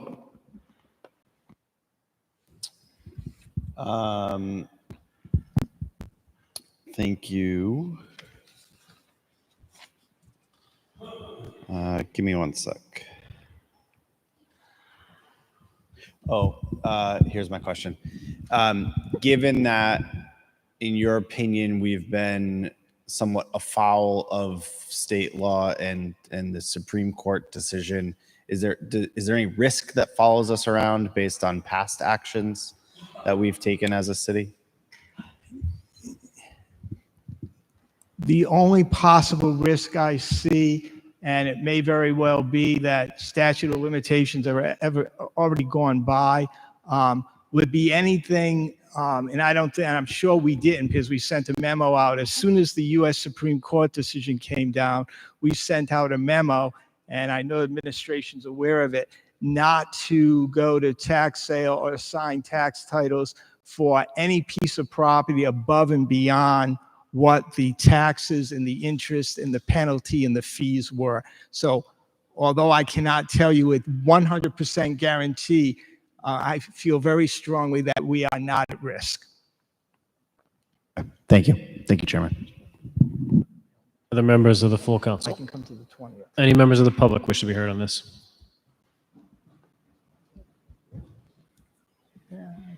Just please introduce yourself and try to do your best to speak into the mic. Thank you. Thank you. I'm George Schuster. I live on Riverview Avenue in Riverview.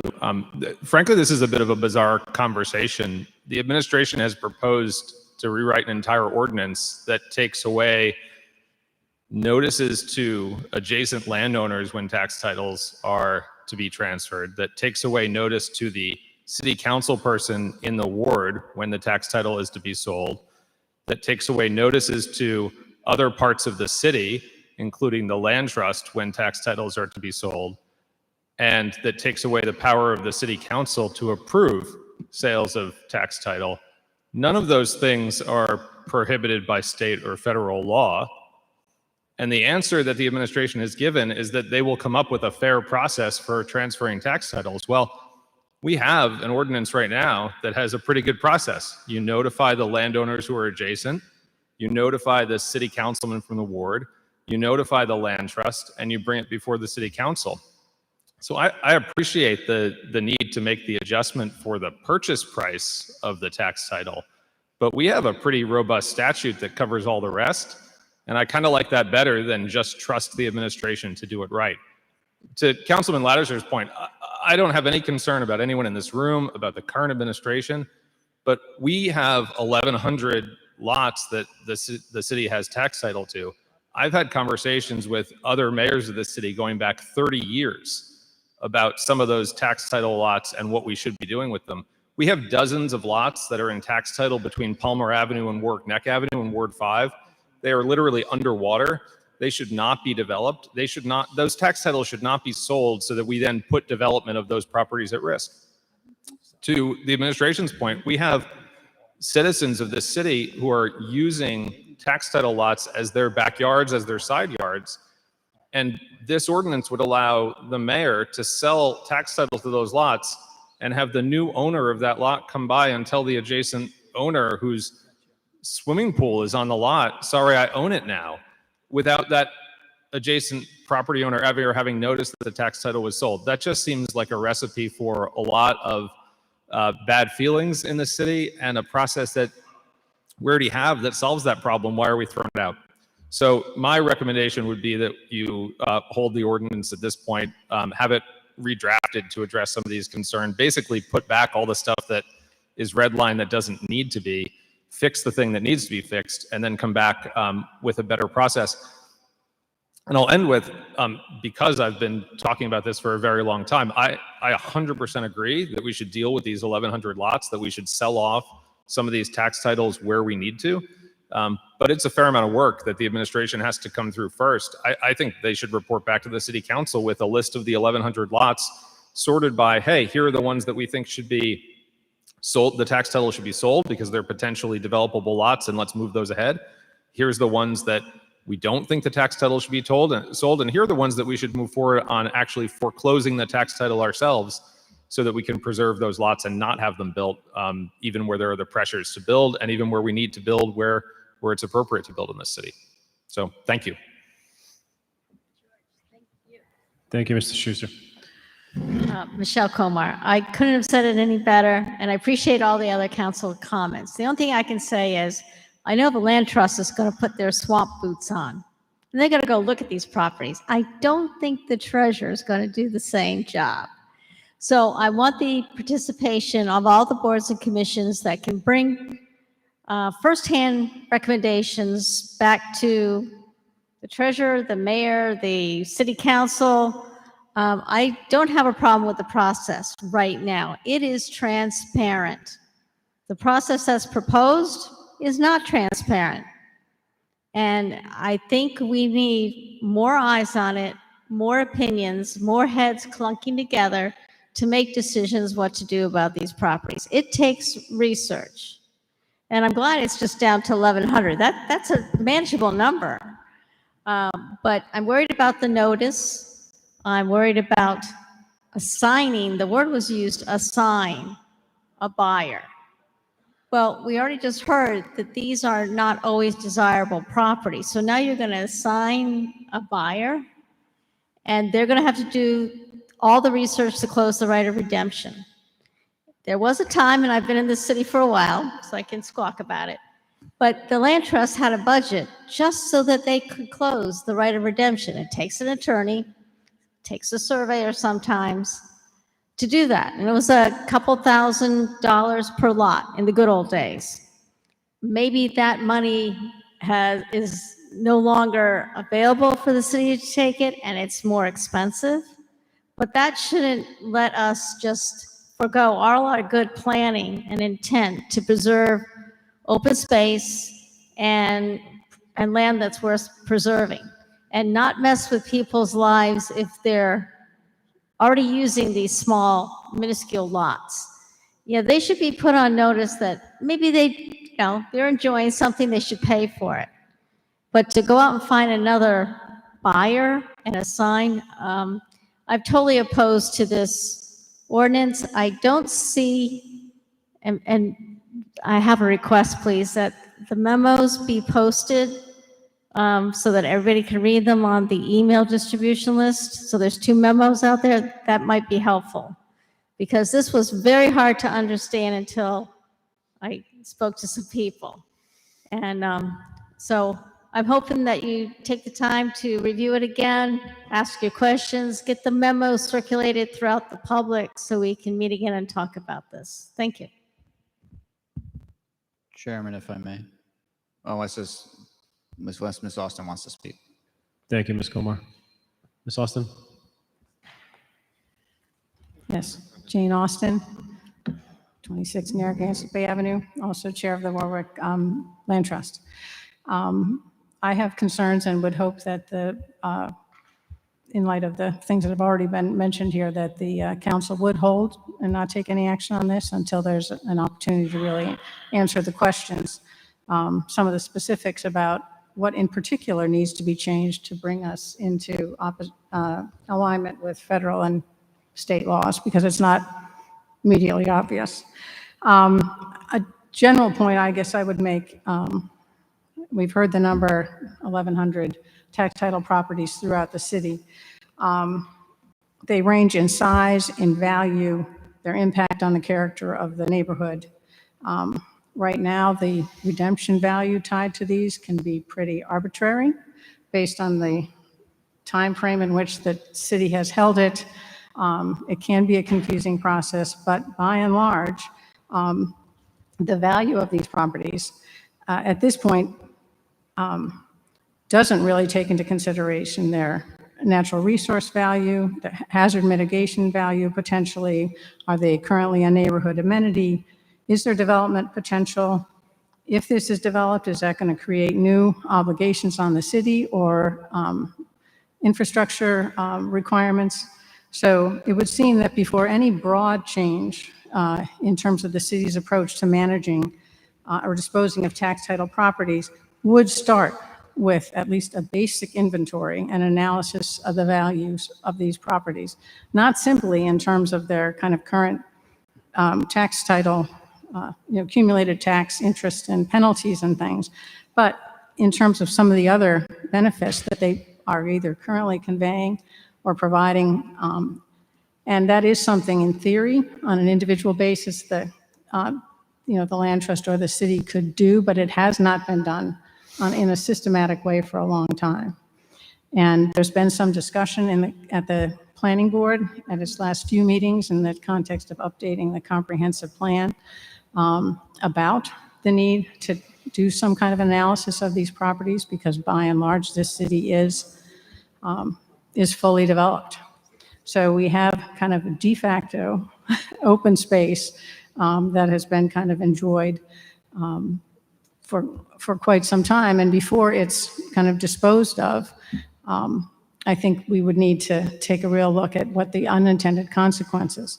I think in some ways, I'm less worried about the property that has an abutter on it, because that's not the property that's going to be appealing to the people who come and approach the city about properties. It's going to be because they're appealing for other reasons.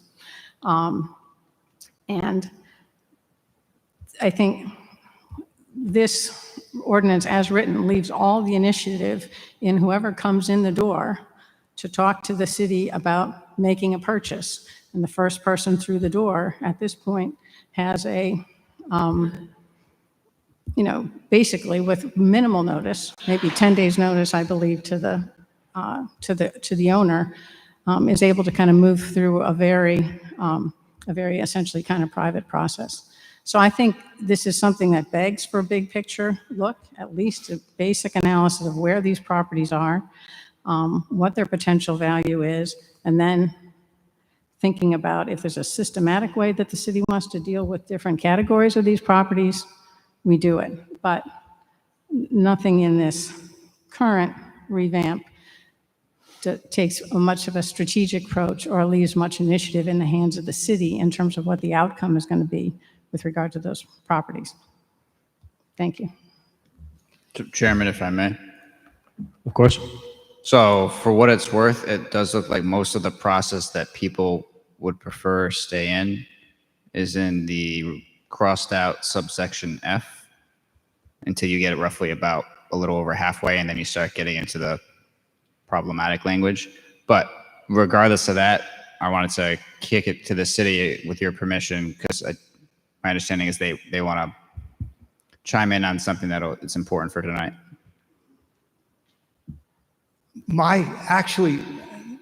We came here to solve a legal problem and a practical problem. These 1,100 parcels have been sitting there, and we thought here would be a way to really start moving this. I think a lot of good points have been made this evening. I think it probably makes sense to continue or defer this, if you could, to October 20th, because I can be back here at that meeting, take into consideration all the comments that have been made, go back through it. Again, we're trying to simplify this process to solve a problem that has been piling up literally for decades. And maybe it makes sense, for instance, to turn that spreadsheet of 1,100 over to the land trust so that they can take a look at it, et cetera. So no objection if you'd like to defer this to your first passage, October 20th, and we'll do some revisions. Thank you, Mr. O'Sul. I think that suggestion is well taken, and Ms. Austin's done an excellent job of repopulating the land trust. So I think she probably has the resources behind her now to evaluate a list of that size. To take some time to dig in and possibly make a recommendation. Just before a motion, if I may, if the city council could be included on any dissemination of that list of 1,100. Oh, sure. Oh, absolutely. There's no trust. reason why we can't make it available to every member of the city council also. Okay. Councilman Ricks. Thank you. And thank you to Councilman Gebhardt for bringing up that point. And thank you to the solicitor for accommodating us on this. A little bit of a separate point here, and I'm not pointing the finger at anyone in this administration because it's been a continuing problem. This is my 9th year on the city council. The first time that I realized that the city council member for the ward is to be notified is pretty recently when reading this draft amendment section of section 2-14.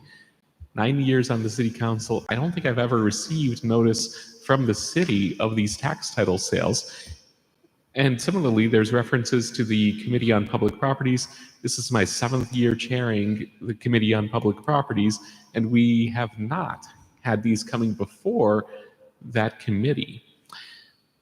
But I know for a fact I have received notice in a certain manner for the sale of tax titles, because every single time I see the publication in the Warwick Beacon, that's how I first see these things. I make sure to look down the list, and just as a matter of a constituent service, I take a look down the list. I literally have the contact information for thousands of constituents, so then I make a whole bunch of phone calls and emails, however I have their contact info, and say, hey, no judgment here. Just as your city councilor, I want to give you a heads up that, hey, no judgment, but this whole being behind on taxes thing is about to get a lot more serious. So I'll leave it at that. Thank you. Chairman, if I may, given that we're going to hold this, so now council people have over a month to send any questions or thoughts they may have, it may be best just to proceed with that because we still have a long night ahead of us. Move to hold till October 20th. Councilman Lattiser, did you have one more thing to add? Yes, thank you, Mr. Chairman. I just wanted to make a retraction on a statement earlier, and it's based mainly on Councilman Muto's comments as well as the members of the public. If you had chosen to go forward with this tonight, I would be voting no. I would absolutely support holding this till the October meeting. Just want to be on the record with that. Thank you. Thank you, Councilman Lattiser. Councilman Gebhardt, I heard a motion to hold. Do I have a October second? 20th, yeah. A motion to hold and a second. Any objections to hold this till October 20th? So held. Thank you, Mr. Okay, thank you. Aye. Yeah, for the recommendation. All those in favor? Aye. Aye.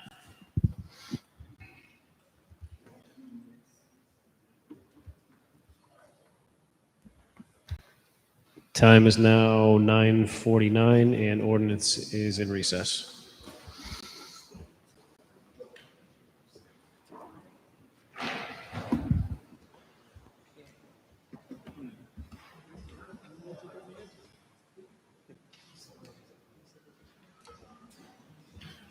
All right, so our last ping pong, if we can go back to Finance Committee, please, and then we'll go back to the normal order from there.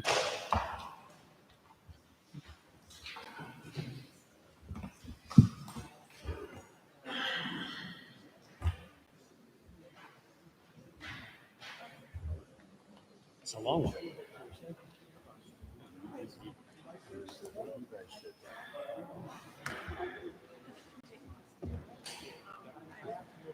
For this one? This one. Oh, and then this week, I got this at 4 o'clock. Which is fine, but we can't be expected to vote on it. And I agree with that.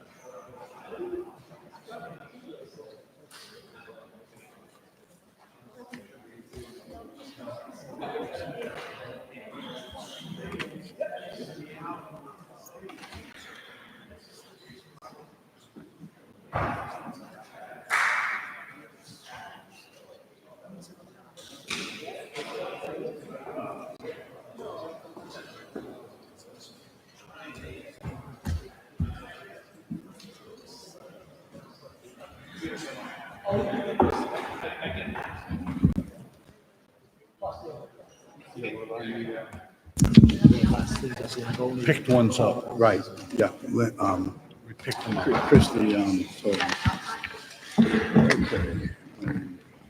Public hearing is done.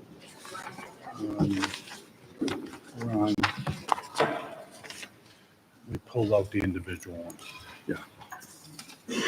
Nothing to join us. And I had to stretch my legs. let's go to,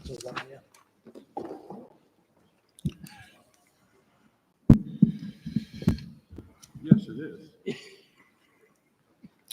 okay, Finance Committee is reconvened. It is now 9:53. Yes. And, okay, I believe the first item that was pulled out was Councilman Napper, item number 12-2026-090, on page 66. And I apologize to all the department heads that have remained here during this entire process. No place we'd rather be, Councilman. I'm sorry, I didn't hear you. No place I'd rather be, Councilman. Perfectly said. Perfectly said. Alan Gouveia, Assistant Chief from the Fire Department. Hi, Chief. Thank you. If you could just, reading through this, it seems as though this is sort of an optional service that the fire department is taking on, like an optional preventative maintenance. Is that my understanding? Is that correct? So the pump testing is not optional. It's required by NFPA as well as the collective bargaining agreement. The preventative maintenance part is definitely optional. It's not required.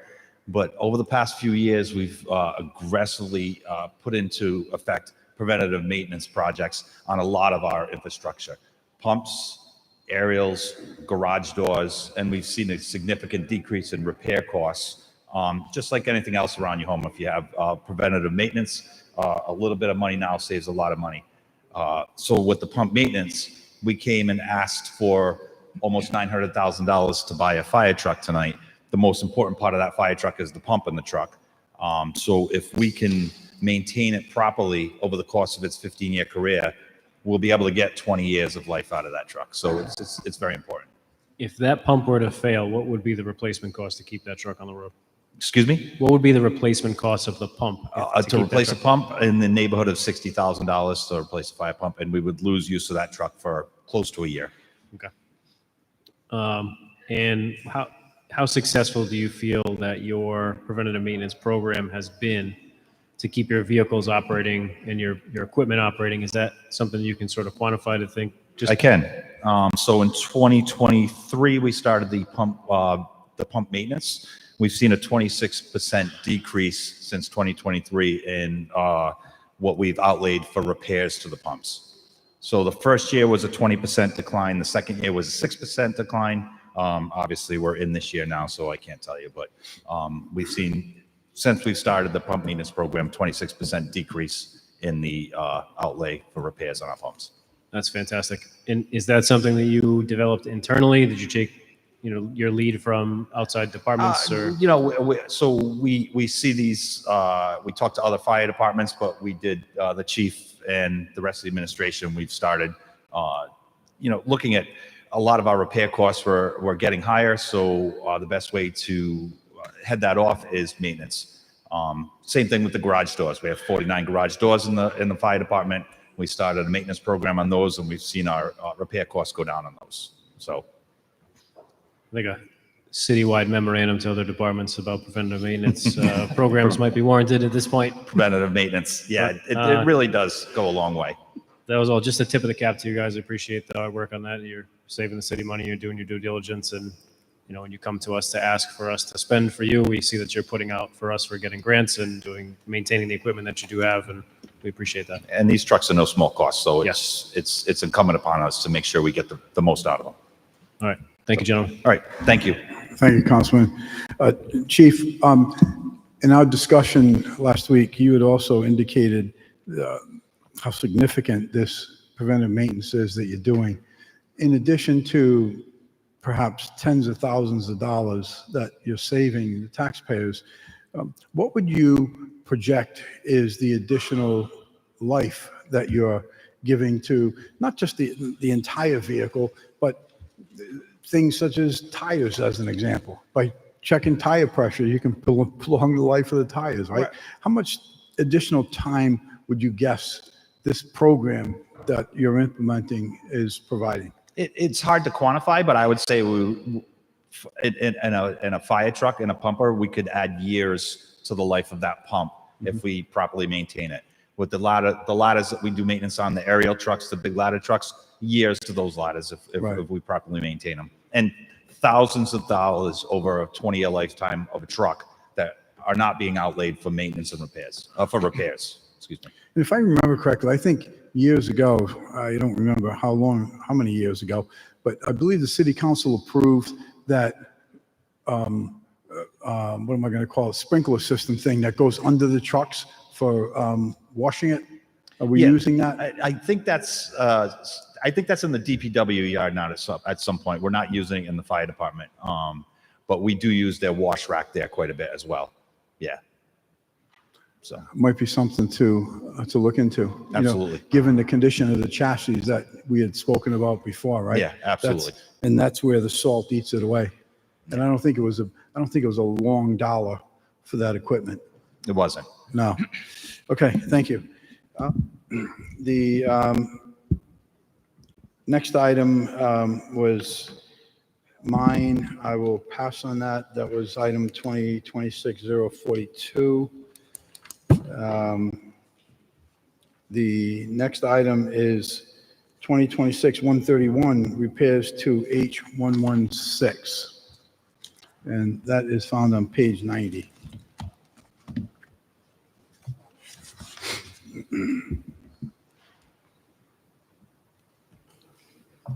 Is someone going to come up on item 2026-131, repairs to H116?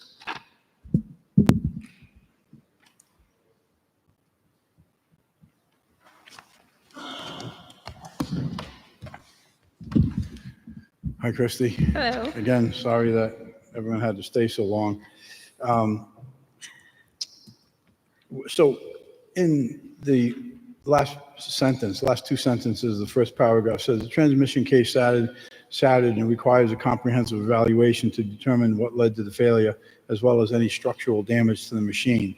When will you know that? Are you on the estimate? Is that what you're looking at? In terms of time, I mean, how long is it before you know what the extent of the damage is to this vehicle? Not until they take the machine apart. Till we take it all apart? Yes. And this also says, of course, it's only an estimate. Has anyone from this repair company, have they been down to DPW to look at this piece of equipment yet? They have not. They, our automotive chief has had a conversation with Milton Cat, explained the issues, and obviously our automotive chief has an understanding of what's wrong with this machine anyway. So based on their discussions, they provided us an estimate. Obviously, the automotive chief can't see certain things, but he can't. So basically what they have to do is split this machine apart to fix the issue. Yeah, I can see Councilman Muto's like, that's interesting. It is interesting. So the machine has to go to their facility in Massachusetts because for them to come to us, it would cost us probably double with travel time and mileage. So if we send it up there, they can diagnose everything. They have all the parts at their disposal. Obviously, you know, I'm actually expecting it to cost us more than the estimate, only because there is no, you know, it's kind of like a car accident. You don't know until you take the vehicle apart. Unfortunately, yeah. Right. And we'll be back to council if that's ends up what happens. But we'll get an estimate for that prior to them making repairs. Okay, thank you. Hey, Christie, my thought was not that. It was thinking, what's the maintenance schedule? How are you maintaining it?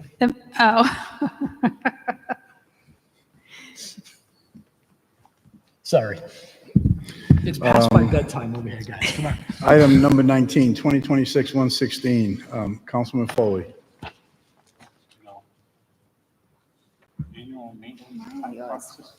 Oh, no, I'm sorry, wrong bill. It was, oh, that's true. Okay, so Christie, you need to make an amendment on the Zamboni. Yes, I do.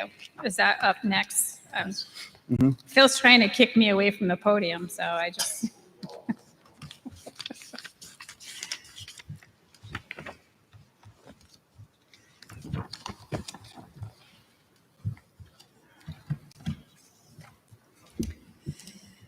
Oh, goodness. I do need to amend as soon as I can find it. I believe it was the amount, right? It is the amount, and I also need to add a budget code. When I was preparing this item for the docket, I was not necessarily forward-thinking, and I need to add budget code 44. Christie, so what I have is you have it for code number 41-281 and 41-331. That's correct, but I also need to add code 44. Oh, okay. 331. Okay. Simply because that is assigned to the new skating rink. So it's a 2-year bid. Initially, we had asked for $18,000. We're going to add another 6 to that to accommodate the new facility with the Zamboni that is there, or will be there, I should say. So the total cap will be $24,000 for a 2-year period. And what was the additional budget code for? 44. It's budget code 44. 44-331, but what was that $6,000 for? For budget code 44-331. So it's the Zamboni maintenance and repair contract. I have two budget codes that are assigned to Thayer and Warburton right now. That's been longstanding. We have a new budget code for the Appanog Ice Rink Plaza, which is budget code 44, falls under Public Works. So we're increasing this bid, this request by $6,000 for a cap of $24,000 and adding budget code 44-331. So the $6,000 for a Zamboni for the new ice rink? Yes, for a 2-year period. This is a 2-year contract. For maintenance? Yes. Do you have a Zamboni for the new ice rink? It's the one that we sent up to be refurbished that went through council several Okay. months ago. Yes, And is that back yet? it is not. Okay. So you sent this other Zamboni out to be refurbished a month ago, Several months ago, actually. whenever, but you would expect that it's coming back to be in So- tip-top condition, right? So I guess my question is, why do you need another 6,000 for that one? So this Zamboni, while it is out being refurbished, is still an old machine. It's in 2006. So, I mean, we have had problems with our newest machine, and it's 22. So Okay. I don't expect that it's going to run, perfectly for 2 years. Okay, Madam Clerk, could I have a PCR on this, please? So 2026-118 is going to become PCR 90-25. Thank you. Any questions from members of the committee? Any questions from members of the council? Any questions from members of the public? There is no members of the public here. We are needing a motion on the amendment. I make a motion to amend as noted by our speaker. Second. Okay, we have a motion, we have a second, and the amendment is to increase the spending authority by $6,000 to the amount of $24,000. The $6,000 will be charged off to Budget Code 44331, correct? 44, yes. Okay, now I need a motion for favorable action on PCR We 90-25. gotta vote on the amendment. All in favor? That's what we just did. No, we made a motion. Okay, got it. We have a motion, we have a second. All in favor? Aye. Aye. Any Move opposed? favorable No. action on PCR. 90-25 as amended. Second. Second by Knapp. We have a motion, we have a second. All in favor? Aye. Aye. Thank you. Did you ask for this one or did you? Muto. I guess it's not that hard. What's that? Hello. Go ahead, Councilman. Phil Muto. Carlucci, IT Director. 2026-116. Yes. I'm going to try to make it brief. So my question to you is, I'm actually very familiar with the software, and going to an additional year for the annual maintenance, which departments are actually using this software?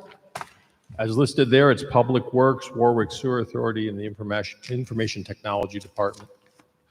Do you know what software is used by the rest of the city for timekeeping, time and attendance?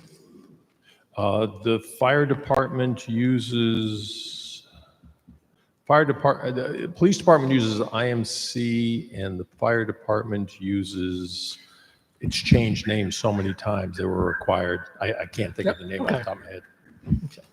They do it because they have different requirements. They're not really timekeeping systems as much as off-shift scheduling and things along that line.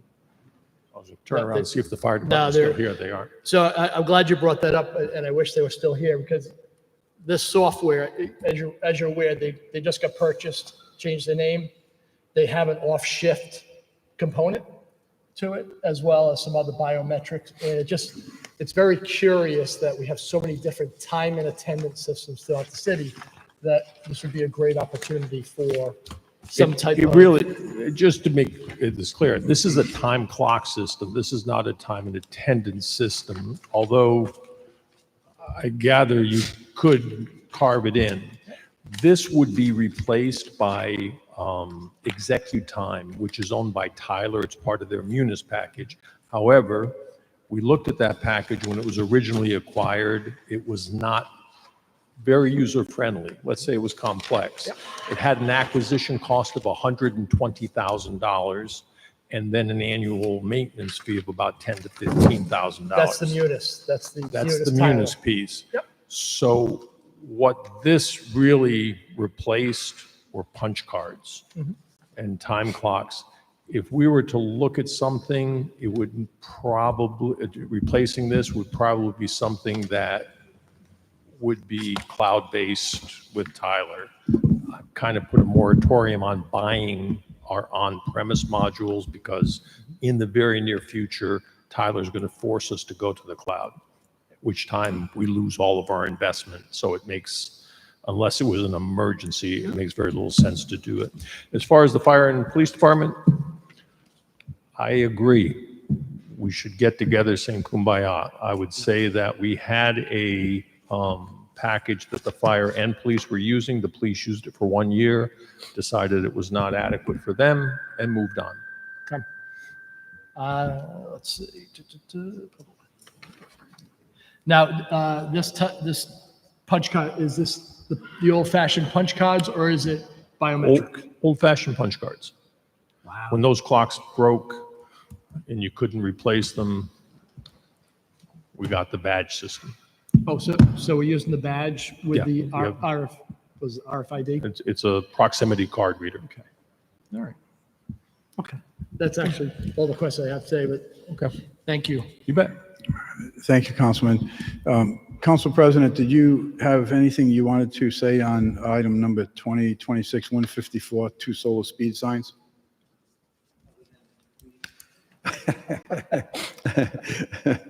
Okay. I believe the next item is number 2026-126. Councilman Foley, did you have anything on that? Purchase and install 1 set of pedestrian Just crossings. very quickly, that's the crosswalk right outside of O'Rourke's. And I was there recently with my lovely wife, and I noticed the signs, and I'm saying, why don't they have the flashers so that, especially there, because there's parking on both sides, and you're stepping out in between cars. So using the $10,000 fund for each ward, I requested this. Thank you. And you had also requested, I believe, item 2026-111, office tracker. Okay. I keep getting the 2 bills confused, in case you haven't noticed. No problem. Councilman Muto, sorry about Bill that. Carlucci, IT Director. I feel so. Really, same line of thinking here. First, the office tracker calendaring system. This is used in which department? For the most part, it's used in the police department, and the remaining department is just police department and parks and recreations. Sorry, it's late. Okay, so on the calendaring system, I'm sorry. on the calendaring system, this system. When we move to Office 365, will this still be a necessity? This product? Speaking for myself, I would hope not. So it'll be a cost savings. Okay, thank you. Very good. Okay, thank you. I believe that does it, unless anyone has something else. Let the record indicate it's 10:12 p.m. Go ahead. Oh, sorry. Yes, let's vote on this. Please. Okay, need a motion. Motion for favorable action. We have a motion favorable. We have a second. Councilman Muto has seconded it. Any further discussion? Hearing none. All in favor? Aye. Aye. Thank you. And it is now 10:13.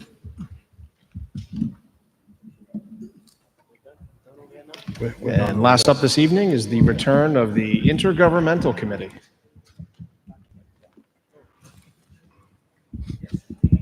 Not on that, right? Oh, shit, I'm on that one. No, you got intergovernmental. Oh.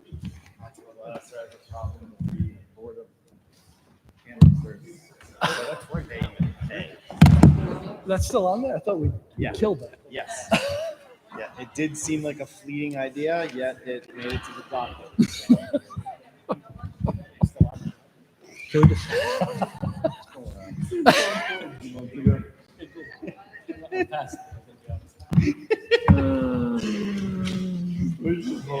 December 2030. Good evening. The time is now 10:15. Intergovernmental comes back to order. We are now on PCR 67-25, a resolution requesting the General Assembly to amend RAGL 1785 to include City of Warwick in the list of municipal councils authorized to approve the employment and compensation of local canvassing authorities. Councilman Lattis are with several co-sponsors. Councilman, do you want to refresh this? I know this came up during the budget. Sure. And then shortly thereafter. I'm going to make this quick, Mr. Chairman. I want to hold this till the first meeting in January 2026. Any members of the committee have any Sorry? issue? Second meeting, okay. Second, yeah, true. Second meeting in January, to be determined. To be determined. Say what? Hearing the sponsor, Madam Clerk, did you have any concerns? Okay, hopefully you'll be on a beach in Tahiti by then. Okay, so at the request of the sponsor,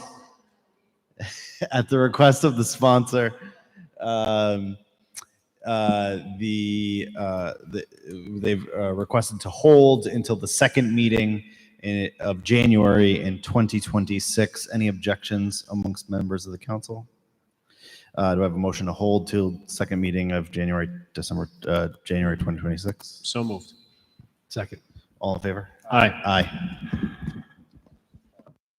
Intergovernmental is now adjourned at 10:17.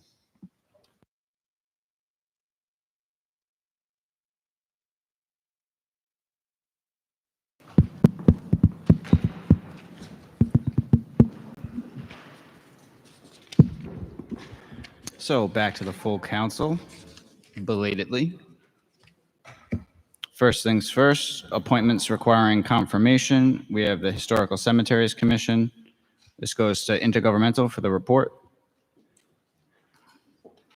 Intergovernmental has escaped, and he's back. We need your report for your appointments. First, Valerie Casey for the Historical Cemeteries Commission. Committee recommends favorable action. Favorable action recommended for action, Board 5. Move favorable action.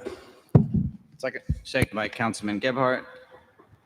Any questions or comments? Seeing none, all in favor, clerk will call the roll. Clerk will call the roll. Yes. Yes. Yes.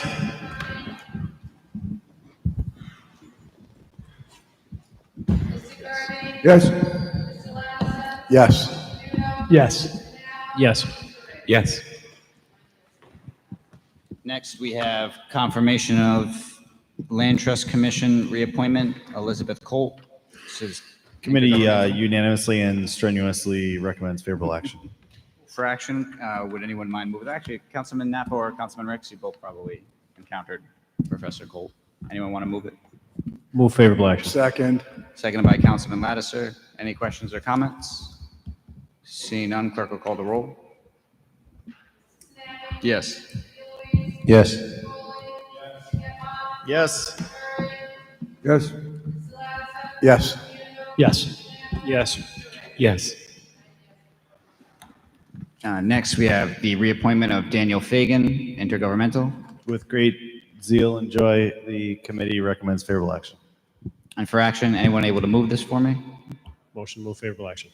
Motion, Councilman Napa, seconded by Councilman Muto. Any questions or comments? Seeing none, clerk will call the roll. Yes. Yes. Yes. Yes. Yes. Yes. Yes. Yes.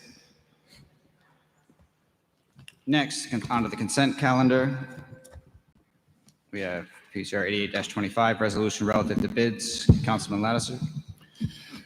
Committee recommends favorable action on PCR 88-25.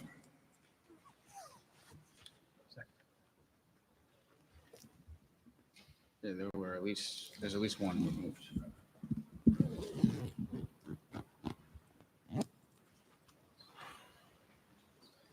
So for action, we have a motion.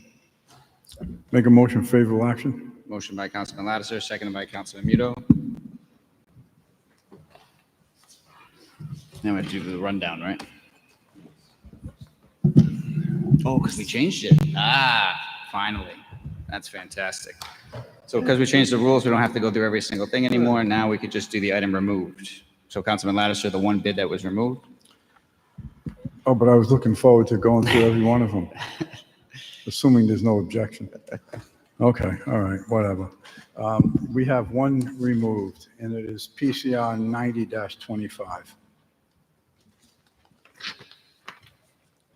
And that's, my understanding is that one needs an amendment. There was an amendment requested by DPW to change the monetary amount from 18,000 to 24,000 and increase or add on another budget code for that 6,000, and the code is 44331. So with the new process, are we going to do the one-off first, or we do the consent calendar? So the consent calendar stands with all items as originally presented, with the exception of bid 2026-118, which has become PCR 9025 and will be voted separately after the consent calendar. We do also have abatements on the consent today. Yeah. All right, so next up then, PCR 89-25, resolution relative to abatements. Councilman Lattiser. Committee recommends favorable action on PCR 89-25. For action, Councilman Lattiser. Favorable action. Seconded by Councilman Muto. And none were pulled off of there. Nope. So any questions or comments on the consent calendar? None. Seeing none, clerk will call the roll, please. Yes. Yes. Yes. Yes. Yes. Yes. Yes. All right, so that's the consent calendar, and now we have the one that was removed, bid 2026-118, now PCR 90-25. Councilman Lattiser. Move favorable action on the amendment. All right, and the amendment is to add budget code 44-331. 44-331 in the amount of $6,000, which will increase the total award to $24,000. All right, do we have a second? Seconded by Councilman Muto. Any questions or comments on the proposed amendment? Seeing none, clerk will call the roll. Yes. Yes. Yes. Yes. Yes. Yes. Yes. Yes. Move favorable action on PCR 90-25 as amended. Second. Seconded by Councilman Muto. Councilman Gebhardt. Any questions on PCR 90-25 as amended? Seeing none, clerk will please call the roll. Yes. Yes. Yes. Yes. Yes. Yes. Yes. Yes. All right, on to unfinished business. Make sure I'm not skipping anything. PCO 6-25, an ordinance to prohibit through trucking on Orchard Avenue. This is held to October 20th unless there's any objection. Seeing none, so held. Next is PCR 67-25, a resolution requesting the General Assembly to amend RIGL 17-8-5 to include the City of Warwick in the list of municipal councils authorized to approve the employment and compensation of local canvassing authorities. This is Councilman Lattiser. The recommendation was to hold till the second meeting in January. So be it unless there are any objections. Noting none, so held. New business, PCO 13-25, an ordinance amending the procedures relative to transfer of tax title to property. This is on behalf of the mayor. This is held until October 20th unless there's any objections. Seeing none, so held. Next, we have referral and advertising, PCO 16-25, an ordinance amending the zoning ordinance of the City of Warwick. 3 Kids LLC petitioner assessors plat 333 lot 103, 1112 West Shore Road. That'll be Councilman Nappa's ward. And that appears to conclude the normal docket. Does anyone have anything for unanimous consent? Seeing none, Does anyone wish to move us to the docket session? Councilman Ricks? So moved. Second. Seconded by Councilman Lattiser. Yes, docket session time now. I got to vote? You have to be in favor. All in favor of adjourning or going to the docket session, rather? Aye. Aye. All opposed? Any abstentions? Seeing none, to the docket session we go. Ward 1. Ward 2. I have at least 18. Let's see. Excuse me. For the August 18 session, I have one.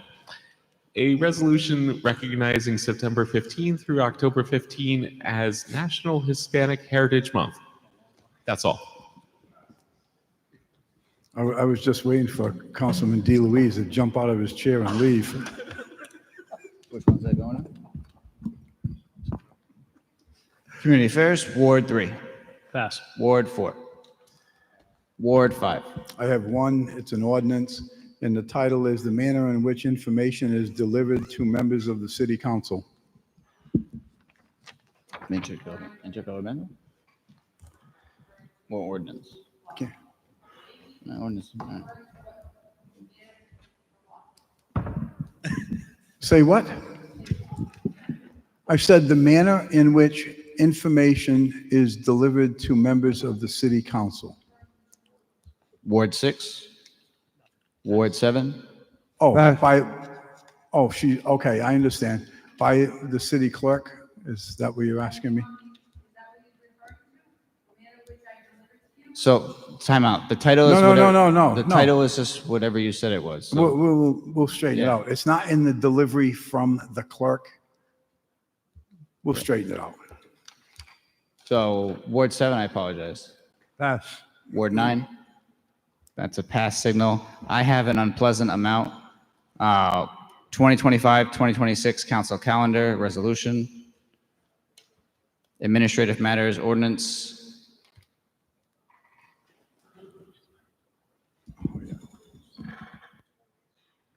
Council rules amendment resolution. Noise ordinance update. Sure. What's this? On behalf of the mayor, resolution of Rhode Island General Assembly requesting to expand the jurisdiction of the Warwick Municipal Court.